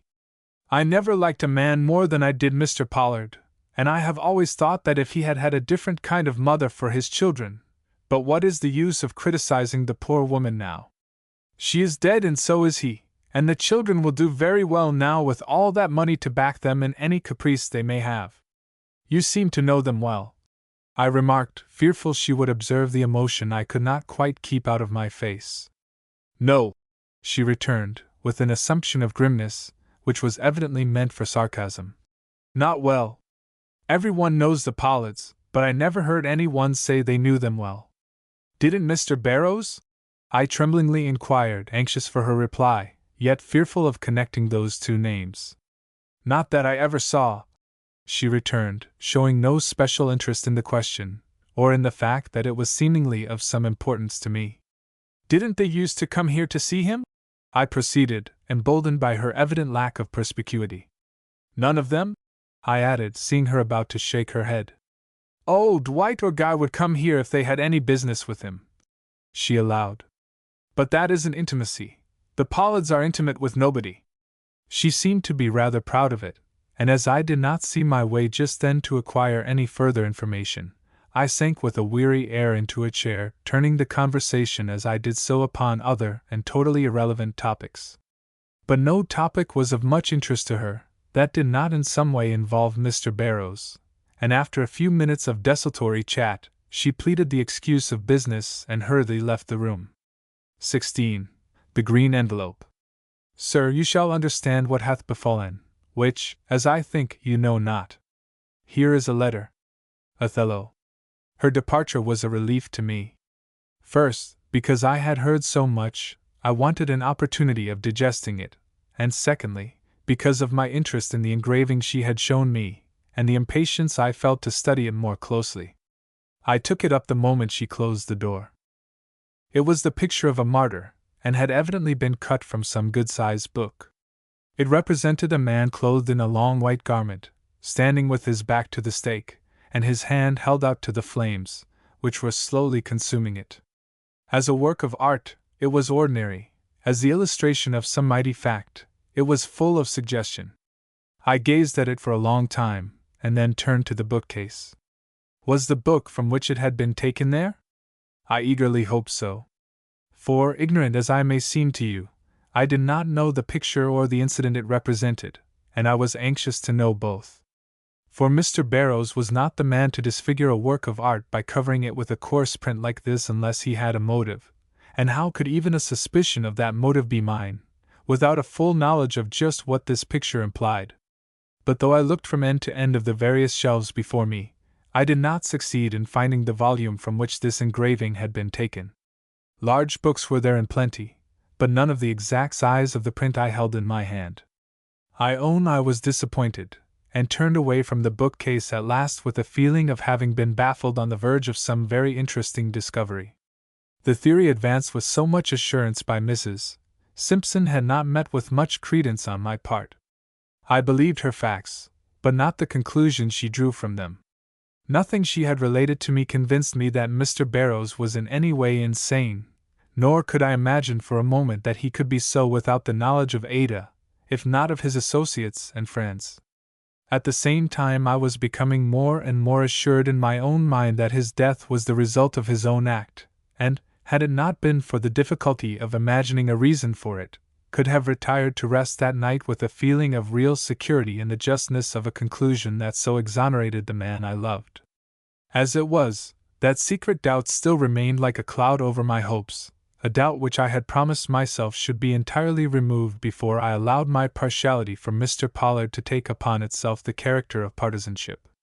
I therefore continued my explorations through the room. Mr. Barrows' desk presented to me the greatest attraction of anything there, one that was entirely of the imagination, of course, since nothing could have induced me to open it, notwithstanding every key stood in its lock, and one of the drawers was pulled a little way out.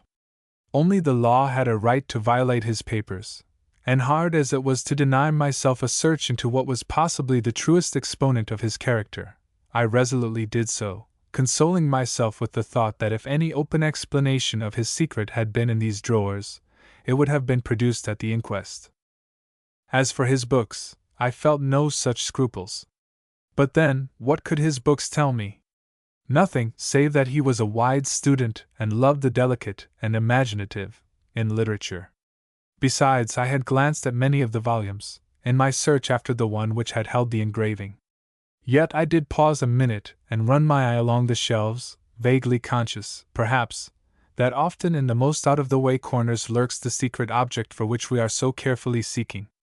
But I saw nothing to detain me, and after one brief glance at a strong and spirited statuette that adorned the top shelf, I hurried on to a small table upon which I thought I saw a photographic album. I was not mistaken, and it was with considerable interest I took it up and began to run over its pages in search for that picture of Ada which I felt ought to be there. And which was there, but which I scarcely looked at twice, so much was my attention attracted by an envelope that fell out from between the leaves as I turned them eagerly over. That envelope, with its simple direction, Miss Ada Reynolds, Monroe Street, S., made an era in my history.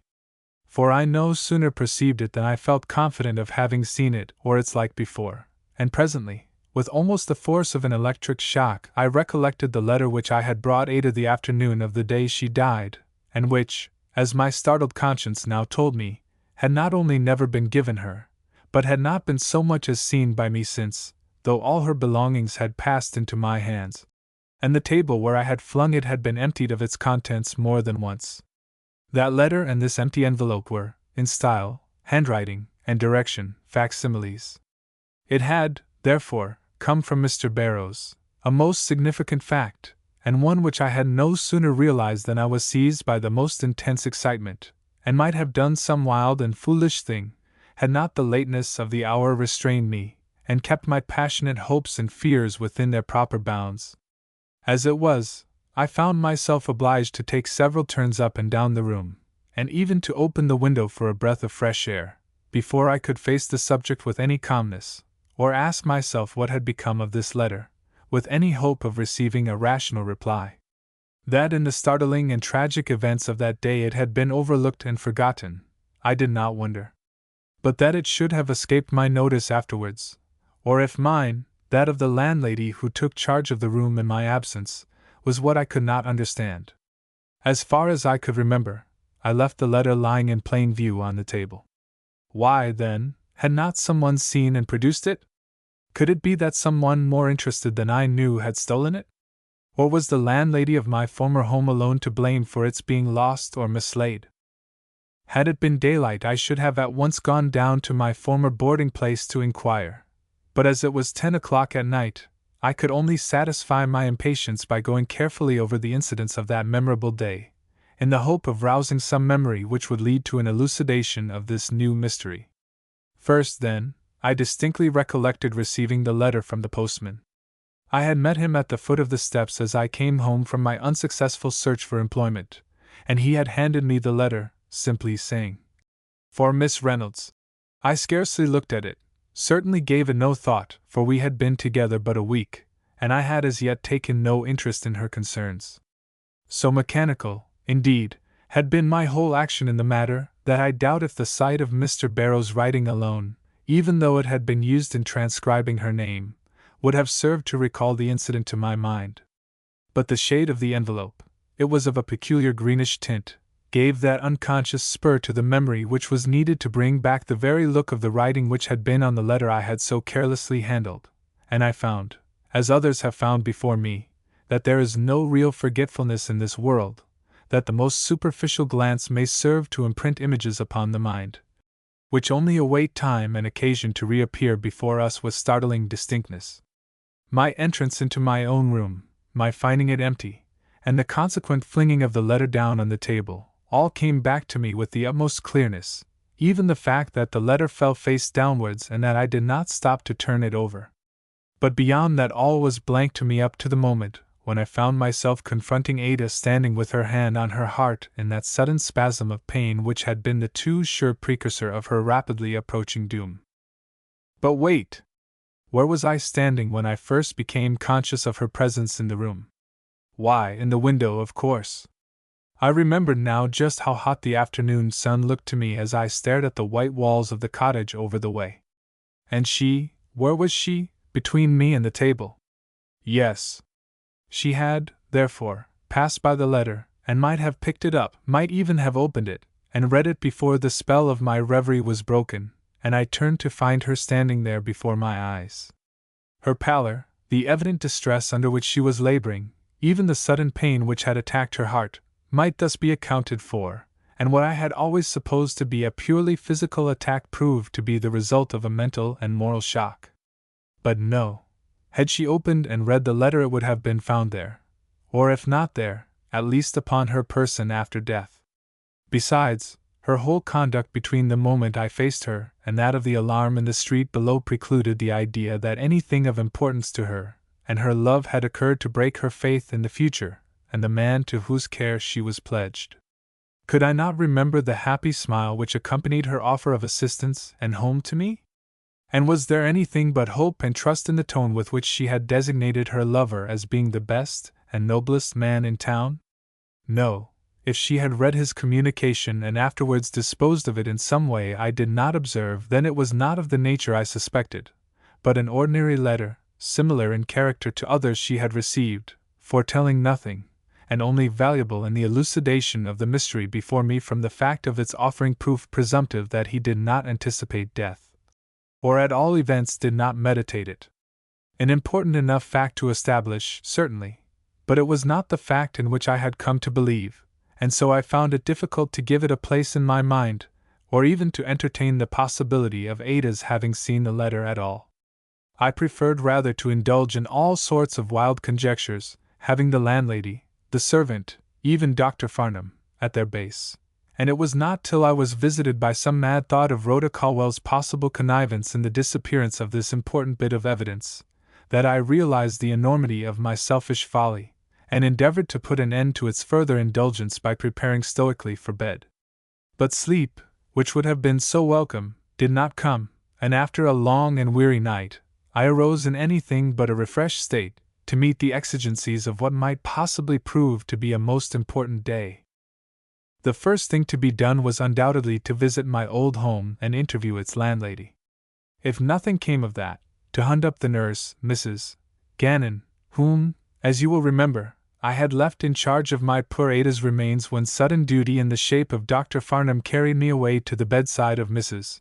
Pollard, and if this also came to naught, to burst the bounds of secrecy which I had maintained, and by taking this same Dr. Farnham into my confidence obtain at least an adviser who would relieve me, if only partially, from the weight of responsibility, which I now felt to be pressing rather too heavily upon my strength. But though I carried out this program as far as seeking for and procuring an interview with Mrs.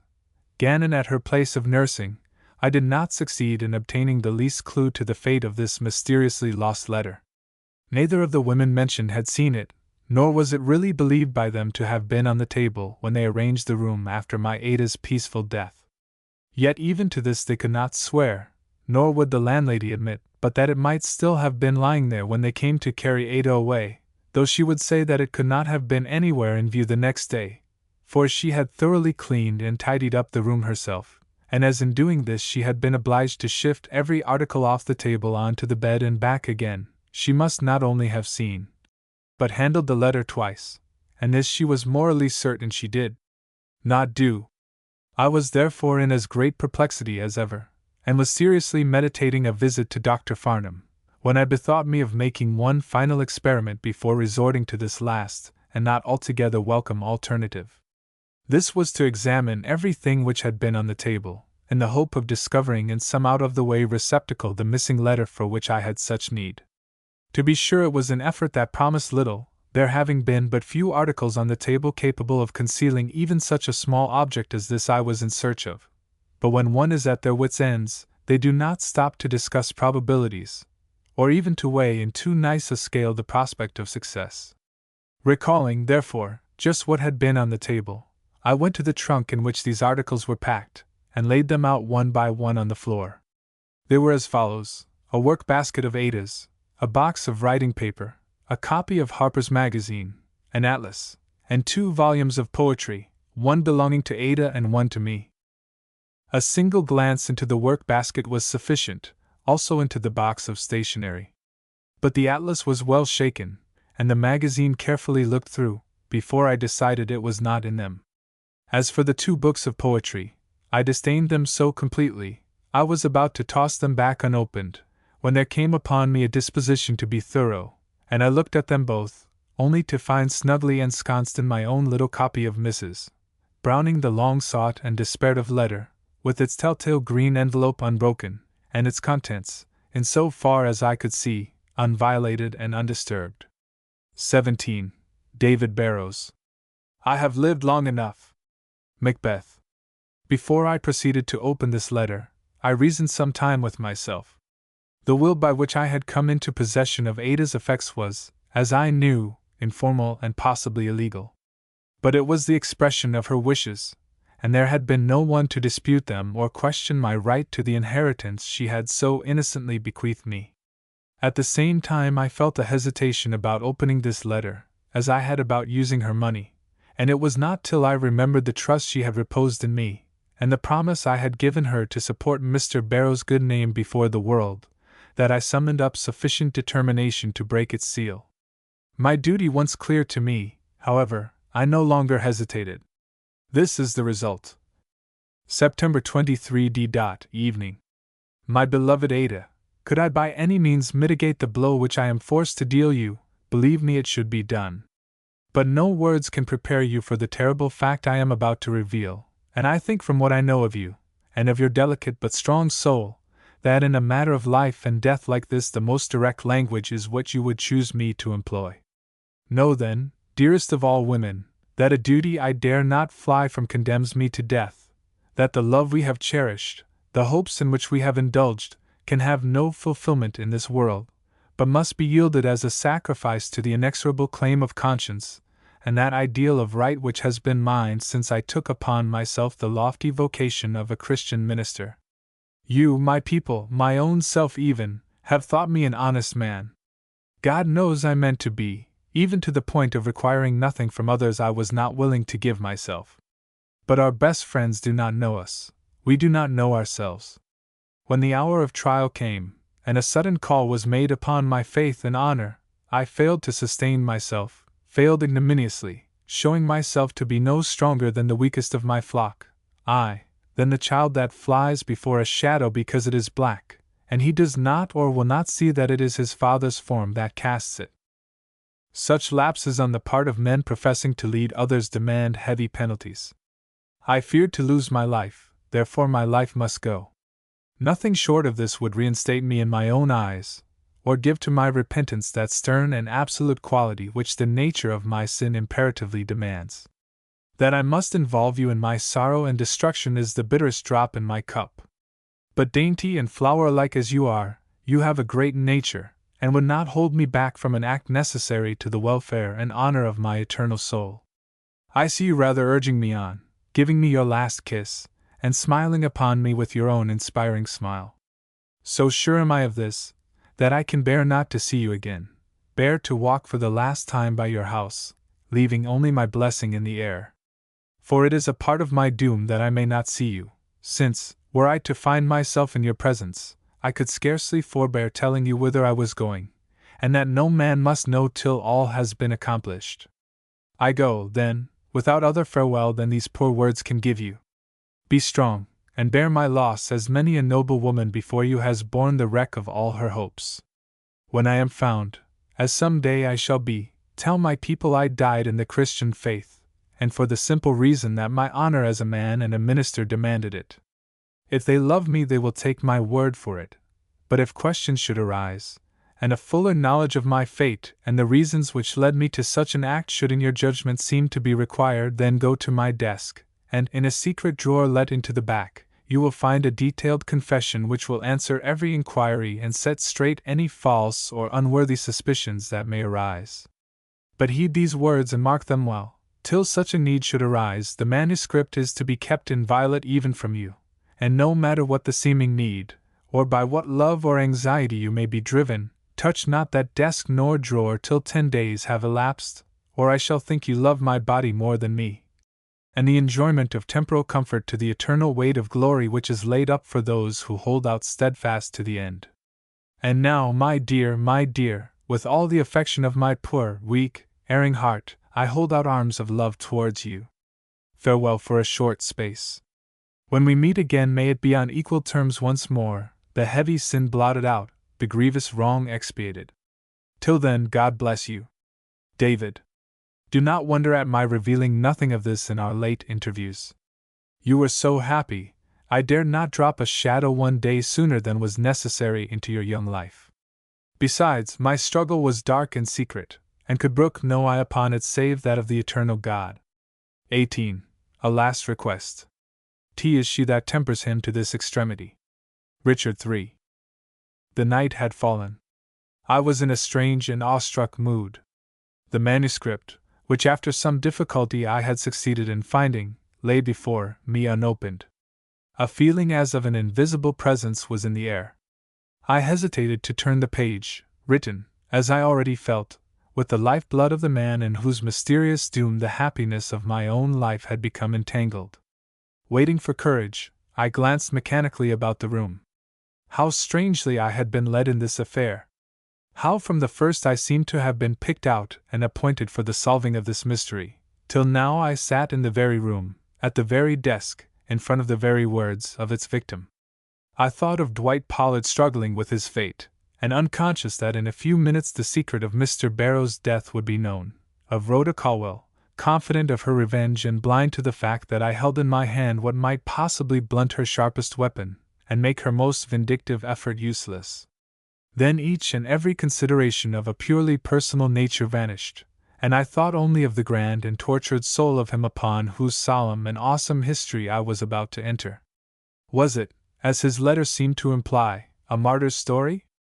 I looked at the engraving of Cranmer, which had been a puzzle to me a few days before, and understanding it now, gathered fortitude by what it seemed to suggest, and hastily unrolled the manuscript. This is what I read. He that would save his life shall lose it. In order that the following tale of sin and its expiation may be understood, I must give a few words to the motives and hopes under which I entered the ministry. I am a believer in the sacred character of my profession, and the absolute and unqualified devotion of those embracing it to the aims and purposes of the Christian religion. Though converted, as it is called, in my 16th year, I cannot remember the time my pulse did not beat with appreciation for those noble souls who had sacrificed every joy and comfort of this temporal life for the sake of their faith and the glory of God. I delighted in Fox's Book of Martyrs, and while I shuddered over its pages in a horror I did not wholly understand, I read them again and again, till there was not a saint whose life I did not know by heart, with just the death he died and the pangs he experienced. Such a mania did this become with me at one time, that I grew visibly ill, and had to have the book taken away from me and more cheerful reading substituted in its stead. Feeling thus strongly in childhood, when half, if not all, my interest sprang from the fascination which horrors have upon the impressible mind, what were my emotions and longings when the real meaning of the Christian life was revealed to me, and I saw in this steadfastness of the spirit unto death the triumph of the immortal soul over the weaknesses of the flesh and the terrors of a purely transitory suffering. That the days for such display of firmness in the fiery furnace were over was almost a matter of regret to me in the first flush of my enthusiasm for the cause I had espoused. I wished so profoundly to show my love, and found all modern ways so tame in comparison to those which demanded the yielding up of one's very blood and life. Poor fool! Did I never think that those who are the bravest in imagination fail often the most lamentably when brought face to face with the doom they have invoked? I have never been a robust man, and consequently have never entered much into those sports and exercises incident to youth and early manhood that show a man of what stuff he is made. I have lived in my books till I came to S, since which I have tried to live in the joys and sorrows of my fellow beings. The great rule of Christian living has seemed to me imperative. Love your neighbor as yourself, or, as I have always interpreted it, more than yourself. For a man, then, to sacrifice that neighbor to save himself from physical or mental distress, has always seemed to me not only the height of cowardice, but a direct denial of those truths upon which are founded the Christian's ultimate hope. As a man myself, I despise with my whole heart such weaklings. As a Christian minister, I denounce them. Nothing can excuse a soul for wavering in its duty because that duty is hard. It is the hard things we should take delight in facing, otherwise we are babes and not men, and our faith a matter of expediency, and not that stern and immovable belief in God and His purposes which can alone please Deity and bring us into that immediate communion with His Spirit which it should be the end and aim of every human soul to enjoy. Such are my principles. Let us see how I have illustrated them in the events of the last 6 weeks. On the 16th of August, 5 weeks ago today, I was called to the bedside of Samuel Pollard.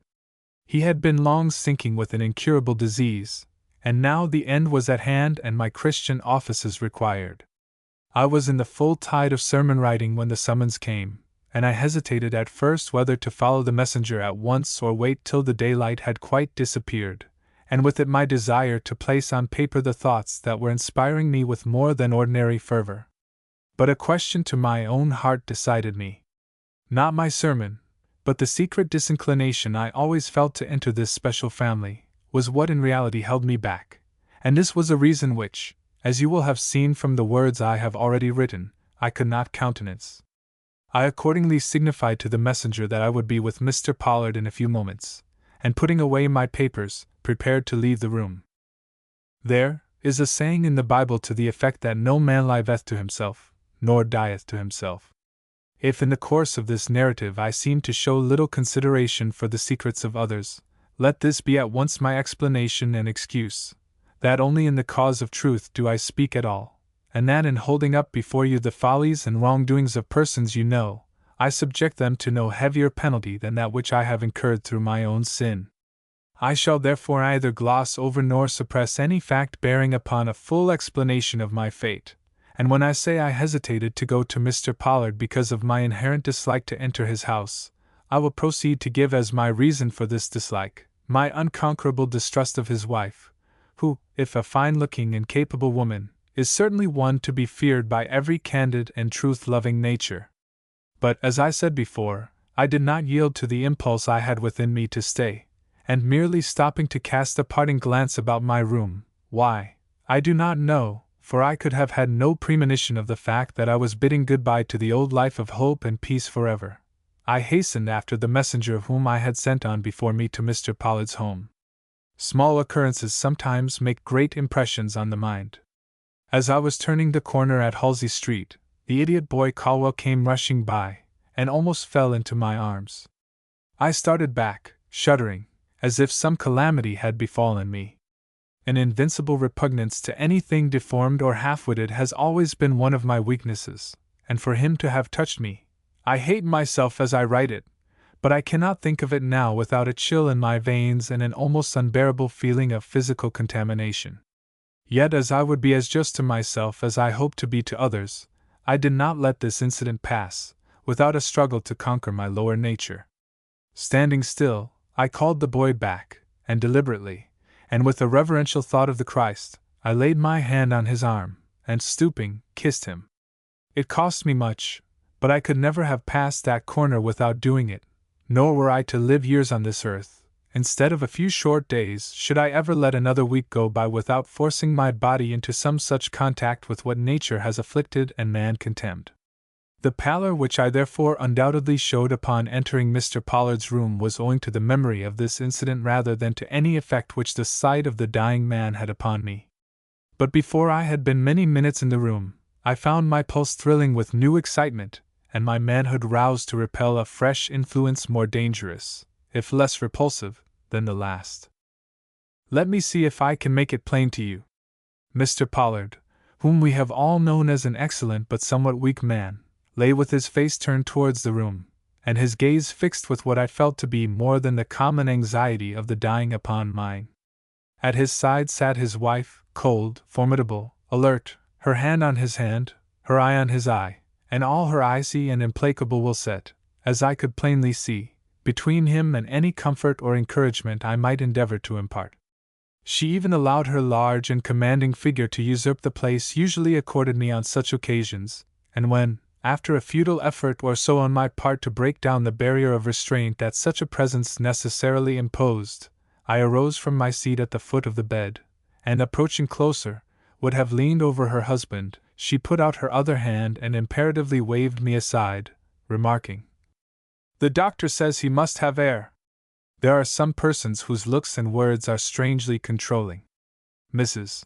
Pollard is one of these, and I naturally drew back. But a glance at Mr. Pollard's face made me question if I was doing right in this.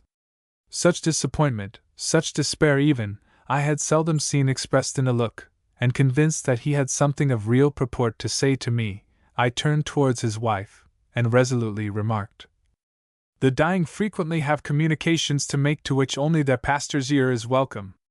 Will you excuse me, then, if I request a moment's solitude with Mr. Pollard, that I may find out if his soul is at rest before I raise my prayers in its behalf?" But before I had finished, I saw that any such appeal would be unavailing. If her immovable expression had not given me this assurance, the hopeless closing of his weak and fading eyes would have sufficiently betrayed the fact. "I cannot leave Mr. Pollard," were the words with which she tempered her refusal. "If he has any communication to make, let him make it in my presence. I am his wife." And her hand pressed more firmly upon his, and her eyes, which had not stirred from his face even when I addressed her, assumed a dark, if not threatening look, which gradually forced his to open and meet them. I felt that something must be done. "Mr. Pollard," said I, "is there anything you wish to impart to me before you die? If so, speak up freely and with confidence, for I am here to do a friend and a pastor's duty by you, even to the point of fulfilling any request you may have to make, so it be only actuated by right feeling and judgment." And determinately ignoring her quick move of astonishment, I pressed forward and bent above him, striving with what I felt to be a purely righteous motive, to attract his glance from hers, which was slowly withering him away as if it were a basilisk's. And I succeeded. After an effort that brought the sweat out on his brow, he turned his look on mine, and gathering strength from my expression, probably, gave me one eager and appealing glance, and thrust his left hand under his pillow. His wife, who saw everything, leaned forward with an uneasy gesture. "What have you there?" she asked. But he had already drawn forth a little book and placed it in my hand. "Only my old prayer book," he faltered. "I felt as if I should like Mr. Barrows to have it." She gave him an incredulous stare, and allowed her glance to follow the book. I immediately put it in my pocket. "I shall take a great deal of pleasure in possessing it," I remarked. "Read it," he murmured. "Read it carefully." And a tone of relief was in his voice that seemed to alarm her greatly, for she half rose to her feet and made a gesture to someone I did not see, after which she bent again towards the dying man and whispered in his ear. But though her manner had all its wonted force, and her words, whatever they were lacking in neither earnestness nor purpose, he did not seem to be affected by them. For the first time in his life, perhaps, he rose superior to that insidious influence, and, nerved by the near approach of death, kept his gaze fixed on mine, and finally stammered, "Will you do something else for me?" "I will," I began, and might have said more, but he turned from me and with sudden energy addressed his wife. "Margaret," said he, "bring me my desk." Had a thunderbolt fallen at her feet, she could not have looked more astonished. I myself was somewhat surprised. I had never heard that tone from him before. "My desk!" he cried again. "I want it here." At this repetition of his request, uttered this time with all the vehemence of despair, Mrs. Pollard moved, though she did not rise. At the same moment a quick, soft step was heard, and through the gloom of the now rapidly darkening chamber I saw their younger son draw near and take his stand at the foot of the bed. "I have but a few minutes," murmured the sick man. "Will you refuse to make them comfortable, Margaret?" "No, no," she answered hastily, guided as I could not but see by an almost imperceptible movement of her son's hand, and rising with a great show of compliance, she proceeded to the other end of the room.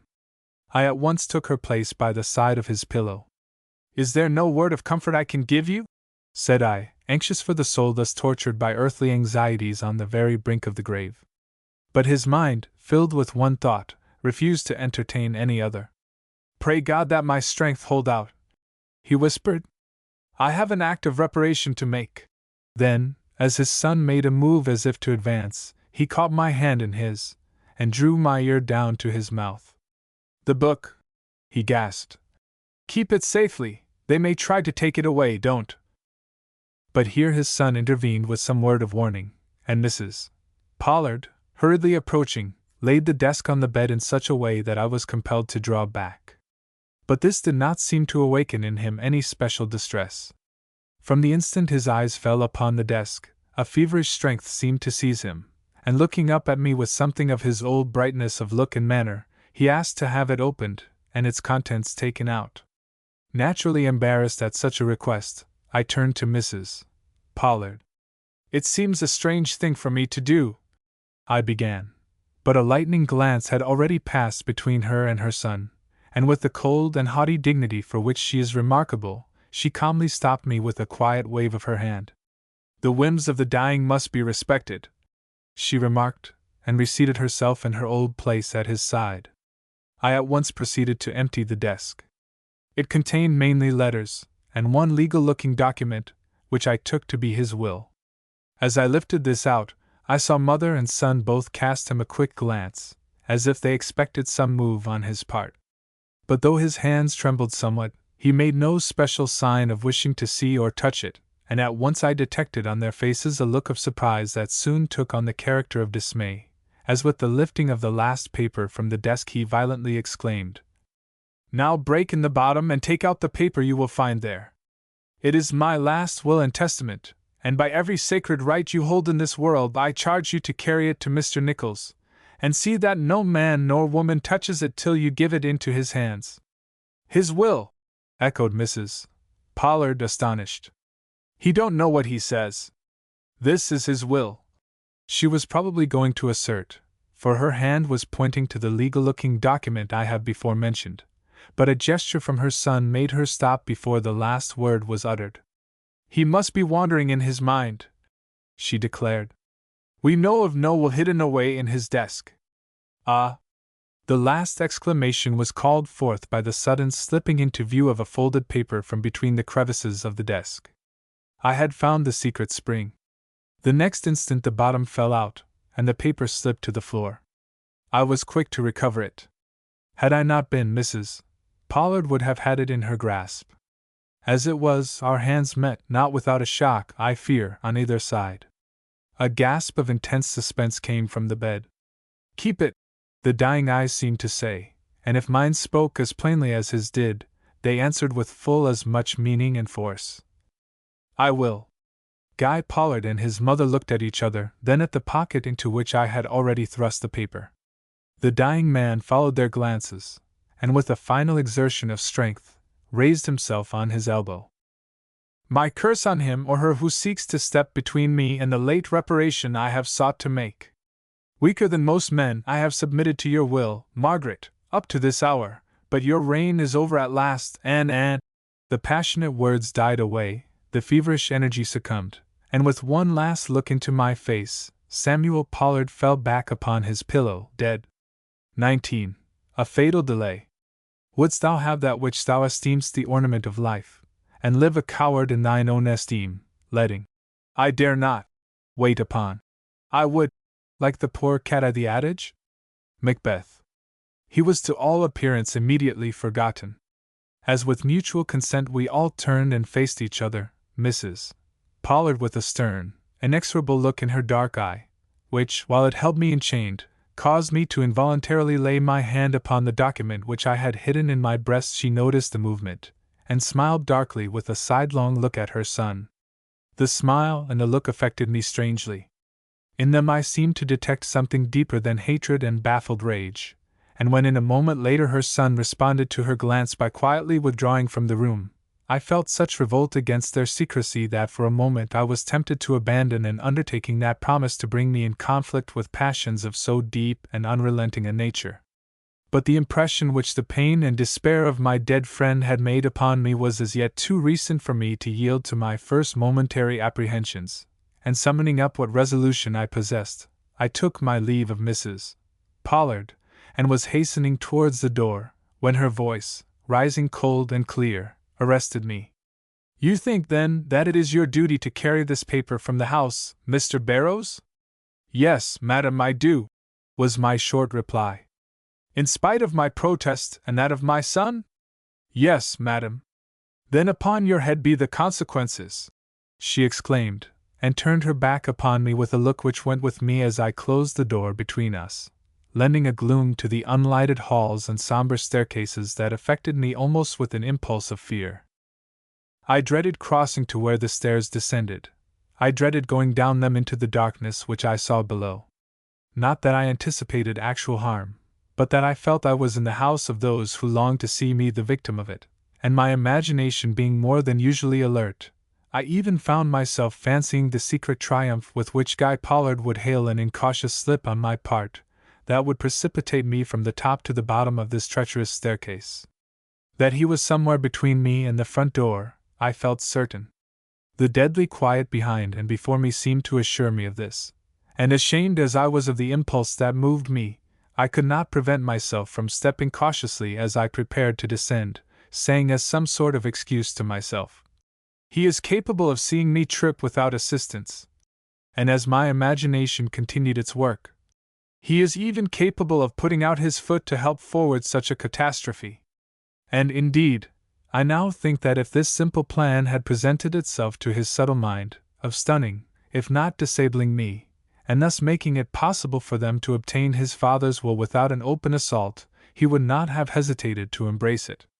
But he evidently did not calculate, as I did, the chances of such an act, or perhaps he felt that I was likely to be too much upon my guard to fall a victim to this expedient, for I met no one as I advanced, and was well down the stairs and on my way to the front door, before I perceived any signs of life in the somber house. Then a sudden glare of light across my path betrayed the fact that a door had been swung wide in a certain short passage that opened ahead of me, and while I involuntarily stopped, a shadow creeping along the further wall of that passage warned me that someone, I could not doubt it to be Guy Pollard, had come out to meet me. The profound stillness, and the sudden pause which the shadow made as I inconsiderately stumbled in my hesitation, assured me that I was right in attributing a sinister motive to this encounter. Naturally, therefore, I drew back, keeping my eyes upon the shadow. It did not move. Convinced now that danger of some kind lay ahead of me, I looked behind and about me for some means of escaping from the house without passing by my half-seen enemy. But none presented themselves. Either I must slink away into the kitchen region, a proceeding from which my whole manhood revolted, or I must advance and face whatever evil awaited me. Desperation drove me to the latter course. Making one bound, I stood before that lighted passage. A slim, firm figure confronted me, but it was not that of Guy, but of his older brother Dwight. The surprise of the shock, together with a certain revelation which came to me at the same moment, and of which I will speak hereafter, greatly unnerved me. I had not been thinking of Dwight Pollard. Strange as it may seem, I had not even missed him from the bedside of his father. To see him, then, here and now, caused many thoughts to spring into my mind, foremost among which was the important one as to whether he was of a nature to lend himself to any scheme of violence. The quickness with which I decided to the contrary proved to me in what different estimation I had always held him from what I had his mother and brother. It was consequently no surprise to me when he leaned forward and spoke to me with consideration and force. I was only surprised at his words. "Don't stop, Mr. Barrows," said he. "Go home at once, only." And here he paused, listened, then proceeded with increased emphasis. "Don't go by the way of Orchard Street." And without waiting for my reply, he stepped back and noiselessly regained the apartment he had left, while I, in a confusion of emotions difficult to analyze at the moment, hastily accepted his advice, and withdrew from the house. The relief of breathing the fresh air again was indescribable. If I had not escaped the miasma and oppression of a prison, I certainly had left behind me influences of darkness and sinister suggestion, which, in the light of the calm moonbeams that I found flooding the world without, had the effect upon me of a vanished horror. Only I was still haunted by that last phrase which I had heard uttered. "Don't go by the way of Orchard Street." an injunction which simply meant, "Don't go with that document to the lawyers tonight." Now was this order, given as it was by Dwight Pollard, one of warning or of simple threat? My goodwill toward this especial member of the Pollard family inclined me to think it the former. There was danger, then, lurking for me somewhere on the road to Mr. Nicholls' house. Was it my duty to encounter this danger? It appeared to me not, especially as it was not necessary for me to acquit myself so instantly of the commission with which I had been entrusted. I accordingly proceeded directly home. But once again in my familiar study, I became conscious of a strong dissatisfaction with myself. Indeed, I may speak more forcibly and say I was conscious of a loss of trust in my own manhood, which was at once so new and startling that it was as if a line had been drawn between my past and present. This was due to the discovery I had made at the moment I had confronted Dwight Pollard, a discovery so humiliating in its character that it had shaken me, body and soul. I had found in the light of that critical instant that I, David Barrows, was a coward. Yes, gloss it over as I would, the knowledge was deep in my mind that I lacked manhood's most virile attribute, that peril, real or imaginary, could awaken in me fear, and that the paling cheek and trembling limbs of which I had been so bitterly conscious at that instant were but the outward signs of a weakness that extended deep down into my soul.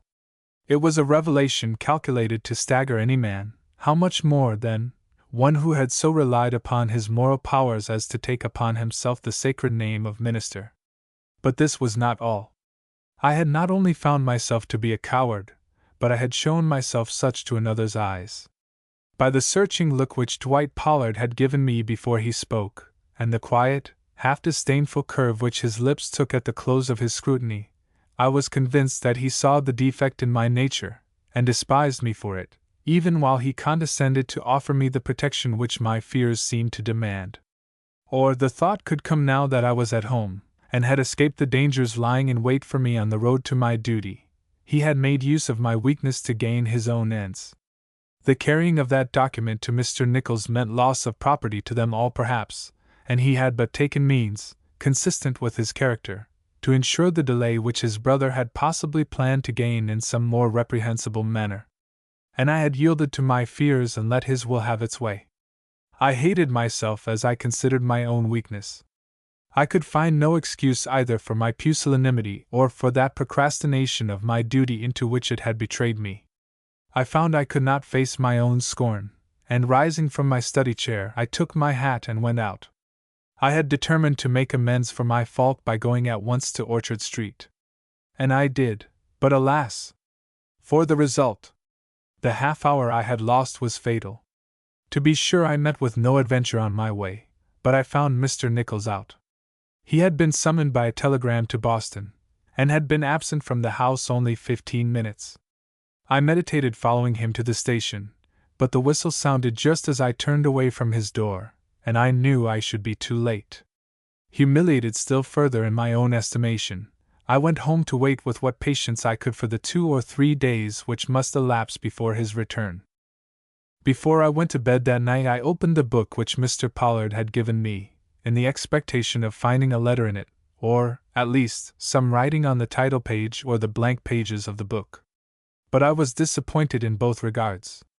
With the exception of some minute pencil marks scattered here and there along the text, indications, doubtless, of favorite passages, I perceived nothing in the volume to account for the extreme earnestness with which he had presented it. XX, the old mill. Whither wilt thou lead me? Speak, I'll go no farther. Hamlet. I did not sleep well that night, but this did not prevent me from beginning work early in the morning. The sermon I had been interrupted in the afternoon before had to be completed that day, and I was hard at work upon it when there came a knock at my study door. I arose with anything but alacrity and opened it. Dwight Pollard stood before me. It was a surprise that called up a flush to my cheeks, but daylight was shining upon this interview, and I knew none of those sensations which had unnerved me the night before. I was simply on my guard, and saw him seat himself in my own chair, without any other feeling than that of curiosity as to the nature of his errand. He likewise was extremely self-possessed, and looked at me calmly for some instants before speaking. Last night, he began, You refused a request which my mother made of you. I bowed. It was a mistake, he continued. The paper which my father gave you cannot be one which he in his right senses would wish seen by the public. You should have trusted my mother, who knew my father much better than you did. It was not a matter of trust, I protest. A document had been given me by a dying man, with an injunction to put it into certain hands. I had no choice but to fulfill his wishes in this regard. Your mother herself would have despised me if I had yielded to her importunities and left it behind me. My mother, he commenced. Your mother is your mother, I put in. Let us have respect for her widowhood, and leave her out of this conversation. He looked at me closely, and I understood his glance. I cannot return you your father's will, I declared firmly. He held my glance with his. Have you it still? He asked. I cannot return it to you, I repeated. He arose and approached me courteously. You are doing what you consider to be your duty, said he. In other words than my mother used, I simply add, on our heads must be the consequences. And his grave look, at once half sad and half determined, impressed me for the first time with a certain sort of sympathy for this unhappy family. And this leads me to the purpose of my call, he proceeded deferentially. I am here at my mother's wish, and I bring you her apologies. Though you have done and are doing wrong by your persistence in carrying out my poor father's wishes to the detriment of his memory, my mother regrets that she spoke to you in the manner she did, and hopes you will not allow it to stand in the way of your conducting the funeral services. Mr. Pollard, I replied, your father was my friend, and to no other man could I delegate the privilege of uttering prayers over his remains. But I would not be frank to you nor true to myself if I did not add that it will take more than an apology from your mother to convince me that she wishes me well, or is, indeed, anything but the enemy her looks proclaimed her to be last night. I am sorry, he began, but meeting my eye stopped. You possess a moral courage which I envy you, he declared. And waiving the subject of his mother, he proceeded to inform me concerning the funeral and the arrangements which had been made. I listened calmly. In the presence of this man I felt strong. Though he knew the secret of my weakness, and possibly despised me for it, he also knew what indeed he had just acknowledged, that in some respects I was on a par with him. The arrangements were soon made, and he took his leave without any further allusion to personal matters. But I noticed that at the door he stopped, and cast a look of inquiry around the room. It disconcerted me somewhat, and while I found it difficult to express to myself the nature of the apprehensions which it caused, I inwardly resolved to rid myself as soon as possible of the responsibility of holding Mr. Pollard's will. If Mr. Nichols did not return by the day of the funeral, I would go myself to Boston and find him. No occurrence worth mentioning followed this interview with Dwight Pollard. I conducted the services as I had promised, but found nothing to relate concerning them, save the fact that Mrs. Pollard was not present. She had been very much prostrated by her husband's death, and was not able to leave her room, or so it was said. I mistrusted the truth of this, however, but must acknowledge I was glad to be relieved of a presence not only so obnoxious to myself, but so out of tune with the occasion. I could ignore Guy, subtle and secret as he was, but this woman could not be ignored. Where she was, there brooded something dark, mysterious, and threatening, and whether she smiled or frowned, the influence of her spirit was felt by a vague oppression at once impossible to analyze or escape from. From the cemetery I went immediately to my house. The day was a dreary one, and I felt chilled. The gray of the sky was in my spirit, and everything seemed unreal and dark and strange. I was in a mood, I suppose, and unlike myself on other similar occasions, did not feel that drawing towards the one dear heart which hitherto had afforded me solace and support. I had not got used to my new self as yet, and till I did, the smile of her I loved was more of a reproach to me than consolation. I was stopped at the gate by Mrs. Banks. She is my next-door neighbor, and in the absence of my landlady who had gone to visit some friends, took charge of any message which might be left for me while I was out. She looked flurried and mysterious. "You have had a visitor," she announced. As she paused and looked as if she expected to be questioned, I naturally asked who it was. She said she was your sister, she declared. A tall woman with a thick veil over her face. She went right up to your study, but I think she must have got tired of waiting, for she went away again a few moments ago. My sister? I had no sister. I looked at Mrs. Banks in amazement. Describe her more particularly, said I. That I cannot do, she returned. Her veil hid her features too completely for me to see them. I could not even tell her age, but I should say, from the way she walked, that she was older than you. A chill, which did not come entirely from the east wind then blowing, ran sharply through my veins. I thank you, said I, somewhat incoherently, and ran hastily upstairs. I had a presentiment as to the identity of this woman. At the door of my study I paused and looked hurriedly around. No signs of any disturbance met my eye. Crossing over to my desk, I surveyed the papers which I had left scattered somewhat loosely over it. They had been moved. I knew it by the position of the blotter, which I had left under a certain sheet of paper, and which now lay on top. Hot and cold at once, I went immediately to the spot where I had concealed Mr. Pollard's will. It was in my desk, but underneath a drawer instead of in it, and by this simple precaution, perhaps, I had saved it from destruction, for I found it lying in its place undisturbed, though the hand which had crept so near its hiding place was, as I felt certain, no other than that of Mrs. Pollard, searching for this very document. It gave me a shuddering sense of disquiet to think that the veiled figure of this portentous woman had glided over my floors, reflected itself in my mirrors, and hung, dark and mysterious in its veiling drapery, over my desk and the papers which I had handled myself so lately. I was struck, too, by the immovable determination to compass her own ends at any and every risk, which was manifested by this incident, and wondering more and more as to what had been the nature of the offense for which Mr. Pollard sought to make reparation in his will. I only waited for a moment of leisure in order to make another effort at enlightenment by a second study of the prayer book which my dying friend had placed so earnestly in my hands. It came, as I supposed, about 8 o'clock that evening. The special duties of the day were done, and I knew of nothing else that demanded my attention. I therefore took the book from my pocket, where I had fortunately kept it, and was on the point of opening its pages, when there came a ring at the doorbell below. As I have said before, my landlady was away. I consequently went to the door myself, where I was met by an unexpected visitor in the shape of the idiot boy, Caldwell. Somewhat disconcerted at the sight of a face so repugnant to me, I was still more thrown off my balance when I heard his errand.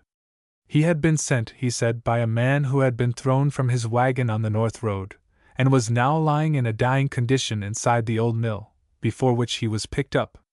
Would I come and see him? He had but an hour or so to live, and wished very much for a clergyman's consolation. It was a call anything but agreeable to me. I was tired. I was interested in the attempt which I was about to make to solve a mystery that was not altogether disconnected with my own personal welfare, and, let me acknowledge it, since events have proved I had reason to fear this spot, I did not like the old mill. But I was far from conceiving what a wretched experience lay before me, nor did the fact that the unwelcome request came through the medium of an imbecile arouse any suspicion in my mind as to the truth of the message he brought. For, foolish as he is in some regards, his reliability as an errand boy is universally known, while his partiality for roaming, as well as for excitements of all kinds, fully accounted for the fact of his being upon the scene of accident. I had, then, nothing but my own disinclinations to contend with, and these, strong as they were, could not, at that time, and in the mood which my late experience had induced, long stand in the way of a duty so apparent. I consequently testified my willingness to go to the mill, and in a few minutes later set out for that spot with a mind comparatively free from disagreeable forebodings. But as we approached the mill, and I caught a glimpse of its frowning walls glooming so darkly from out the cluster of trees that environed them, I own that a sensation akin to that which had been awakened in me by Mrs. Pollard's threats, and the portentous darkness of her somber mansion, once again swept with its chilling effect over my nerves. Shocked, disgusted with myself at the recurrence of a weakness for which I had so little sympathy, I crushed down the feelings I experienced, and advanced at once to the door. A tall and slim figure met me, clothed in some dark enveloping garment, and carrying a lantern. "The injured man is within," said he. Something in the voice made me look up. His face was entirely in shadow. "Who are you?" I asked. He did not reply. "Let us go in," he said. A week before I would have refused to do this without knowing more of my man. But the shame from which I had suffered for the last few days had made me so distrustful of myself that I was ready to impute to cowardice even the most ordinary instinct of self-preservation. I accordingly followed the man, though with each step that I took I felt my apprehensions increase. To pierce in this manner a depth of somber darkness, with only the dim outline of an unknown man moving silently before me, was anything but encouraging in itself. Then the way was too long, and the spot we sought too far from the door. A really injured man would not be carried beyond the first room, I thought, and we had already taken steps enough to be halfway through the building. At last I felt that even cowardice was excusable under these circumstances, and putting out my hand, I touched the man before me on the shoulder. "Where are we going?" I demanded. He continued to move on without reply. "I shall follow you no longer if you do not speak," I cried again. "This midnight journey through an old building ready to fall into ruin seems to me not only unpleasant but hazardous." Still no answer. "I warned you," I said, and stopped, but the next moment I gave an almost frantic bound forward. A form had come up against me from behind, and I found that a man was following as closely upon my steps as I had been following those of the person who stalked before me.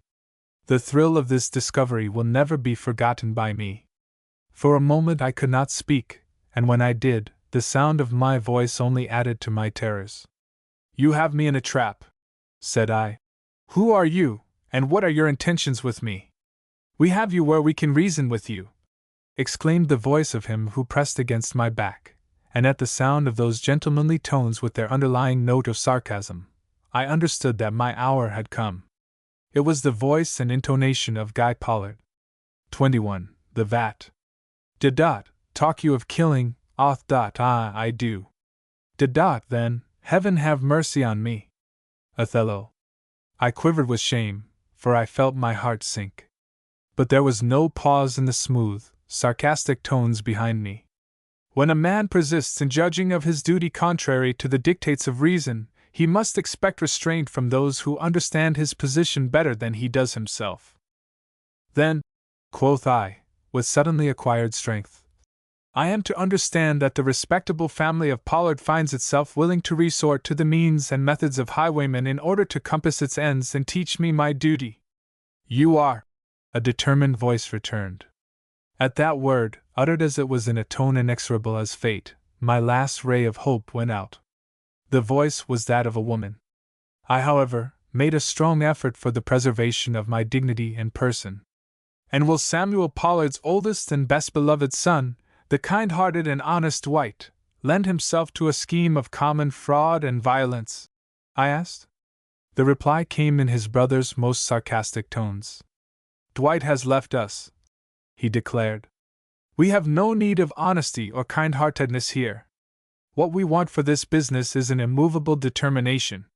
Startled, I looked up. The lantern which had hitherto swung from the hand of my guide stood on the floor. By its light 3 things were visible. First, that we stood at the head of a staircase descending into a depth of darkness which the eye could not pierce. Secondly, that in all the area about me but 2 persons stood, and third, that of these 2 persons one of them was masked and clad in a long black garment, such as is worn at masquerade balls under the name of a domino. Struck with an icy chill, I looked down again. Why had I allowed myself to be caught in such a trap? Why had I not followed Mr. Nichols immediately to Boston when I heard that he was no longer in town? Or, better still, why had I not manufactured for myself a safeguard in the form of a letter to that gentleman, informing him of the important document which I held, and the danger in which it possibly stood from the family into whose toils I had now fallen? I could have cursed myself for my dereliction. "David Barrows," came in imperative tones from the masked figure, "will you tell us where this will is?" "No," I returned. "Is it not on your person?" the inquisitorial voice pursued. It is not, I answered firmly, thankful that I spoke the truth in this. It is in your rooms, then, in your desk, perhaps? I remained silent. Is it in your rooms? The indomitable woman proceeded. You who have been there should know, I replied, feeling my courage rise as I considered that they could not assail my honor, while my life without my secret would benefit them so little that it might be said to stand in no danger. I do not understand you, the icy voice declared, while Guy, stepping forward, planted his hand firmly on my shoulder and said, Wherever it is, it shall be delivered to our keeping tonight. We are in no mood for dallying. Either you will give us your solemn promise to obtain this will, and hand it over to us without delay and without scandal, or the free light of heaven is shut out from you forever. You shall never leave this mill. But, I faltered, striving in vain to throw off the incubus of horror which his words invoked. What good would my death do you? Could it put Mr. Pollard's will in your hands? Yes, was the brief and decided reply. If it is anywhere in your rooms. It was a word that struck home. The will was in my rooms, and I already saw it, in my imagination, torn from its hiding place by the unscrupulous hand that held me. Mastering my emotion with what spirit I could, I looked quickly about me. Was there no means of escape? I saw none. In the remote and solitary place which they had chosen for this desperate attempt, a cry would be but waste breath, even if we were in that part of the mill which looked toward the road. But we were not, on the contrary. I could see by the aid of the faint glimmer which the lantern sent forth, that the room in which we had halted was as far as possible from the front of the building, for its windows were obscured by the brushwood which only grew against the back of the mill. To call out, then, would be folly, while to seek by any force or strategy to break away from the two relentless beings that controlled me could only end in failure, unless darkness would come to my aid and hide my road of escape. But darkness could only come by the extinguishing of the lantern, and that it was impossible for me to effect, for I was not strong enough to struggle in its direction with Guy Pollard, nor could I reach it by any stretch of foot or hand. The light must burn and I must stay there, unless, the thought came suddenly, I could take advantage of the flight of steps at the head of which I stood, and by a sudden leap, gain the cellar, where I would stand a good chance of losing myself amid intricacies as little known to them as to myself. But to do this I must be free to move, and there was no shaking myself loose from the iron clutch that held me. You see you are in our power, hissed the voice of the woman from between the motionless lips of her black mask. I see I am, I acknowledged, but I also see that you are in that of God, and I looked severely towards her, only to drop my eyes again with an irrepressible shudder. For, lay it to my weakness or to the baleful influence which emanated from the whole ghostly place, there was something absolutely appalling in this draped and masked figure with its gleaming eyes and cold, thin voice. Shall we have what we want before your death or after? Proceeded Guy Pollard, with a calm but cold ignoring of my words that was more threatening than any rudeness. I did not answer at first, and his grip upon me tightened, but next moment, from what motive I cannot say, it somewhat relaxed, and startled, with the hope of freedom, I exclaimed with a vehemence for which my former speech must have little prepared them. You shall not have it at all. I cannot break my word with your father, and I will not stay here to be threatened and killed. And making a sudden movement, I slipped from his grasp, and plunged down the steps into the darkness below. But scarcely had my feet touched the cellar floor, before I heard the warning cry shrill out from above. Take care! There is an open vat before you. If you fall into that, we shall be free of your interference without lifting a hand. An open vat. I had heard of the vats in the old mill cellar. Instinctively recoiling, I stood still, not knowing whether to advance or retreat. At the same moment I heard the sound of steps descending the stairs. So you think this a better place for decision than the floor above? Exclaimed Guy Pollard, drawing up by my side. Well, I'm not sure, but you are right, he added, and I saw by the light of the lantern which his companion now brought down the stairs, the cold glimmer of a smile cross his thin lips and shine for a moment from his implacable eyes. Not knowing what he meant, I glanced anxiously about, and shrank with dismay as I discerned the black hole of the vat he had mentioned, yawning within 3 feet of my side. Was it a dream, my presence in this fearful spot? I looked at the long stretch of arches before me glooming away into the darkness beyond us, and felt the chill of a nameless horror settle upon my spirit. Was it because I knew those circles of blackness held many another such pit of doom as that into which I had so nearly stumbled? Or was it that the grisly aspect of the scene woke within me that slumbering demon of the imagination which is the bane of natures like mine? Whatever it was, I felt the full force of my position, and scarcely cared whether my voice trembled or not as I replied.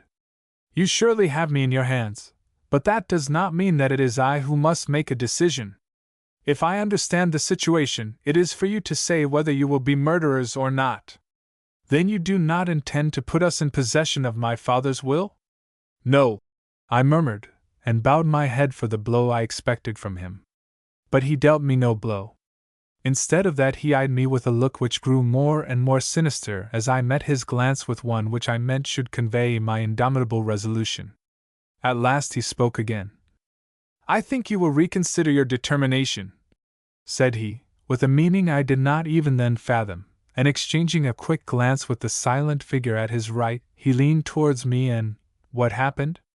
For a moment I could not tell, but soon, only too soon, I recognized by my stunned and bleeding body, by the closeness of the air I suddenly breathed, and by the circle of darkness that shut about me, and the still more distinct circle of light that glimmered above, that I had been pushed into the pit whose yawning mouth had but a few short moments before awakened in me such dismay.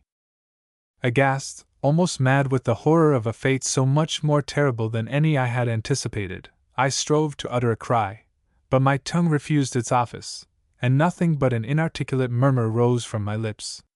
It was not piercing enough to clear the edge of the vat, and my soul sunk with despair as I heard its fruitless gurgle and realized by the sound of departing steps, and the faint and fainter glimmer of the circle of light which at my first glance had shone quite brightly above my hideous prison house, that my persecutors had done their worst, and were now leaving me alone in my trap to perish. God! What an instant it was!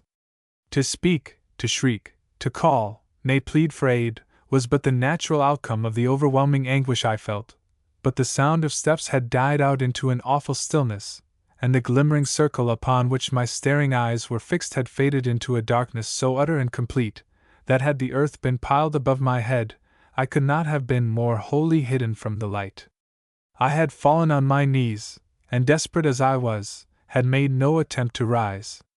Not that I thought of prayer, unless my whole dazed and horrified being was a prayer. The consolations which I had offered to others did not seem to meet this case. Here was no death in the presence of friends, and under the free light of heaven. This was a horror.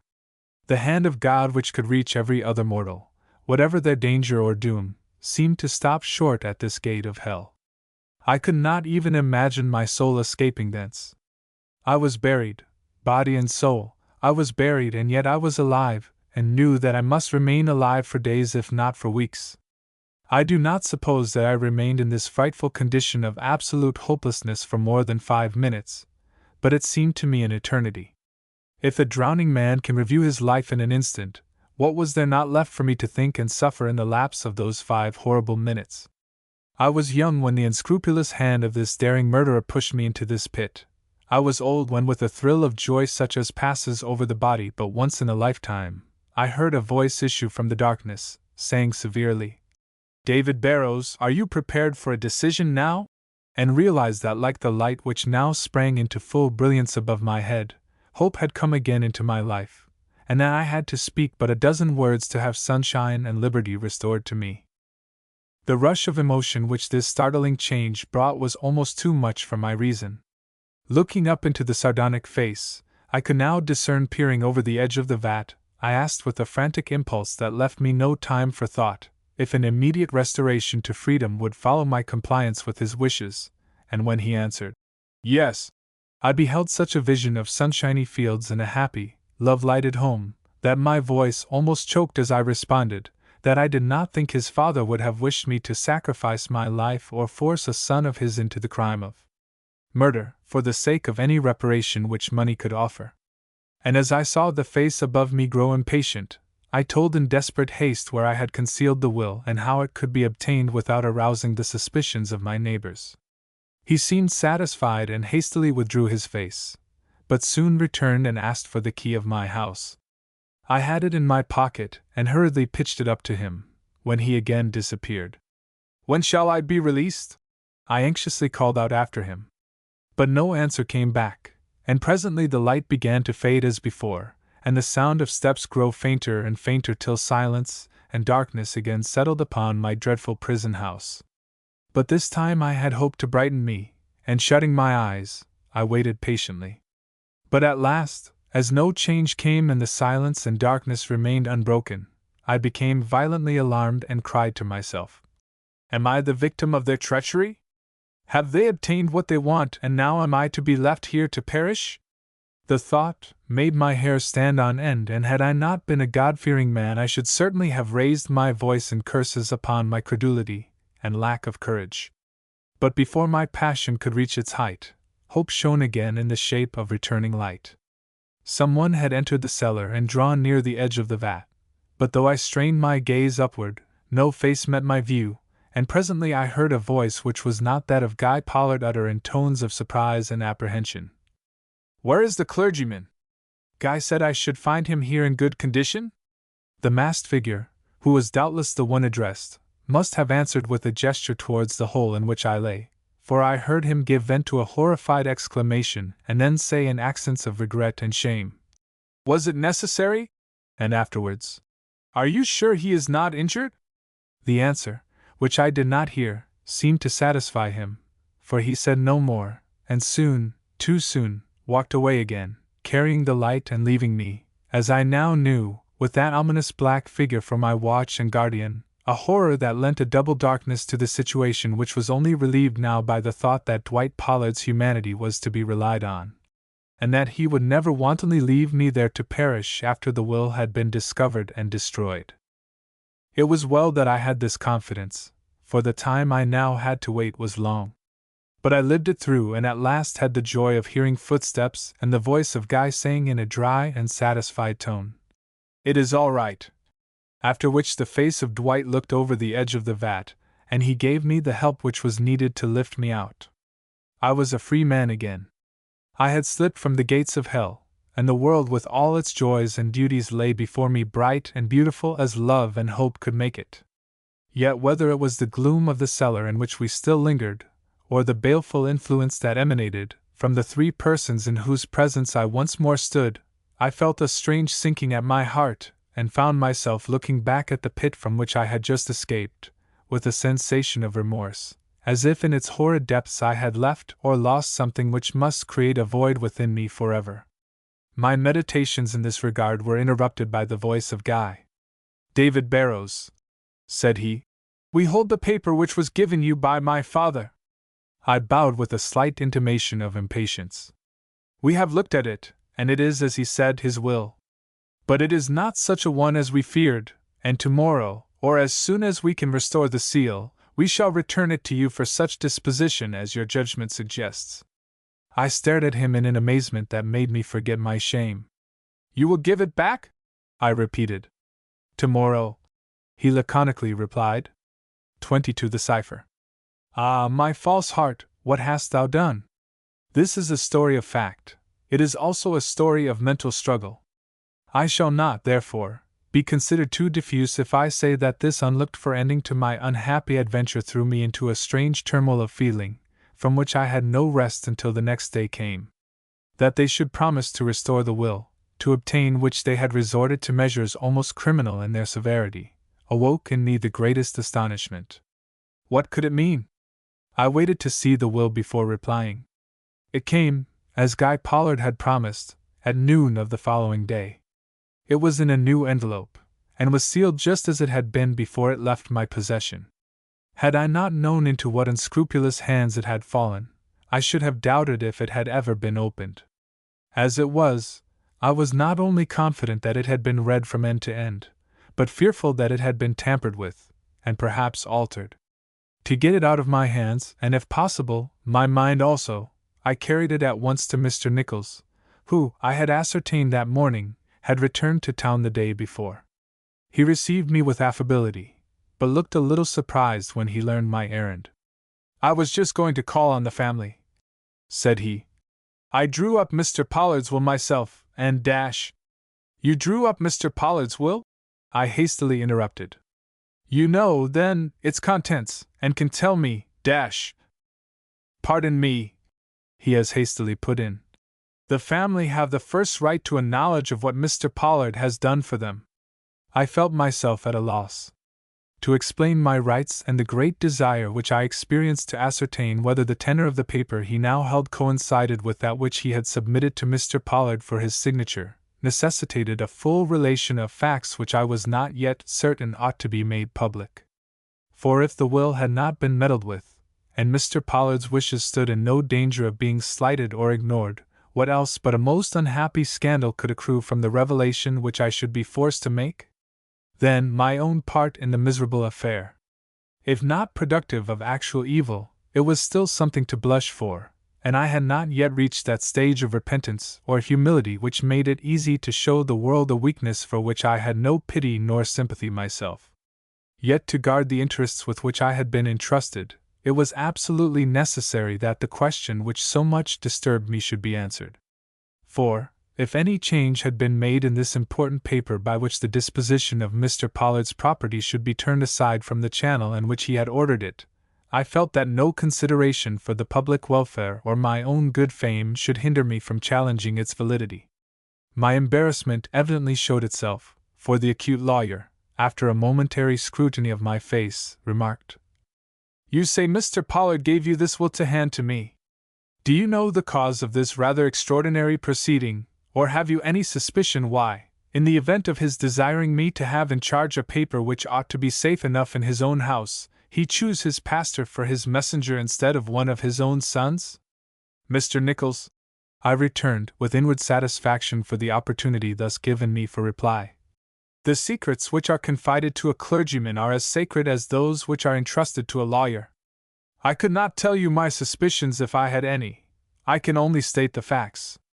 One thing, however, I will add: that owing to circumstances which I cannot explain, but greatly regret, this paper has been out of my hands for a short time, and in speaking as I did, I wish merely to state that it would be a satisfaction to me to know that no harm has befallen it, and that this is the very will in spirit and detail which she drew up and saw signed by Mr. Pollard." "Oh," exclaimed the lawyer, "if that is all, I can soon satisfy you." And tearing open the envelope, he ran his eye over the document, and quietly nodded. "It is the same," he declared. "There has been no meddling here." And feeling myself greatly relieved, I rose without further conversation and hastily took my leave. But when I came to think of it all again in my own room, I found my equanimity was not yet fully restored.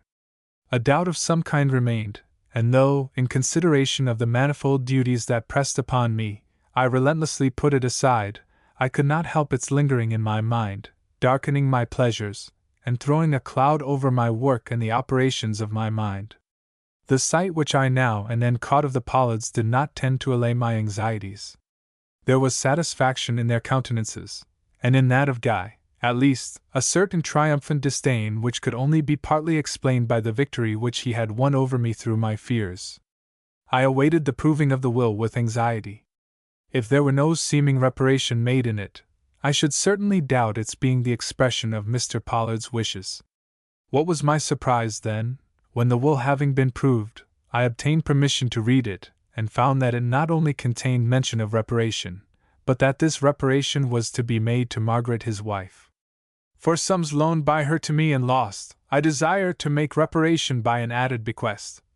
So it read, and I found myself nonplussed and thrown entirely out in all my calculations and conjectures. The anxiety he had shown lest the will should fall into this very woman's hands did not tally with this expression of justice and generosity, nor did the large sums which he had left to his 3 children show any of that distrust which his countenance had betrayed towards the one who was present with him at the time of his death. Could it be that he had given me the wrong paper, or was he, as Mrs. Pollard had intimated, not responsible for his actions and language at that time? I began to think the latter conjecture might be true, and was only hindered in the enjoyment of my old tranquillity by the remembrance of the fearful ordeal I had been subjected to in the mill, and the consideration which it brought of the fears and suspicions which must have existed to make the perpetration of such an outrage possible. But time, which dulls all things, soon began to affect my memory of that hideous nightmare, and with it my anxiety lest in my unfaithfulness to my trust I had committed a wrong upon some unknown innocent. Life with its duties and love with its speedy prospect of marriage gradually pushed all unpleasant thoughts from my mind, and I was beginning to enjoy the full savor of my happy and honorable position again, when my serenity was again, and this time forever, destroyed by a certain revelation that was accidentally made to me. The story of it was this. I had taken by mistake with me to a funeral the prayer book with which Mr. Pollard had presented me. I was listening to the anthem which was being sung, and being in a nervous frame of mind, was restlessly fingering the leaves of the book which I held in my hand, when my eye, running over the page that happened to open before me, caught sight of some of the marks with which the text was plentifully bestowed. Mechanically I noticed the words under which they stood, and mechanically I began reading them, when, to my great astonishment and subsequent dismay, I perceived they made sense, in short had a connection which, when carried on from page to page of the book, revealed sentences which promised to extend themselves into a complete communication. This is the page I happened upon, with its lines and dots. Note the result which accrues from reading the marked words alone. Illustration. The Epiphany.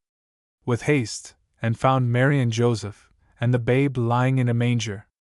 And when they had seen it, they made known abroad the saying which told them concerning this child. And all they that heard it wondered at those things which were told them by the shepherds. But Mary kept all these things, and pondered them in her heart. And the shepherds returned, glorifying and praising God for all the things that they had heard and seen, as it was told unto them. And when 8 days were accomplished for the circumcising of the child, his name was called Jesus, which was so named of the angel before he was conceived in the womb. The same collect, epistle, and gospel shall serve for every day after, unto the Epiphany. The Epiphany, or the manifestation of Christ to the Gentiles. The collect. O God, who by the leading of a star didst manifest thy only begotten Son to the Gentiles, mercifully grant that we, who know thee now by faith, may after this life have the fruition of thy glorious Godhead through Jesus Christ our Lord. Amen. The Epistle. F3. I. For this cause, I Paul the prisoner of Jesus Christ for you Gentiles, if ye have heard of the dispensation of the grace of God, which is given me to you ward. How that by revelation he made known unto me the mystery, as I wrote afore in few words, whereby, when ye read, ye may understand my knowledge in the mystery of Christ, which in other ages was not made known unto the sons of men, as it is now revealed unto his holy apostles and prophets by the Spirit, that the Gentiles should be fellow heirs, and of the same body, and partakers of his promise in Christ. By the gospel whereof I was made a minister, according to the gift of the grace of God, given unto me by the effectual working of his power. Unto me, who am less than the least of all saints, is this grace given, that I should preach among the Gentiles the unsearchable riches of Christ, and to make all men see what is the fellowship of the mystery, which from the beginning of the world hath been hid in God, who created all things by Jesus Christ, to the intent that now unto the principalities and powers in heavenly. It was but one of many, and you can imagine how difficult I found it to continue with the service and put the subject from my mind till the funeral was over and I could return to solitude and my third and final examination into the meaning of this mysterious gift. You can also imagine my wonder when, by following out the plan I have indicated, the subjoined sentences appeared, which, if somewhat incoherent at times, as could only be expected from the limited means at his command, certainly convey a decided meaning, especially after receiving the punctuation and capital letters, which, after long study and some after knowledge of affairs, I have ventured upon giving them. My sin is ever before me. Correct, lest thou bring me to nothing.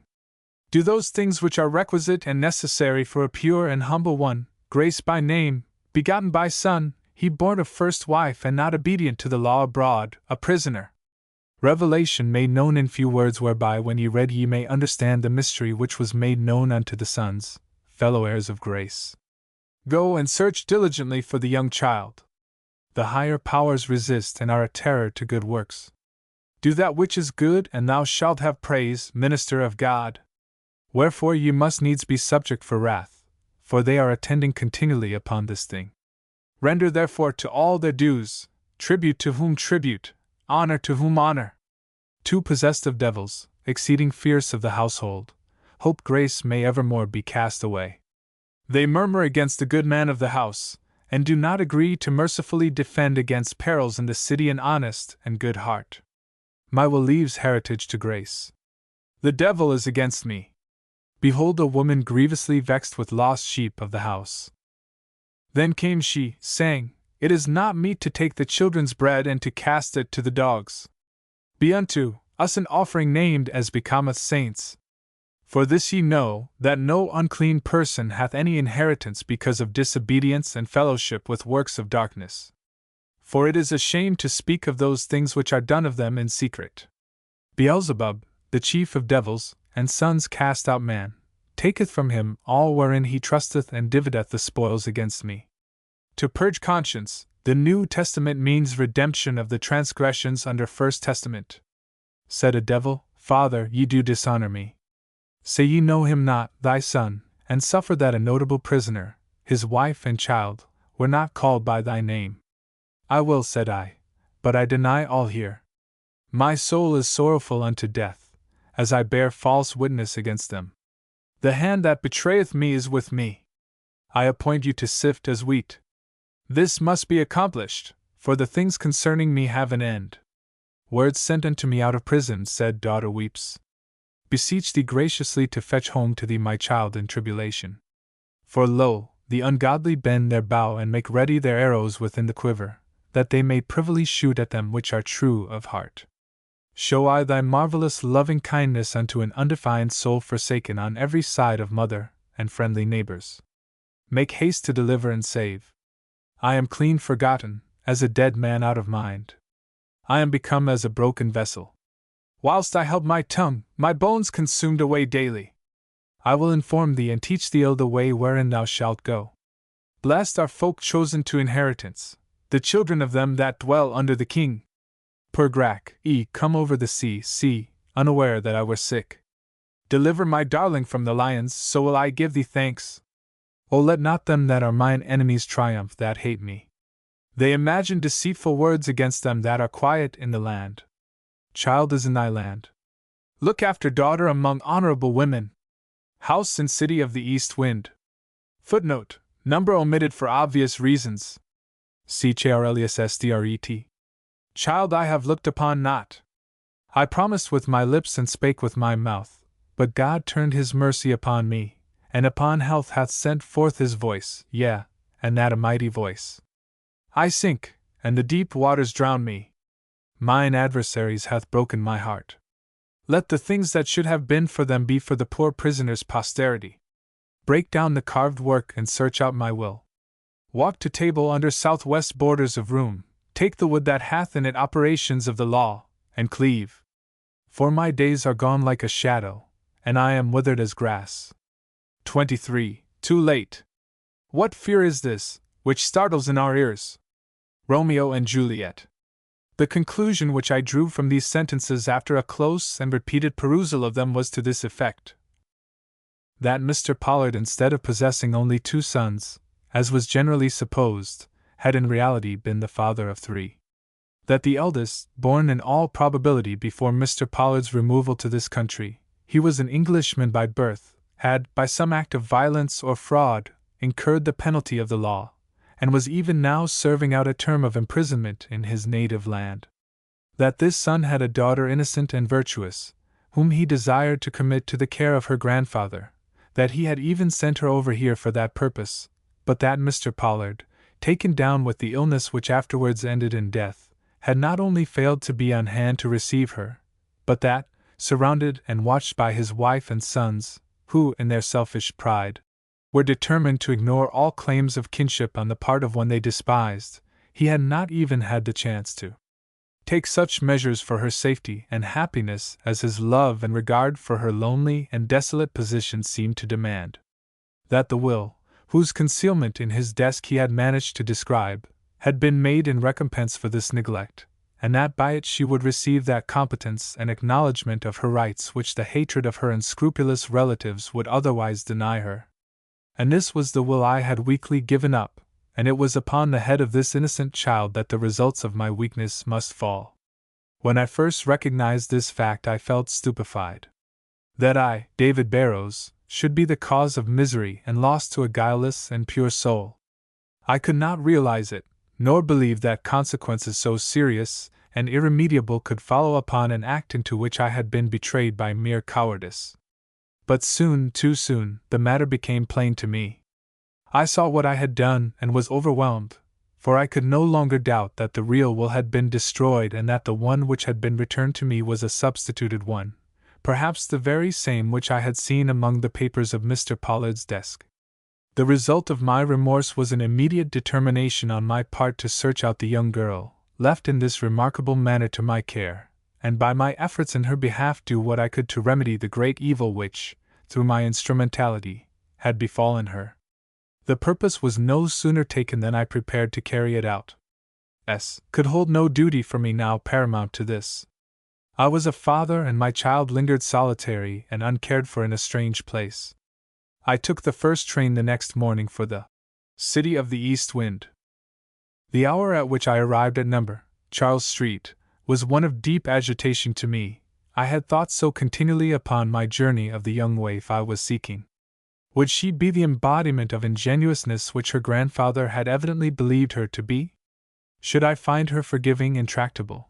Or were the expectations I had formed false in their character and founded rather upon Mr. Pollard's wishes than any knowledge he had of her disposition and acquirements? The house was, as far as I could judge from the exterior, of a most respectable character, and the lady who answered my somewhat impatient summons was one of those neat and intelligent-looking persons who inspire confidence at first glance. To my inquiries as to whether there was living in her house a young English lady by the name of Grace, I did not like to venture upon that of Pollard, there being some phrases in the communication I have shown you which led me to think that Mr. Pollard had changed his name on coming to this country. She gave me a look of such trouble and anxiety that I was instantly struck with dismay. "Miss Merriam?" she exclaimed, then, as I bowed with seeming acquiescence, continued in a tone that conveyed still more disquiet than her face. "She was here, but she is gone, sir. A woman took her away." "A woman!" I must have grown pale, for she swung wide the door and asked me to come in. "We can talk better in the hall," she remarked, and pointed to a chair into which I half fell. "I have a great interest in this young lady," I observed. "In short, I am her guardian. Can you tell me the name of the person with whom she went away, or where she can be found now?" "No, sir," she answered, with the same expression of trouble. "The woman gave us no name nor address, and the young lady seemed too much frightened to speak. We have felt anxious ever since she went, sir, for the letter she showed us from the captain of the ship which brought her over told us to take great care of her. We did not know she had a guardian, or we should not have let her go. The woman seemed very pleasant, and paid all the bills, but—" "But what?" I cried, too anxious to bear a moment's delay. "She did not lift her veil, and this seemed to me a suspicious circumstance." Torn with apprehension and doubt, I staggered to my feet. "Tell me all about this woman," I demanded. "Give me every detail you can remember. I have a dreadful fear that it is someone who should never have seen this child." "Well, sir, she came at about 11 in the morning." "What day?" I interrupted her to ask. "Thursday," she replied. "A week ago yesterday. The very day after the will was returned to me. If she were the woman I feared, she had evidently lost no time." "She asked for Miss Merriam," the lady before me pursued, evidently greatly pitying my distress. "And as we knew no reason why our young boarders should not receive visitors, we immediately proceeded to call her down. But the woman, with a muttered excuse, said she would not trouble us, that she knew the child well, and would go right up to her room if we would only tell her where it was. This we did, and should have thought no more of the matter, if in a little while she had not reappeared in the hall, and, inquiring the way to my room, told me that Miss Merriam had decided to leave my house, that she had offered her a home with her, and that they were to go immediately. I was somewhat taken aback by this, and inquired if I could not see Miss Miriam. She answered what for, and when I hinted that money was owing me for her board, she drew out her pocket-book and paid me on the spot. I could say nothing after this. But are you a relative, ma'am? To which her quick and angry negative, hidden, however, next moment, by a suave acknowledgment of friendship, gave me my first feeling of alarm. But I did not dare to ask her any further questions, much as I desired to know who she was and where she was going to take the young girl.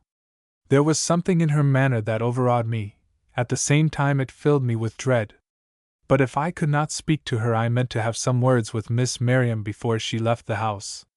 This the woman seemed to wish to prevent, for she stood close by me when the young girl came down, and when I stepped forward to say good-bye, pushed me somewhat rudely aside and took Miss Miriam by the arm. "Come, my dear," she cried, and would have hurried her out without a word. But I would not have that. The sorrow and perplexity in Miss Miriam's face were too marked for me to let her depart in silence. So I persisted in speaking, and after saying how sorry I was to have her go, asked her if she would not leave her new address with me in case any letters should come for her. Her answer was a frightened look at her companion, who immediately spoke for her. "I have told you," said she, "that Miss Miriam goes home with me. It is not likely she will have any letters, but if she should, you can send them to the place mentioned on this card." And she pulled a visiting card from her bag and gave it to me, after which she immediately went away, dragging Miss Miriam after her. "And you have that card?" I cried. "Why did you not show it to me at once?" "Oh, sir," she responded with a sorrowful shake of her head, "it was a fraud, a deception. The card was not hers but another person's, and its owner don't even know Miss Miriam." "How do you know this?" I asked. "Have you seen this other person?" "Yes, sir, I had occasion to, for a letter did come for Miss Miriam only a short time after she left. So thinking it a good opportunity to see where she had gone, I carried it to the address which was on the card given me, and found as I have told you that it was not the same lady at all who lived there, and that there was not only no Miss Miriam in the house but that her name was not even known there." "And you saw the lady herself?" "Yes, sir." "And are you sure it was not the same as the one who was here?" "Oh, yes, she was short and stout and had a frank way of speaking, totally unlike that of the veiled woman." "And the latter? How was she shaped?" "You have not told me." I asked this in trembling tones. Though I was sure what the answer would be, I dreaded to have my fears confirmed. "Well, sir, she was tall and had a full commanding figure, very handsome to look at. She was dressed all in gray and had a way of holding her head that made an ordinary-sized woman like myself feel very small and insignificant. Yet she was not agreeable in her appearance, and I am sure that if I could have seen her face I should have disliked her still more, though I do not doubt it was in keeping with her figure, and very handsome." I could have no doubts as to whom this described, yet I made one final effort to prove my suspicions false. "You have given me the description of a person of some pretensions to gentility," I remarked. "Yet from the first you have forborne to speak of her as a lady. An involuntary expression of my distrust and dislike, I suppose. Then her dress was very plain, and the veil she wore quite common." I thought of the dress and veil which my self-designated sister had worn in the visit she paid to my rooms and wondered if they would not answer to the description of these. "What was the color of her veil?" I inquired. "Dark blue."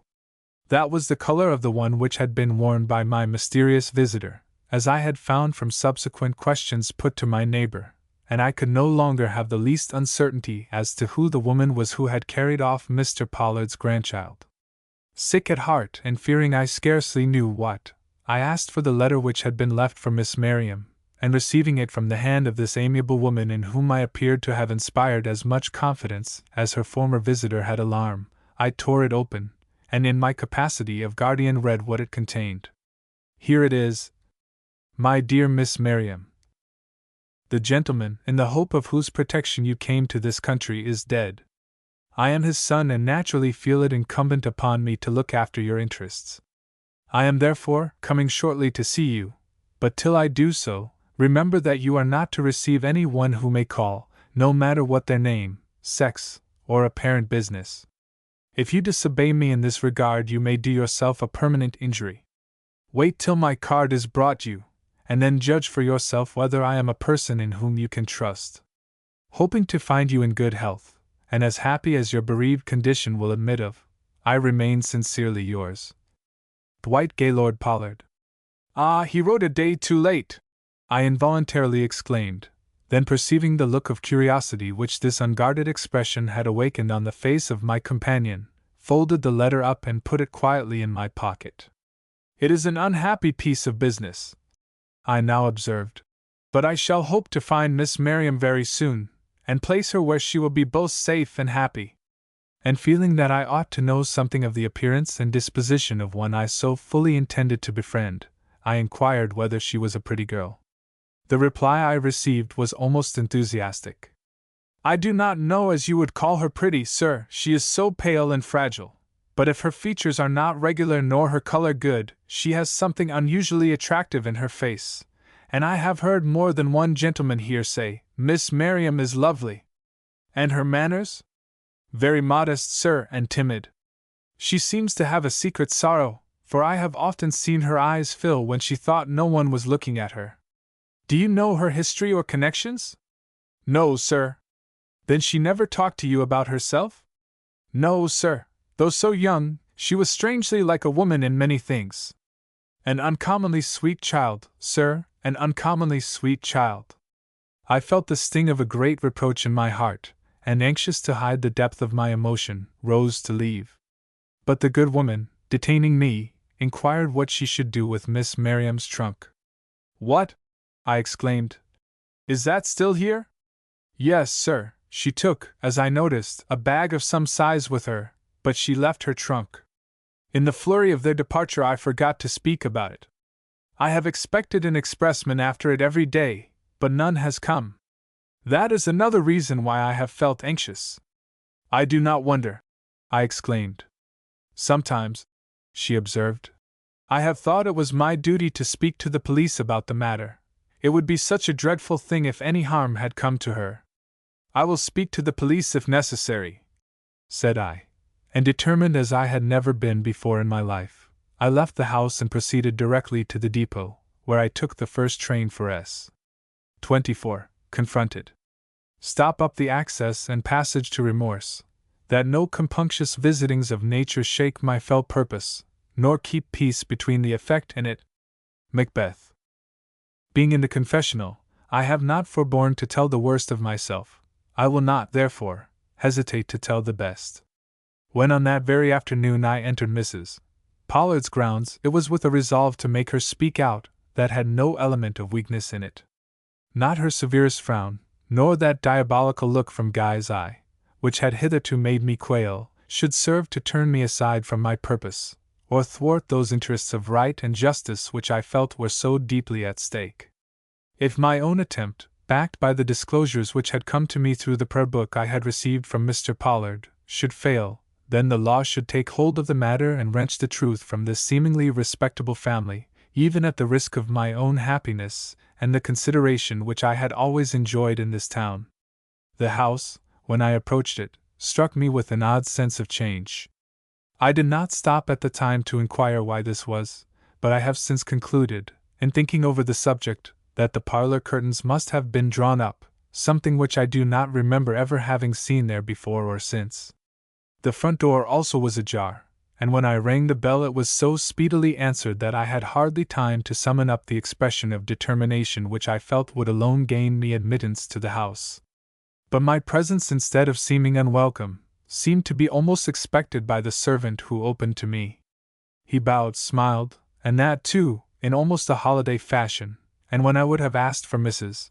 Pollard, interrupted me by a request to lay off my overcoat in a side room, which he courteously pointed out to me.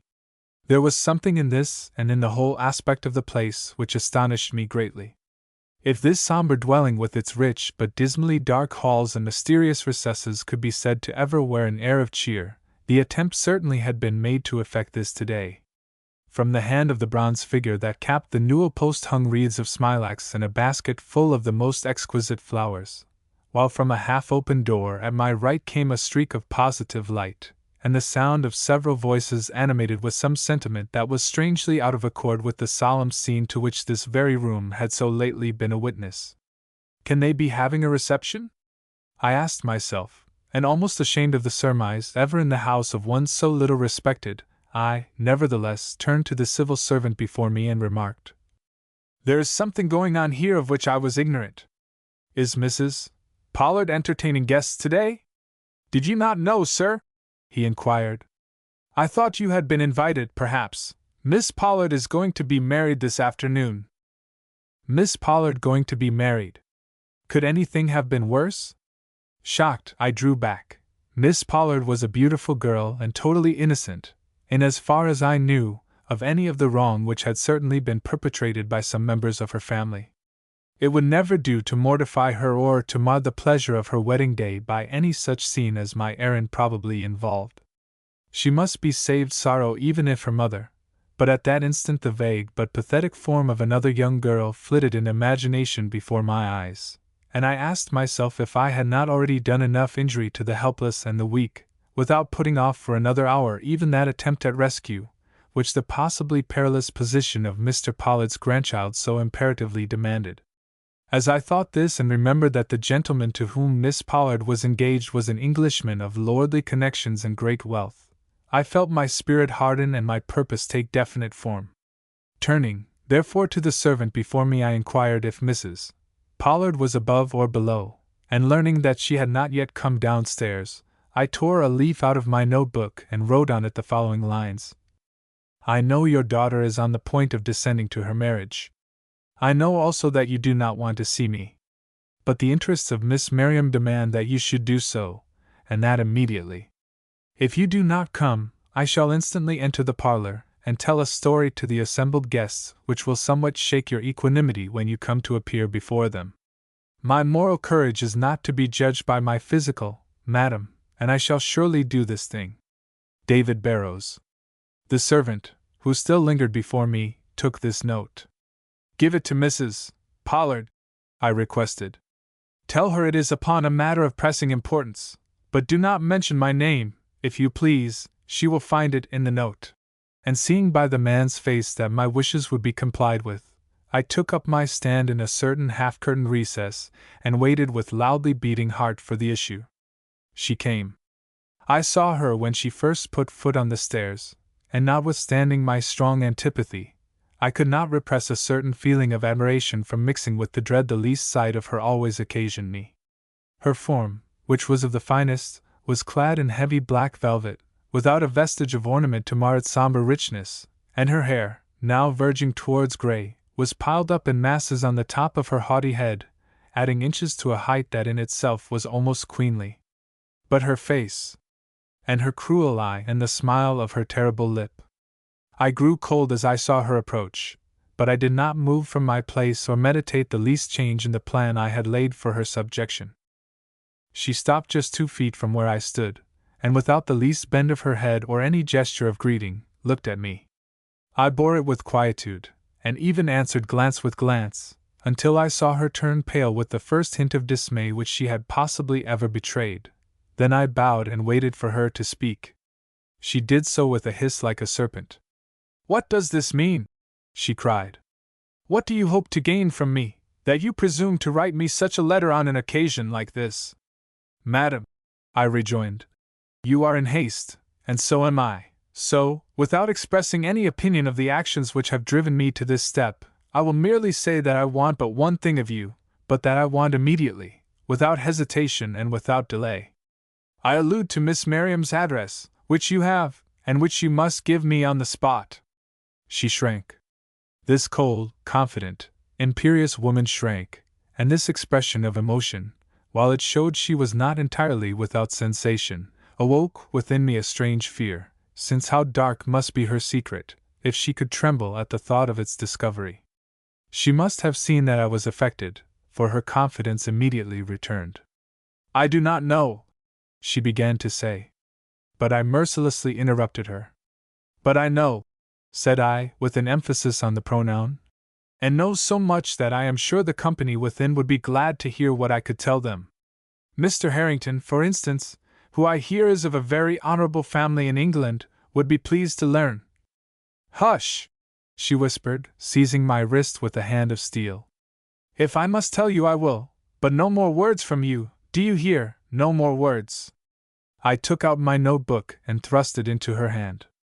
Write, I commanded. Her full address, mind you, that I may find her before the day is over.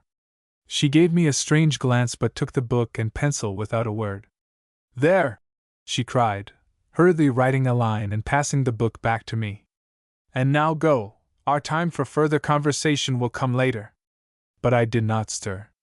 I read aloud the lines she had given me and then said, Madam, this address is either a true or a false one. Which I shall soon know.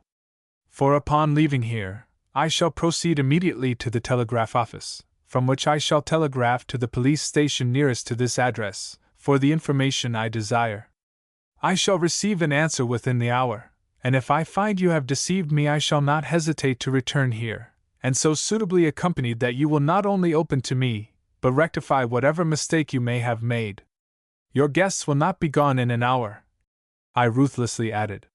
Her face, which had been pale, turned ghastly. Glancing up at a clock which stood a few feet from the recess in which we stood, she gave an involuntary shudder and looked about for Guy.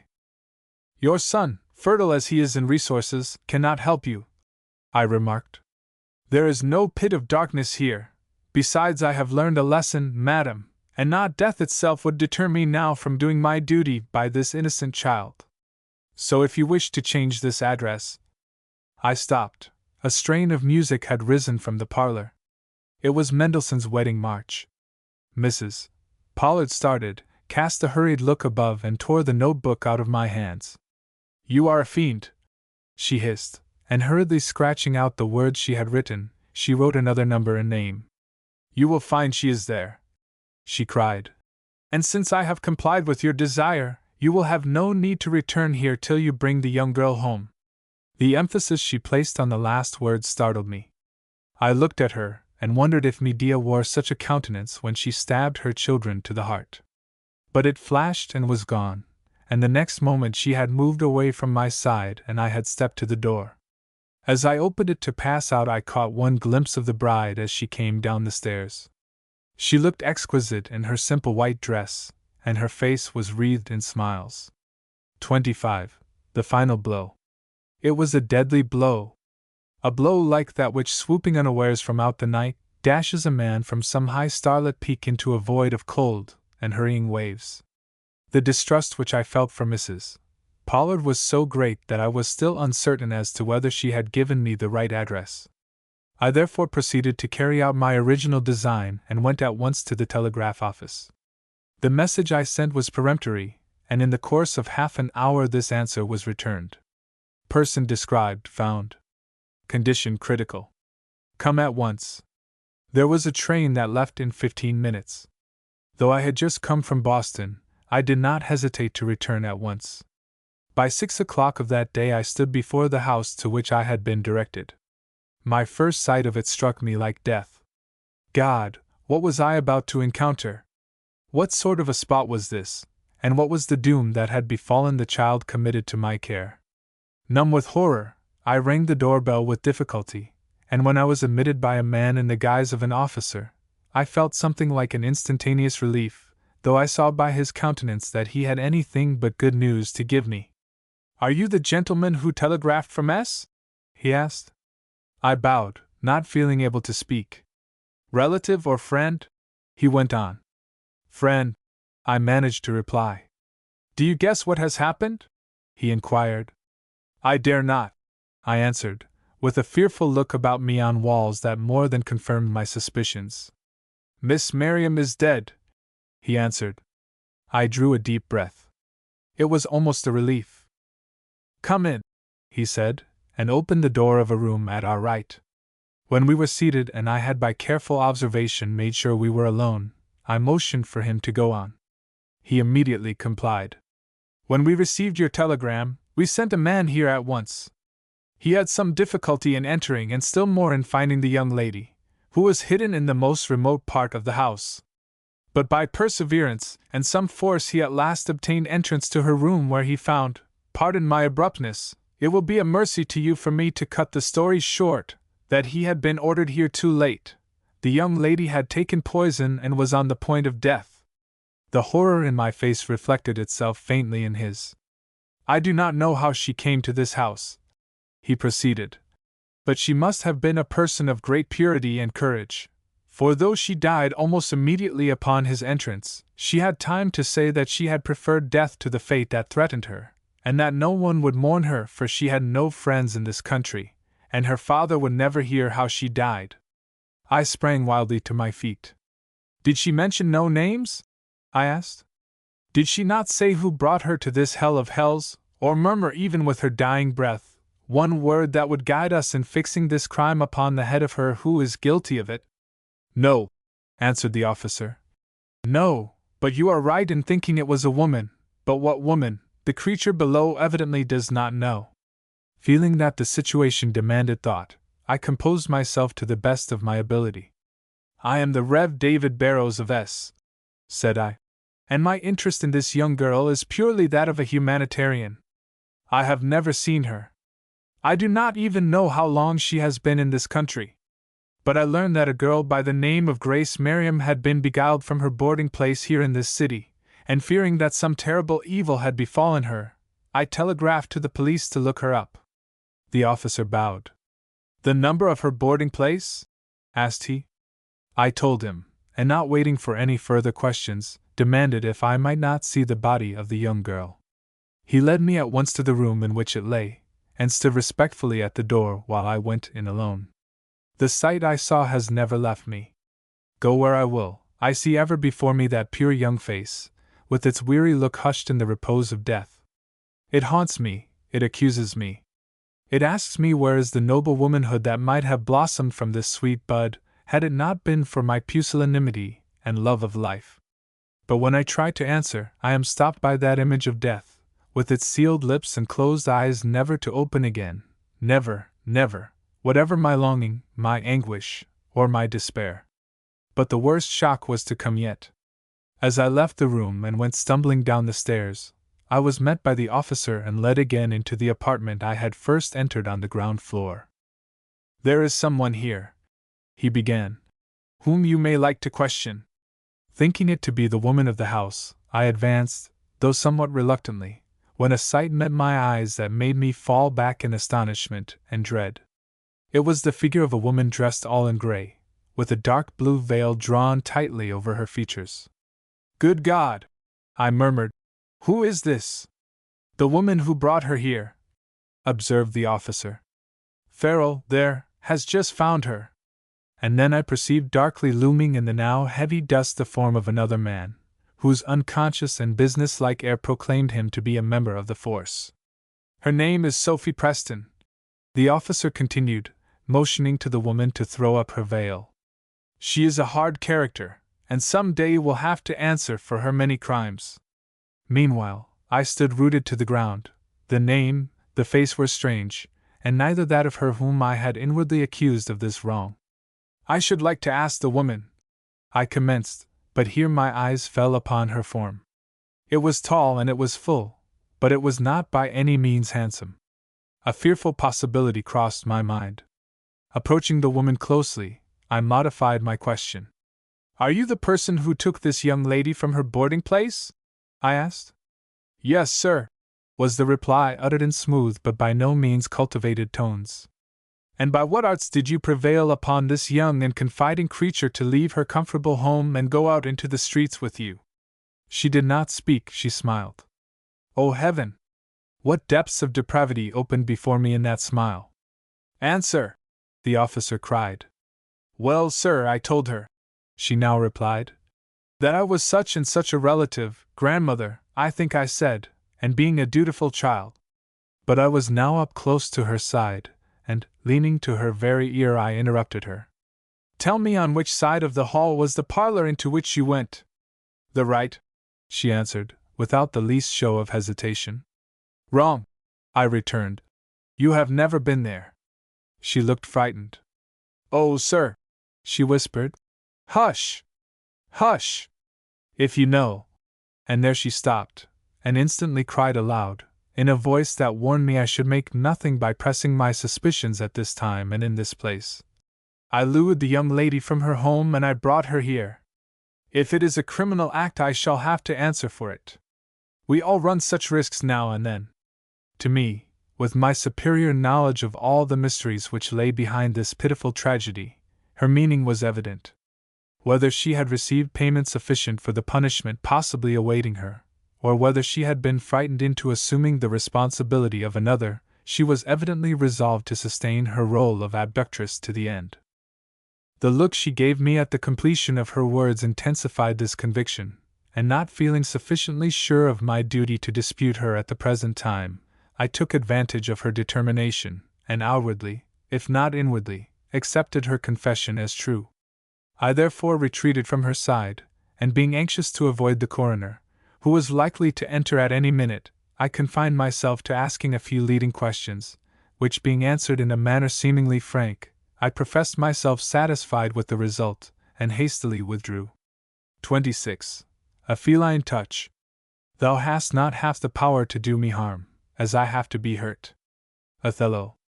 The tumult in my mind and heart were great, but my task was not yet completed, and till it was I could neither stop to analyze my emotions nor measure the depths of darkness into which I had been plunged by an occurrence as threatening to my peace as it was pitiful to my heart.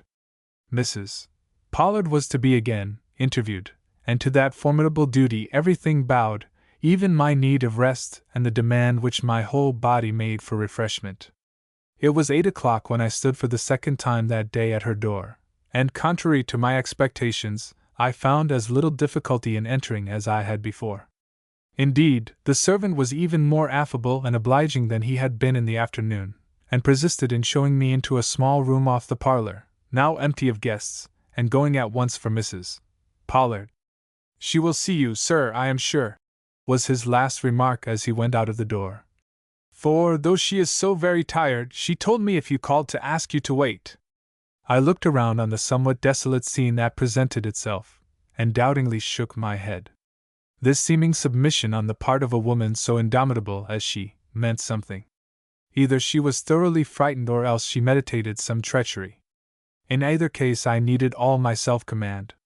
Happily, the scene I had just quitted was yet vividly impressed upon my mind, and while it remained so, I felt as strong and unassailable as I had once felt weak and at the mercy of my fears.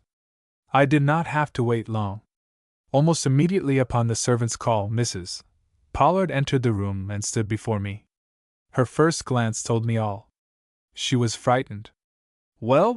she said in a hard whisper, and with a covert look around as if she feared the very walls might hear us. "You have found the girl, and you have come to ask for money. It is a reasonable request, and if you do not ask too much you shall have it. I think it will heal all wounds."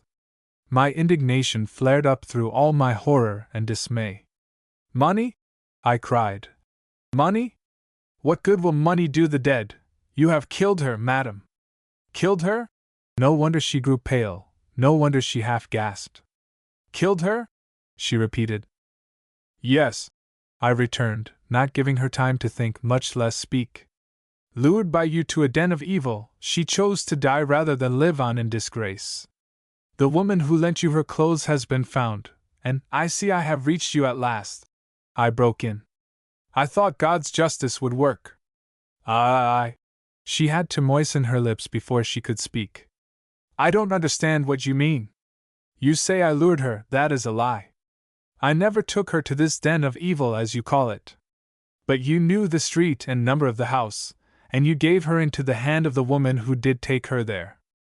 I knew the number of the house, but I did not know it was a den of evil. I thought it was a respectable place, cheaper than the one she was in." "I am sorry."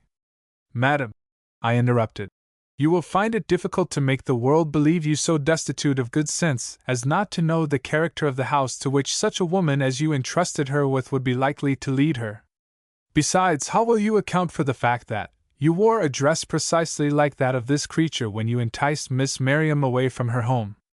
Is there any jury who will believe it to be a coincidence, especially when they learn that you kept your veil down in the presence of every one there?"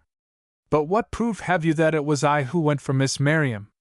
The word of this woman whom you yourself call a creature? The word of the landlady, who described Miss Merriam's visitor as tall and of a handsome figure, and my own eyesight, which assured me that the woman who came with her to her place of death was not especially tall nor of a handsome figure. Besides, I talked to the latter, and found she could tell me nothing of the interior of the house where Miss Merriam boarded. She did not even know if the parlors were on the right or the left side of the hall. Indeed, came in Mrs. Pollard's harshest and most cutting tones. But the attempted sarcasm failed. She was shaken to the core, and there was no use in her trying to hide it. I did not, therefore, seek to break the silence which followed the utterance of this bitter exclamation, for the sooner she understood the seriousness of her position, the sooner I should see what my own duty was. Suddenly she spoke, but not in her former tones. The wily woman had sounded the depths of the gulf upon the brink of which she had inadvertently stumbled, and her voice, which had been harsh and biting, now took on all the softness which hypocrisy could give it. But her words were sarcastic as ever. I asked you a moment ago, said she, what money you wanted.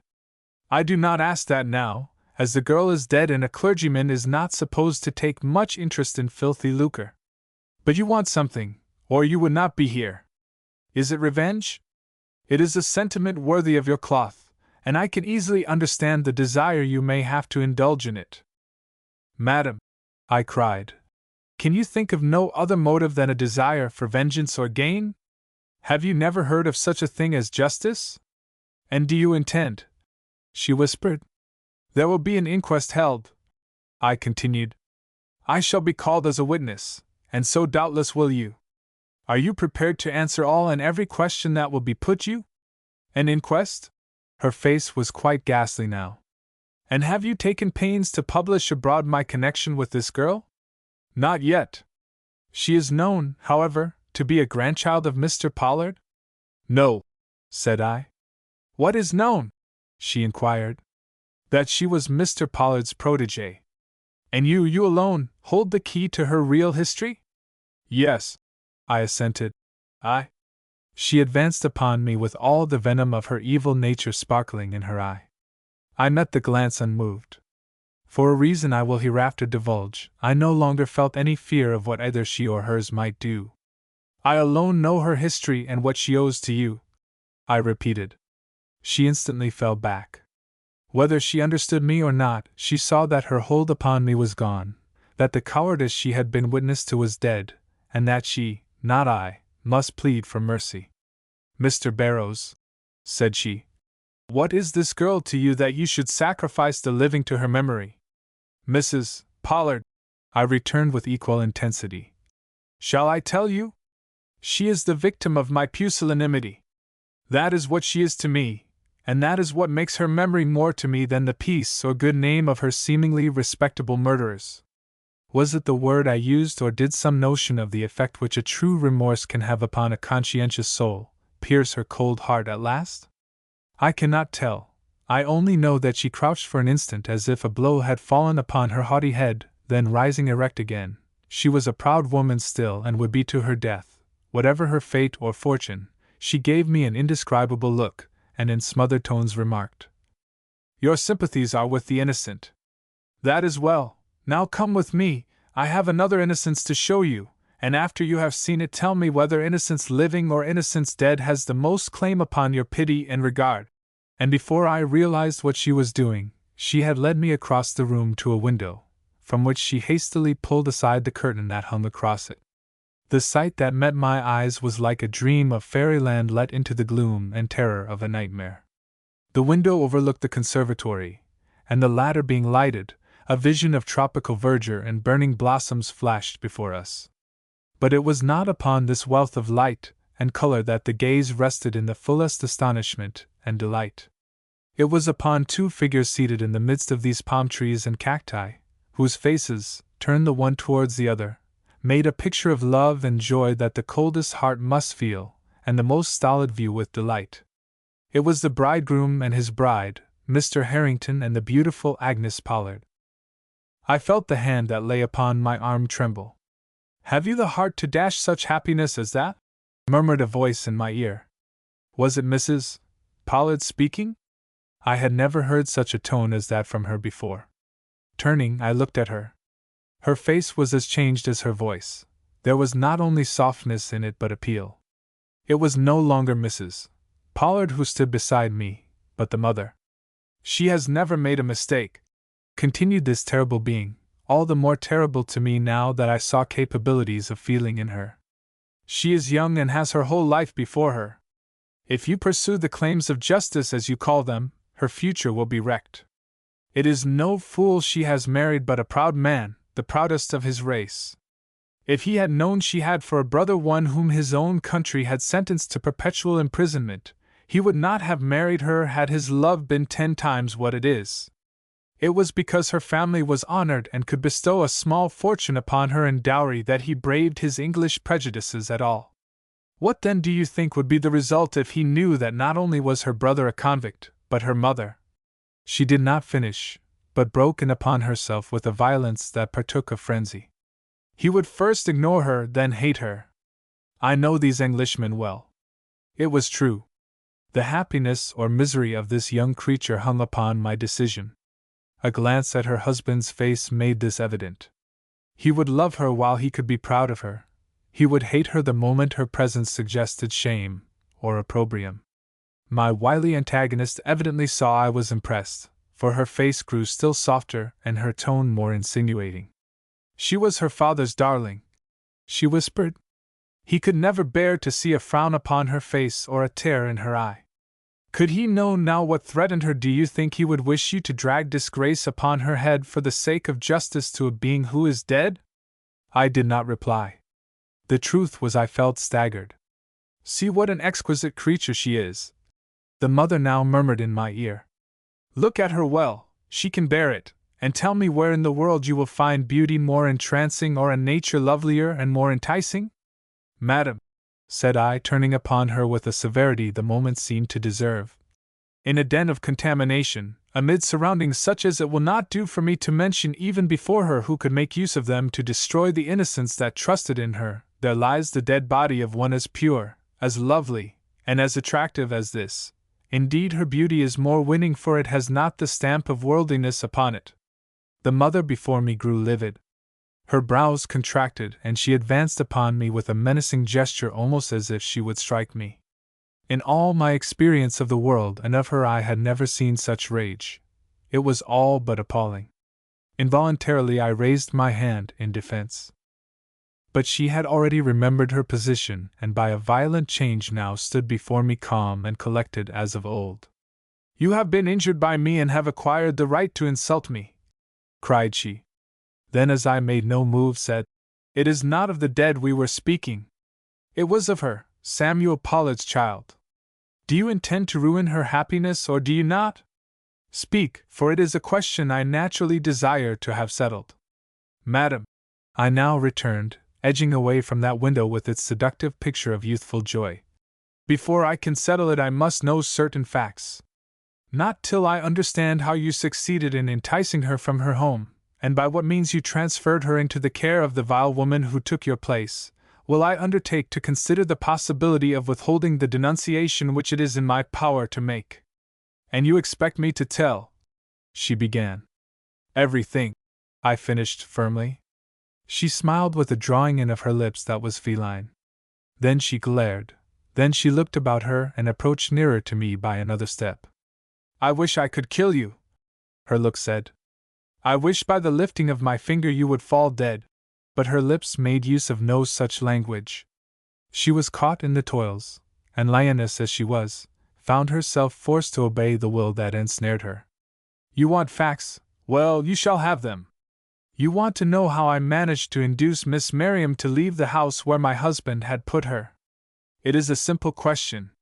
Was I not her grandfather's wife, and could I not be supposed to know what his desires were concerning her?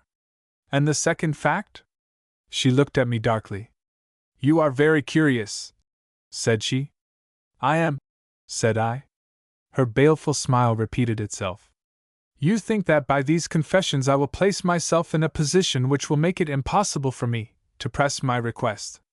You do not understand me, sir. Had I committed 10 times the evil I have done, that would not justify you in wantonly destroying the happiness of the innocent. I wish to know the facts, I said. She went with me to a respectable eating house, Mrs. Pollard at once explained. Leave her to eat her lunch. I went to a place nearby, where the woman you saw met me by appointment, and putting on the clothes I had worn, went back for the girl in my stead. As I had taken pains not to raise my veil except just at the moment when I wanted to convince her I was her natural guardian, the woman had only to hold her tongue to make the deception successful. That she did this is evident from the result. Is there anything more you would like to know? Yes, I replied, inwardly quaking before this revelation of an inconceivable wickedness, yet steadily resolved to probe it to the very depths. What did you hope to gain by this deliberate plan of destruction? The girl's death, or simply her degradation? The passion in this woman's soul found its vent at last.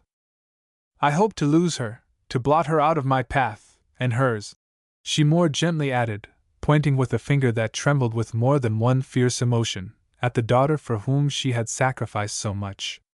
I did not think the girl would die.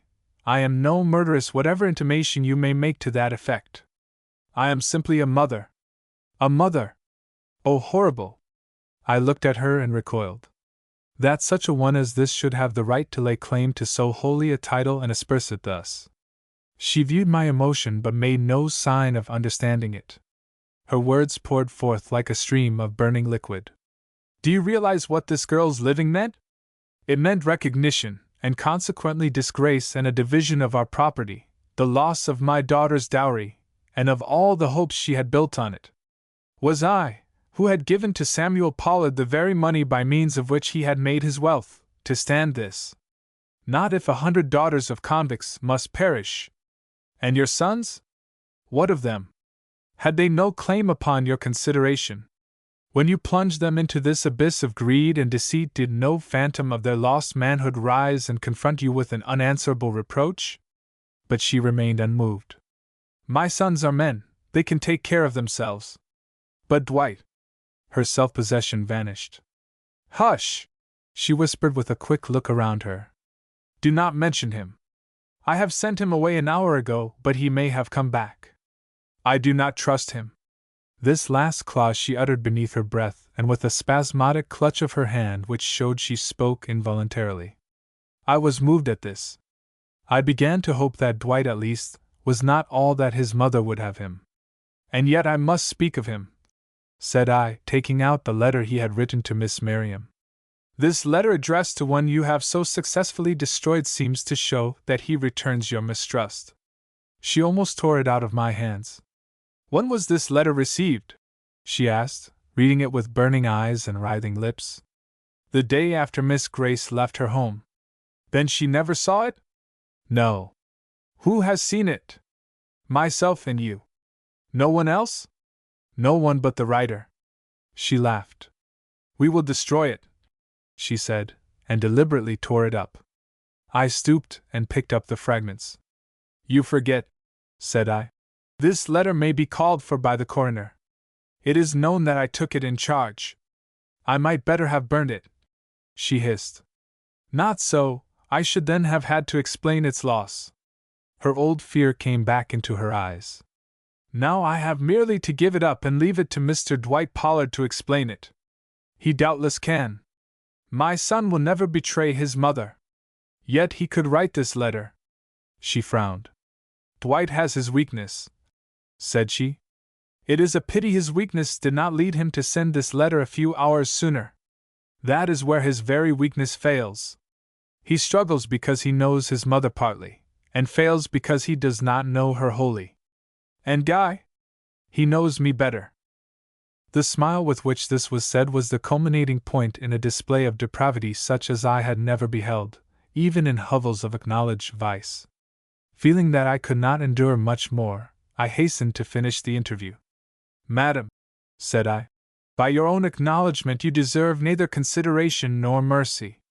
What leniency I then show will be for your daughter alone, who, in so far as I can see, is innocent and undeserving of the great retribution which I could so easily bring upon this family. But do not think because I promise to suppress your name from the account I may be called upon to give the coroner, that your sin will be forgotten by heaven, or this young girl's death go unavenged. As sure as you are the vilest woman I ever met, will suffering and despair overtake you. I do not know when, and I do not know by what means, but it will be bitter when it comes, and the hand of man will not be able to save you. But it was as if I had not spoken. All she seemed to hear, all, at least, that she paid the least attention to, was the promise I had made. You are decided, then, upon secrecy? She asked. I am decided upon saying nothing that will bring your name into public notice. Her proud manner immediately returned. You would have thought she had never suffered a humiliation. But how will you account for your interest in this young person? By telling a portion of the truth. I shall say that my attention was called to her by a letter from Mr. Pollard requesting me to hunt her up and take care of her after he was dead. I shall not say he called her his grandchild unless I am positively forced to do so, nor will I mention the treatment I have received at your hands. And the woman you saw? Is your business. I have nothing to do with her. The shadow which till this moment rested upon her haughty brow cleared away. With a quick gesture, from which she could not entirely exclude a betrayal of triumph, she dropped the curtain across that charming picture of bridal felicity by which she had won so much, and turning upon me with all the condescension of a conqueror, she exclaimed, I once did you an injustice, Mr. Barrows, and called you a name that was but little complimentary to your cloth. Allow me to make such amends as I can and call you what you most surely are, the most generous and least vindictive of men. This was intolerable. I made haste to leave the room. Mrs. Pollard, said I, no amenities can take place between us. From this hour on we are strangers, till the time comes when we shall appear before the judgment seat of God. In that day, either you nor I can hold back one iota of the truth. Think of this, and repent your part in this awful tragedy of sin, if you can. And I turned away toward the door. But just as I was about to open it, it swung slowly aside, and in the framework made by the lintels, I saw Guy Pollard standing with a quiet look of inquiry on his face. Mother, said he, in the calmest and most courteous of tones, shall I let this gentleman pass? The reply came in accents equally calm and courteous. Certainly, my son. And Guy Pollard made me a deep bow, and drew softly aside from my path. I had been within an inch of my death, but it scarcely ruffled me. 27. Reparation. If hearts are weak, souls should at least be strong. I will be brief, for my short date of breath is not so long as is a tedious tale. Romeo and Juliet. Let me hasten to the end. When I told Mrs. Pollard that I would suppress that portion of the truth which connected her name with this fatal affair, I did not of course mean that I would resort to any falsehood or even prevarication. I merely relied upon the improbability of my being questioned close enough to necessitate my being obliged to reveal the astounding facts which made this matter a destructive one for the Pollards. And I was right in my calculations. Neither socially, nor at the formal inquiry before the coroner, was any question raised of relationship between the dead girl and the family in S, and this fact, taken with the discreet explanations accorded by Dwight Pollard of his father's, and afterwards of his own interest in her, as shown in the letter which he had sent to her address, is the reason why this affair passed without scandal to the parties concerned. But not without results, for deep down in the heart of one person an influence was at work, destined ere long to eventuate in the tragedy to which these lines are the clue. Remorse, deep as my nature and immovable as my sin, has gotten hold upon me, and nothing short of death, and death in the very shape from which I fled in such a cowardly manner, will ever satisfy my soul or allay that burning sense of shame and regret which makes me fear the eye of man and quake at the thought of eternal justice. For in a final interview with Dwight Pollard I have become convinced that, however unprincipled his brother might be, it was with no intention of carrying out his threats that he plunged me into the vat on that fatal night. That, recognizing the weakness in me, he had resorted to intimidation to ensure his ends, and that all the consequences which followed might have been averted, if I had but remained true to my trust. Being a Christian minister, and bound by my creed and faith to resist the devil and face the wrath of men, my dereliction in this regard acquires an importance not to be measured by the ordinary standard of law or social usage. For, when I failed to support my principles under trial, Christian faith was betrayed and the avowed power of God put to mockery and shame. I go, therefore, to the death I then shunned, deliberately, conscientiously, determinately. For the sake of God, for the sake of honor, for the sake of those higher principles which it should be the glory of men to sustain at all risk and in every furnace of affliction, I lay down youth, love, and life, confident that if in so doing I rob one sweet soul of its happiness, I sow anew in other hearts the seed of that stern belief in God and the requirements of our faith which my cowardly act must have gone so far to destroy. May God accept the sacrifice in the spirit in which I perform it, and in His gracious mercy make light, not the horrors of the pit into which I am about to descend, but the heart of him who must endure them. Whether long or short, they will be such as He sends me, and the end must be peace. 28, 2 or 1. How all the other passions flee to air, as doubtful thoughts and rash and brack despair, and shuddering fear, and greeny-wide jealousy. O love, be moderate, allay thy ecstasy. Mayor of Venice. I had finished it.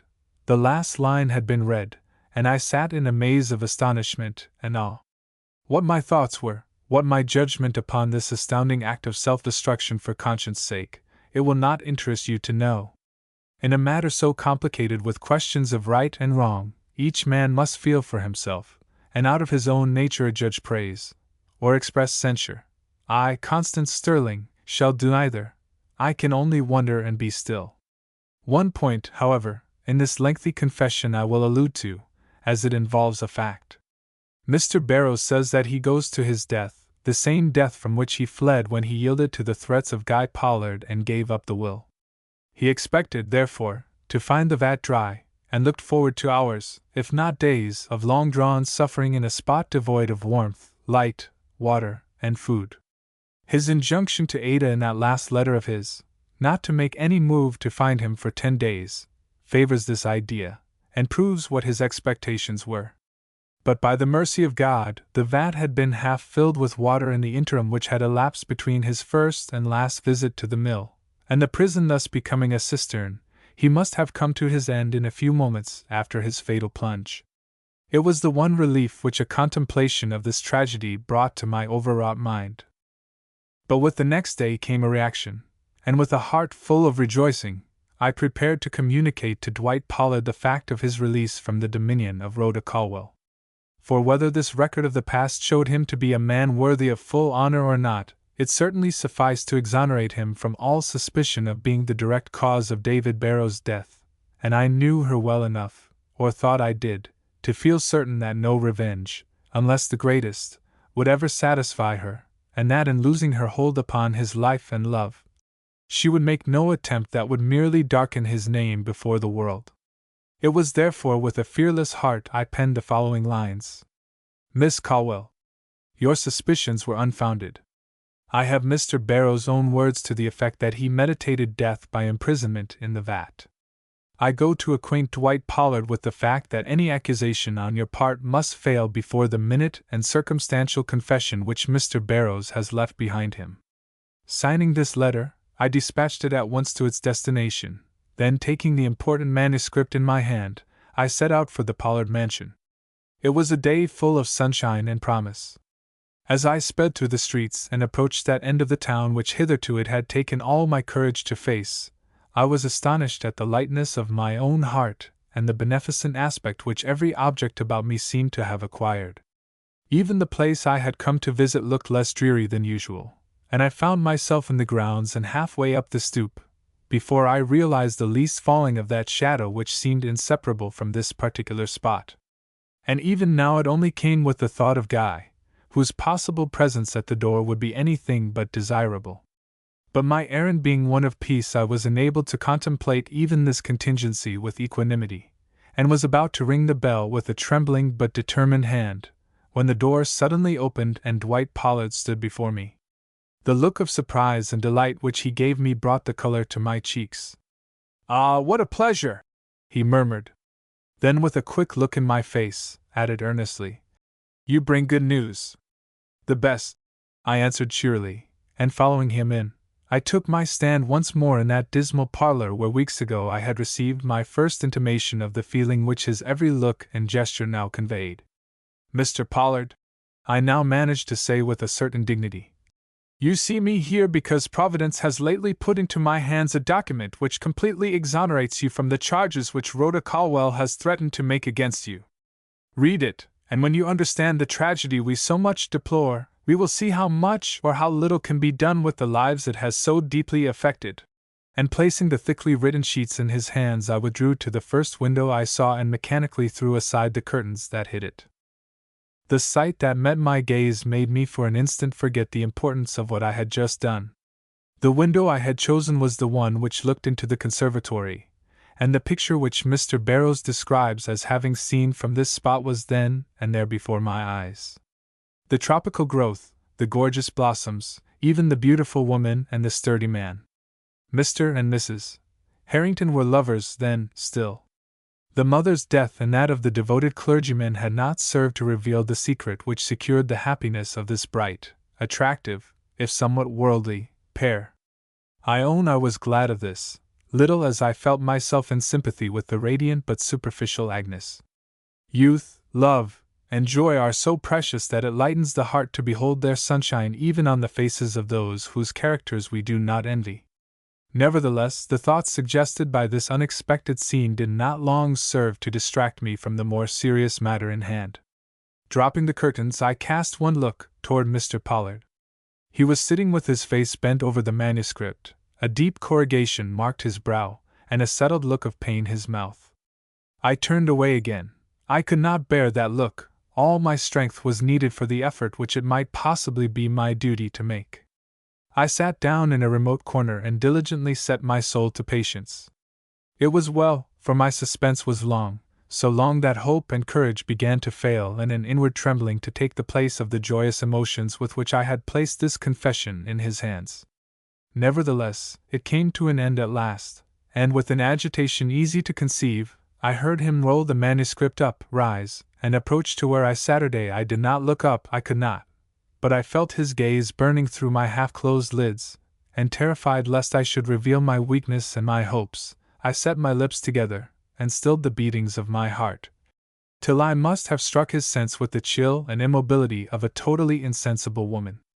The despair which the sight caused him showed itself in his tone when he spoke. "You share my own opinion of myself," said he. "You consider me the destroyer of Mr. Barrows." I looked up.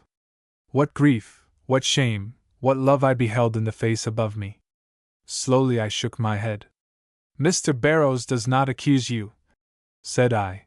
Then, determined to be truthful to the core at all risks and at all hazards, I added earnestly, "But you were to blame, greatly to blame. I shall never hide that fact from you or from myself. I should be unworthy of your esteem if I did."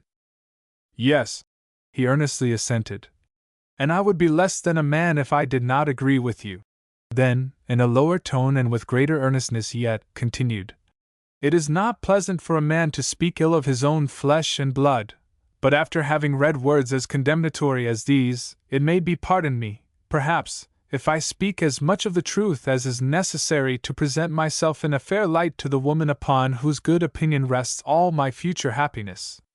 Constance, I love you." But at this word I had hurriedly risen. "Oh!"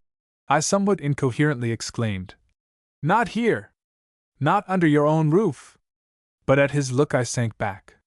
"Yes," he imperatively cried. "Here and now. I cannot wait another day, another hour.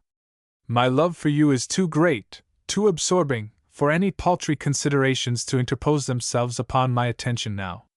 I must tell you what you are to me, and ask you, as you are a just and honest woman, to listen while I lay bare to you my life, the life I long to consecrate to your happiness, Constance." I looked up. "Thank you," he murmured, but whether in return for my look or the smile which his look involuntarily called up, I cannot say, for he went on instantly in continuation of his former train of thought. "Constance, you have read this confession from Mr. Barrows which you have just placed in my hands?" Yes, I nodded gravely. You can, then, understand what a dilemma we were in some 3 months ago. My sister had attracted the notice of an English aristocrat. He loved her and wished to marry her. We admired him, or rather we admired his position, I would be bitterly true at this hour, and wished to see the union effected. But there was a secret in our family, which if known, would make such a marriage impossible. A crime perpetrated before my birth had attached disgrace to our name and race, and Mr. Harrington is a man to fly disgrace quicker than he would death. Miss Sterling, it would be useless for me to try to make myself out better than I am. When I heard that my father, whom I am just beginning to revere but of whom in those days I had rather a careless opinion, was determined to acknowledge his convict son through the daughter which had been sent over here, I revolted. Not that I begrudged this young girl the money he wished to leave her, though from a somewhat morbid idea of reparation which my father possessed, he desired to give her an amount that would materially affect our fortunes, but that I loved my sister, and above all loved the proud and isolated position we had obtained in society, and could not endure the results which the revelation of such a stain in our family must produce. Not my mother, whose whole life since her marriage had been one haughty protest against this secret shame, nor Guy, with all his cynicism and pride, felt stronger on this point than I. To my warped judgment, any action within the bounds of reason seemed justifiable that would prevent my dying father from bringing this disgrace upon his children, and being accustomed to defer to my mother's judgments and desires. She was not only a powerful woman, Constance, but possessed of a strange fascination. For those she loved and sought to govern, I lent myself sufficiently to her schemes to stand neutral in the struggle between my father's wishes and her determination, though that father would often turn upon me with a gaze of entreaty that went to my heart. That he had taken advantage of his last journey to Boston to have a new will drawn, and that his only desire now was for an opportunity to get this same safely transferred into the hands of his lawyer, I never suspected any more than did my mother or brother.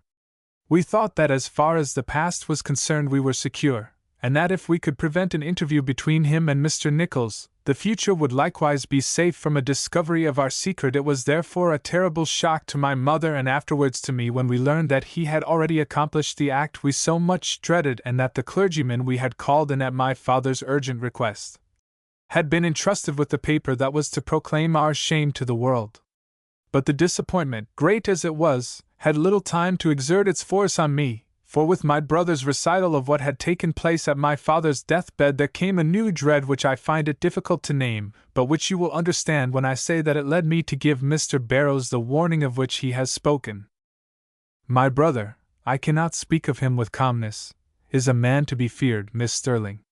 Not that I would not be a match for him in all matters of open enmity, but in ways of secrecy and deep dealing, he is master, and all the more to be dreaded that he makes it impossible for one to understand him, or measure the depths of turpitude to which he would descend. When, therefore, I heard him say he should have that will back before it could pass into the hands of Mr. Nichols, I trembled, and as the night passed and morning came without showing any diminution in the set determination of his expression, I decided upon visiting Mr. Barrows, in the hope of influencing him to return the will of his own accord. But I soon saw that in spite of the weakness I detected in him there was small prospect of his doing this, and turning my steps home again, I confronted my mother and my brother and asked them what they meant to do. They told me, that is, they told me partly, and I, with that worst dread in my soul, was fain to be satisfied with the merely base and dishonorable scheme they meditated. To take Mr. Barrows at a disadvantage, to argue with him, threaten him, and perhaps awe him by place and surroundings to surrender to them the object of their desires, did not seem to me so dreadful, when I thought of what they might have done or might yet attempt to do if I stood in their way too much.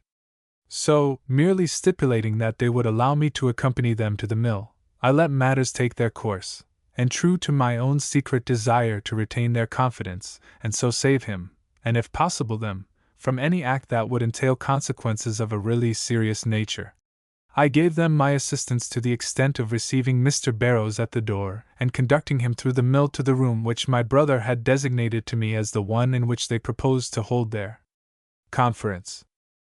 But the task was uncongenial, and at the first words which Guy chose to employ against Mr. Barrows, I set down my lantern on the floor and escaped to the outer air again.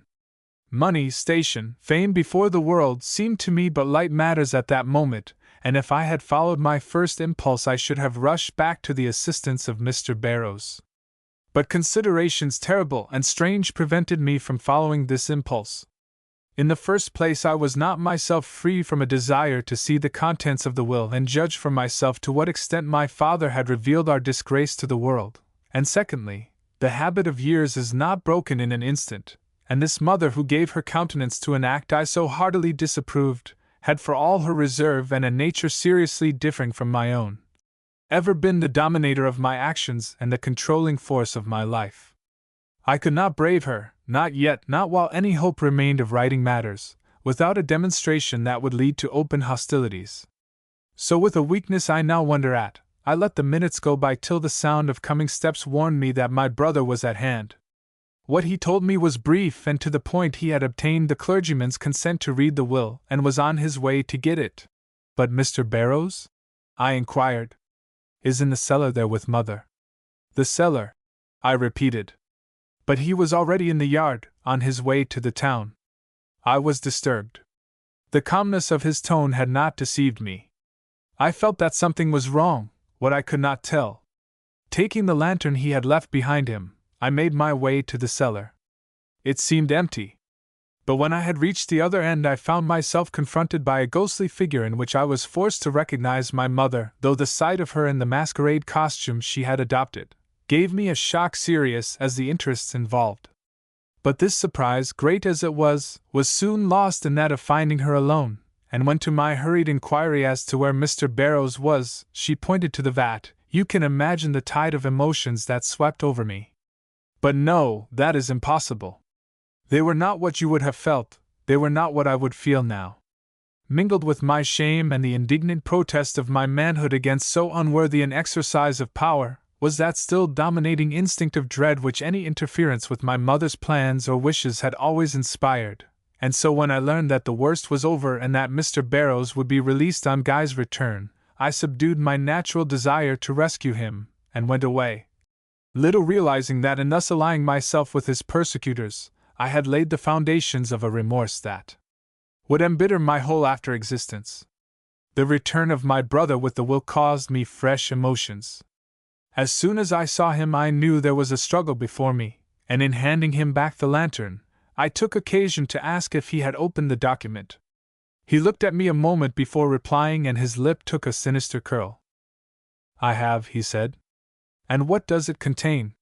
What we wish, he answered, with a strange emphasis. I was too much astonished to speak. I could not believe this to be true, and when, Mr. Barrows having been released, we had all returned home, I asked to see the will and judge for myself. But Guy refused to show it. We are going to return it, he said, and said no more. Nor would my mother give me any further information. Either I had betrayed myself in the look I gave Guy on his return to the mill, or else some underlying regard for my feelings had constrained her to spare me actual participants in a fraud. At all events, I did not know the truth till the real will had been destroyed and the substituted one placed in Mr. Nicholls' hands, and then it was told to me in a way to confound my sense of right and make me think it would be better to let matters proceed to this false issue, than by a public acknowledgment of the facts, bring down upon me and mine the very disgrace from which I had been so desirous of escaping.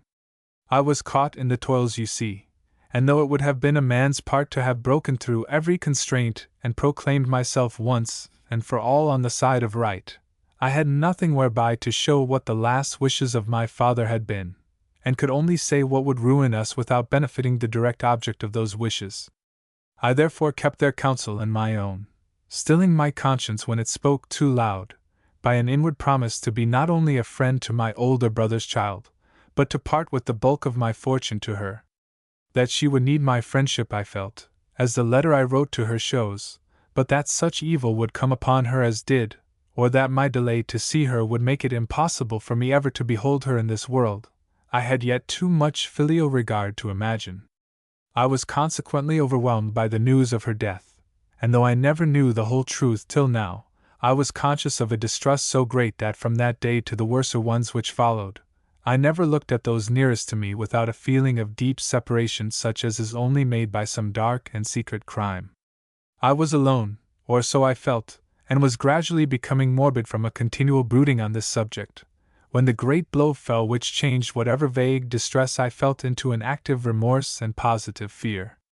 Mr. Barrows was found dead, drowned in the very vat into which my brother had forced him a month or so before. What did it mean?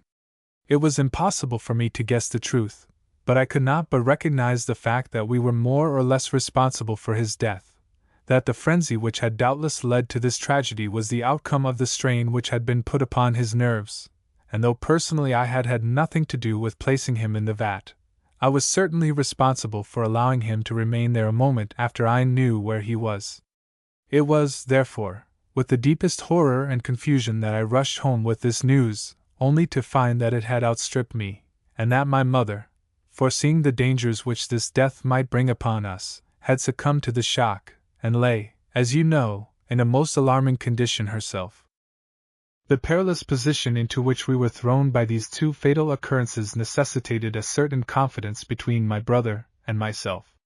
To watch our mother, and stifle any unguarded expressions into which she might be betrayed, to watch you, and when we saw it was too late to prevent your sharing our secret, to make our hold upon you such that you would feel it to your own advantage to keep it with us, was perhaps only pardonable in persons situated as we were. But Constance, while with God the feeling that made this last task easy was one of selfish passion only, mine from the first possessed a depth and fervency which made the very thought of wooing you seem a desecration and a wrong. For already had your fine qualities produced their effect, and in the light of your high and lofty nature, my own past looked deformed and dark. And when the worst came, and Rhoda Colwell's threats put a seemingly immovable barrier between us, this love which had sprung up in a very nightmare of trouble, only seemed to take deeper and more lasting root, and I vowed that whether doomed to lifelong regret or not, I would live worthy of you, and be in misery what I could so easily be in joy, the man you could honor, if not love. That this hour would ever come I dared not dream, but now that it has, will you give me so much as you have, and not give me more? I know I have no right to ask anything from you, that the secrets of our family are a burden which any woman might well shrink from sharing, but if you do not turn from me, will you turn from them? Love is such a help to the burdened, and I love you so fondly, so reverently. He was on his knees, his forehead was pressed against my arm. The emotion which shook his whole body communicated itself to me.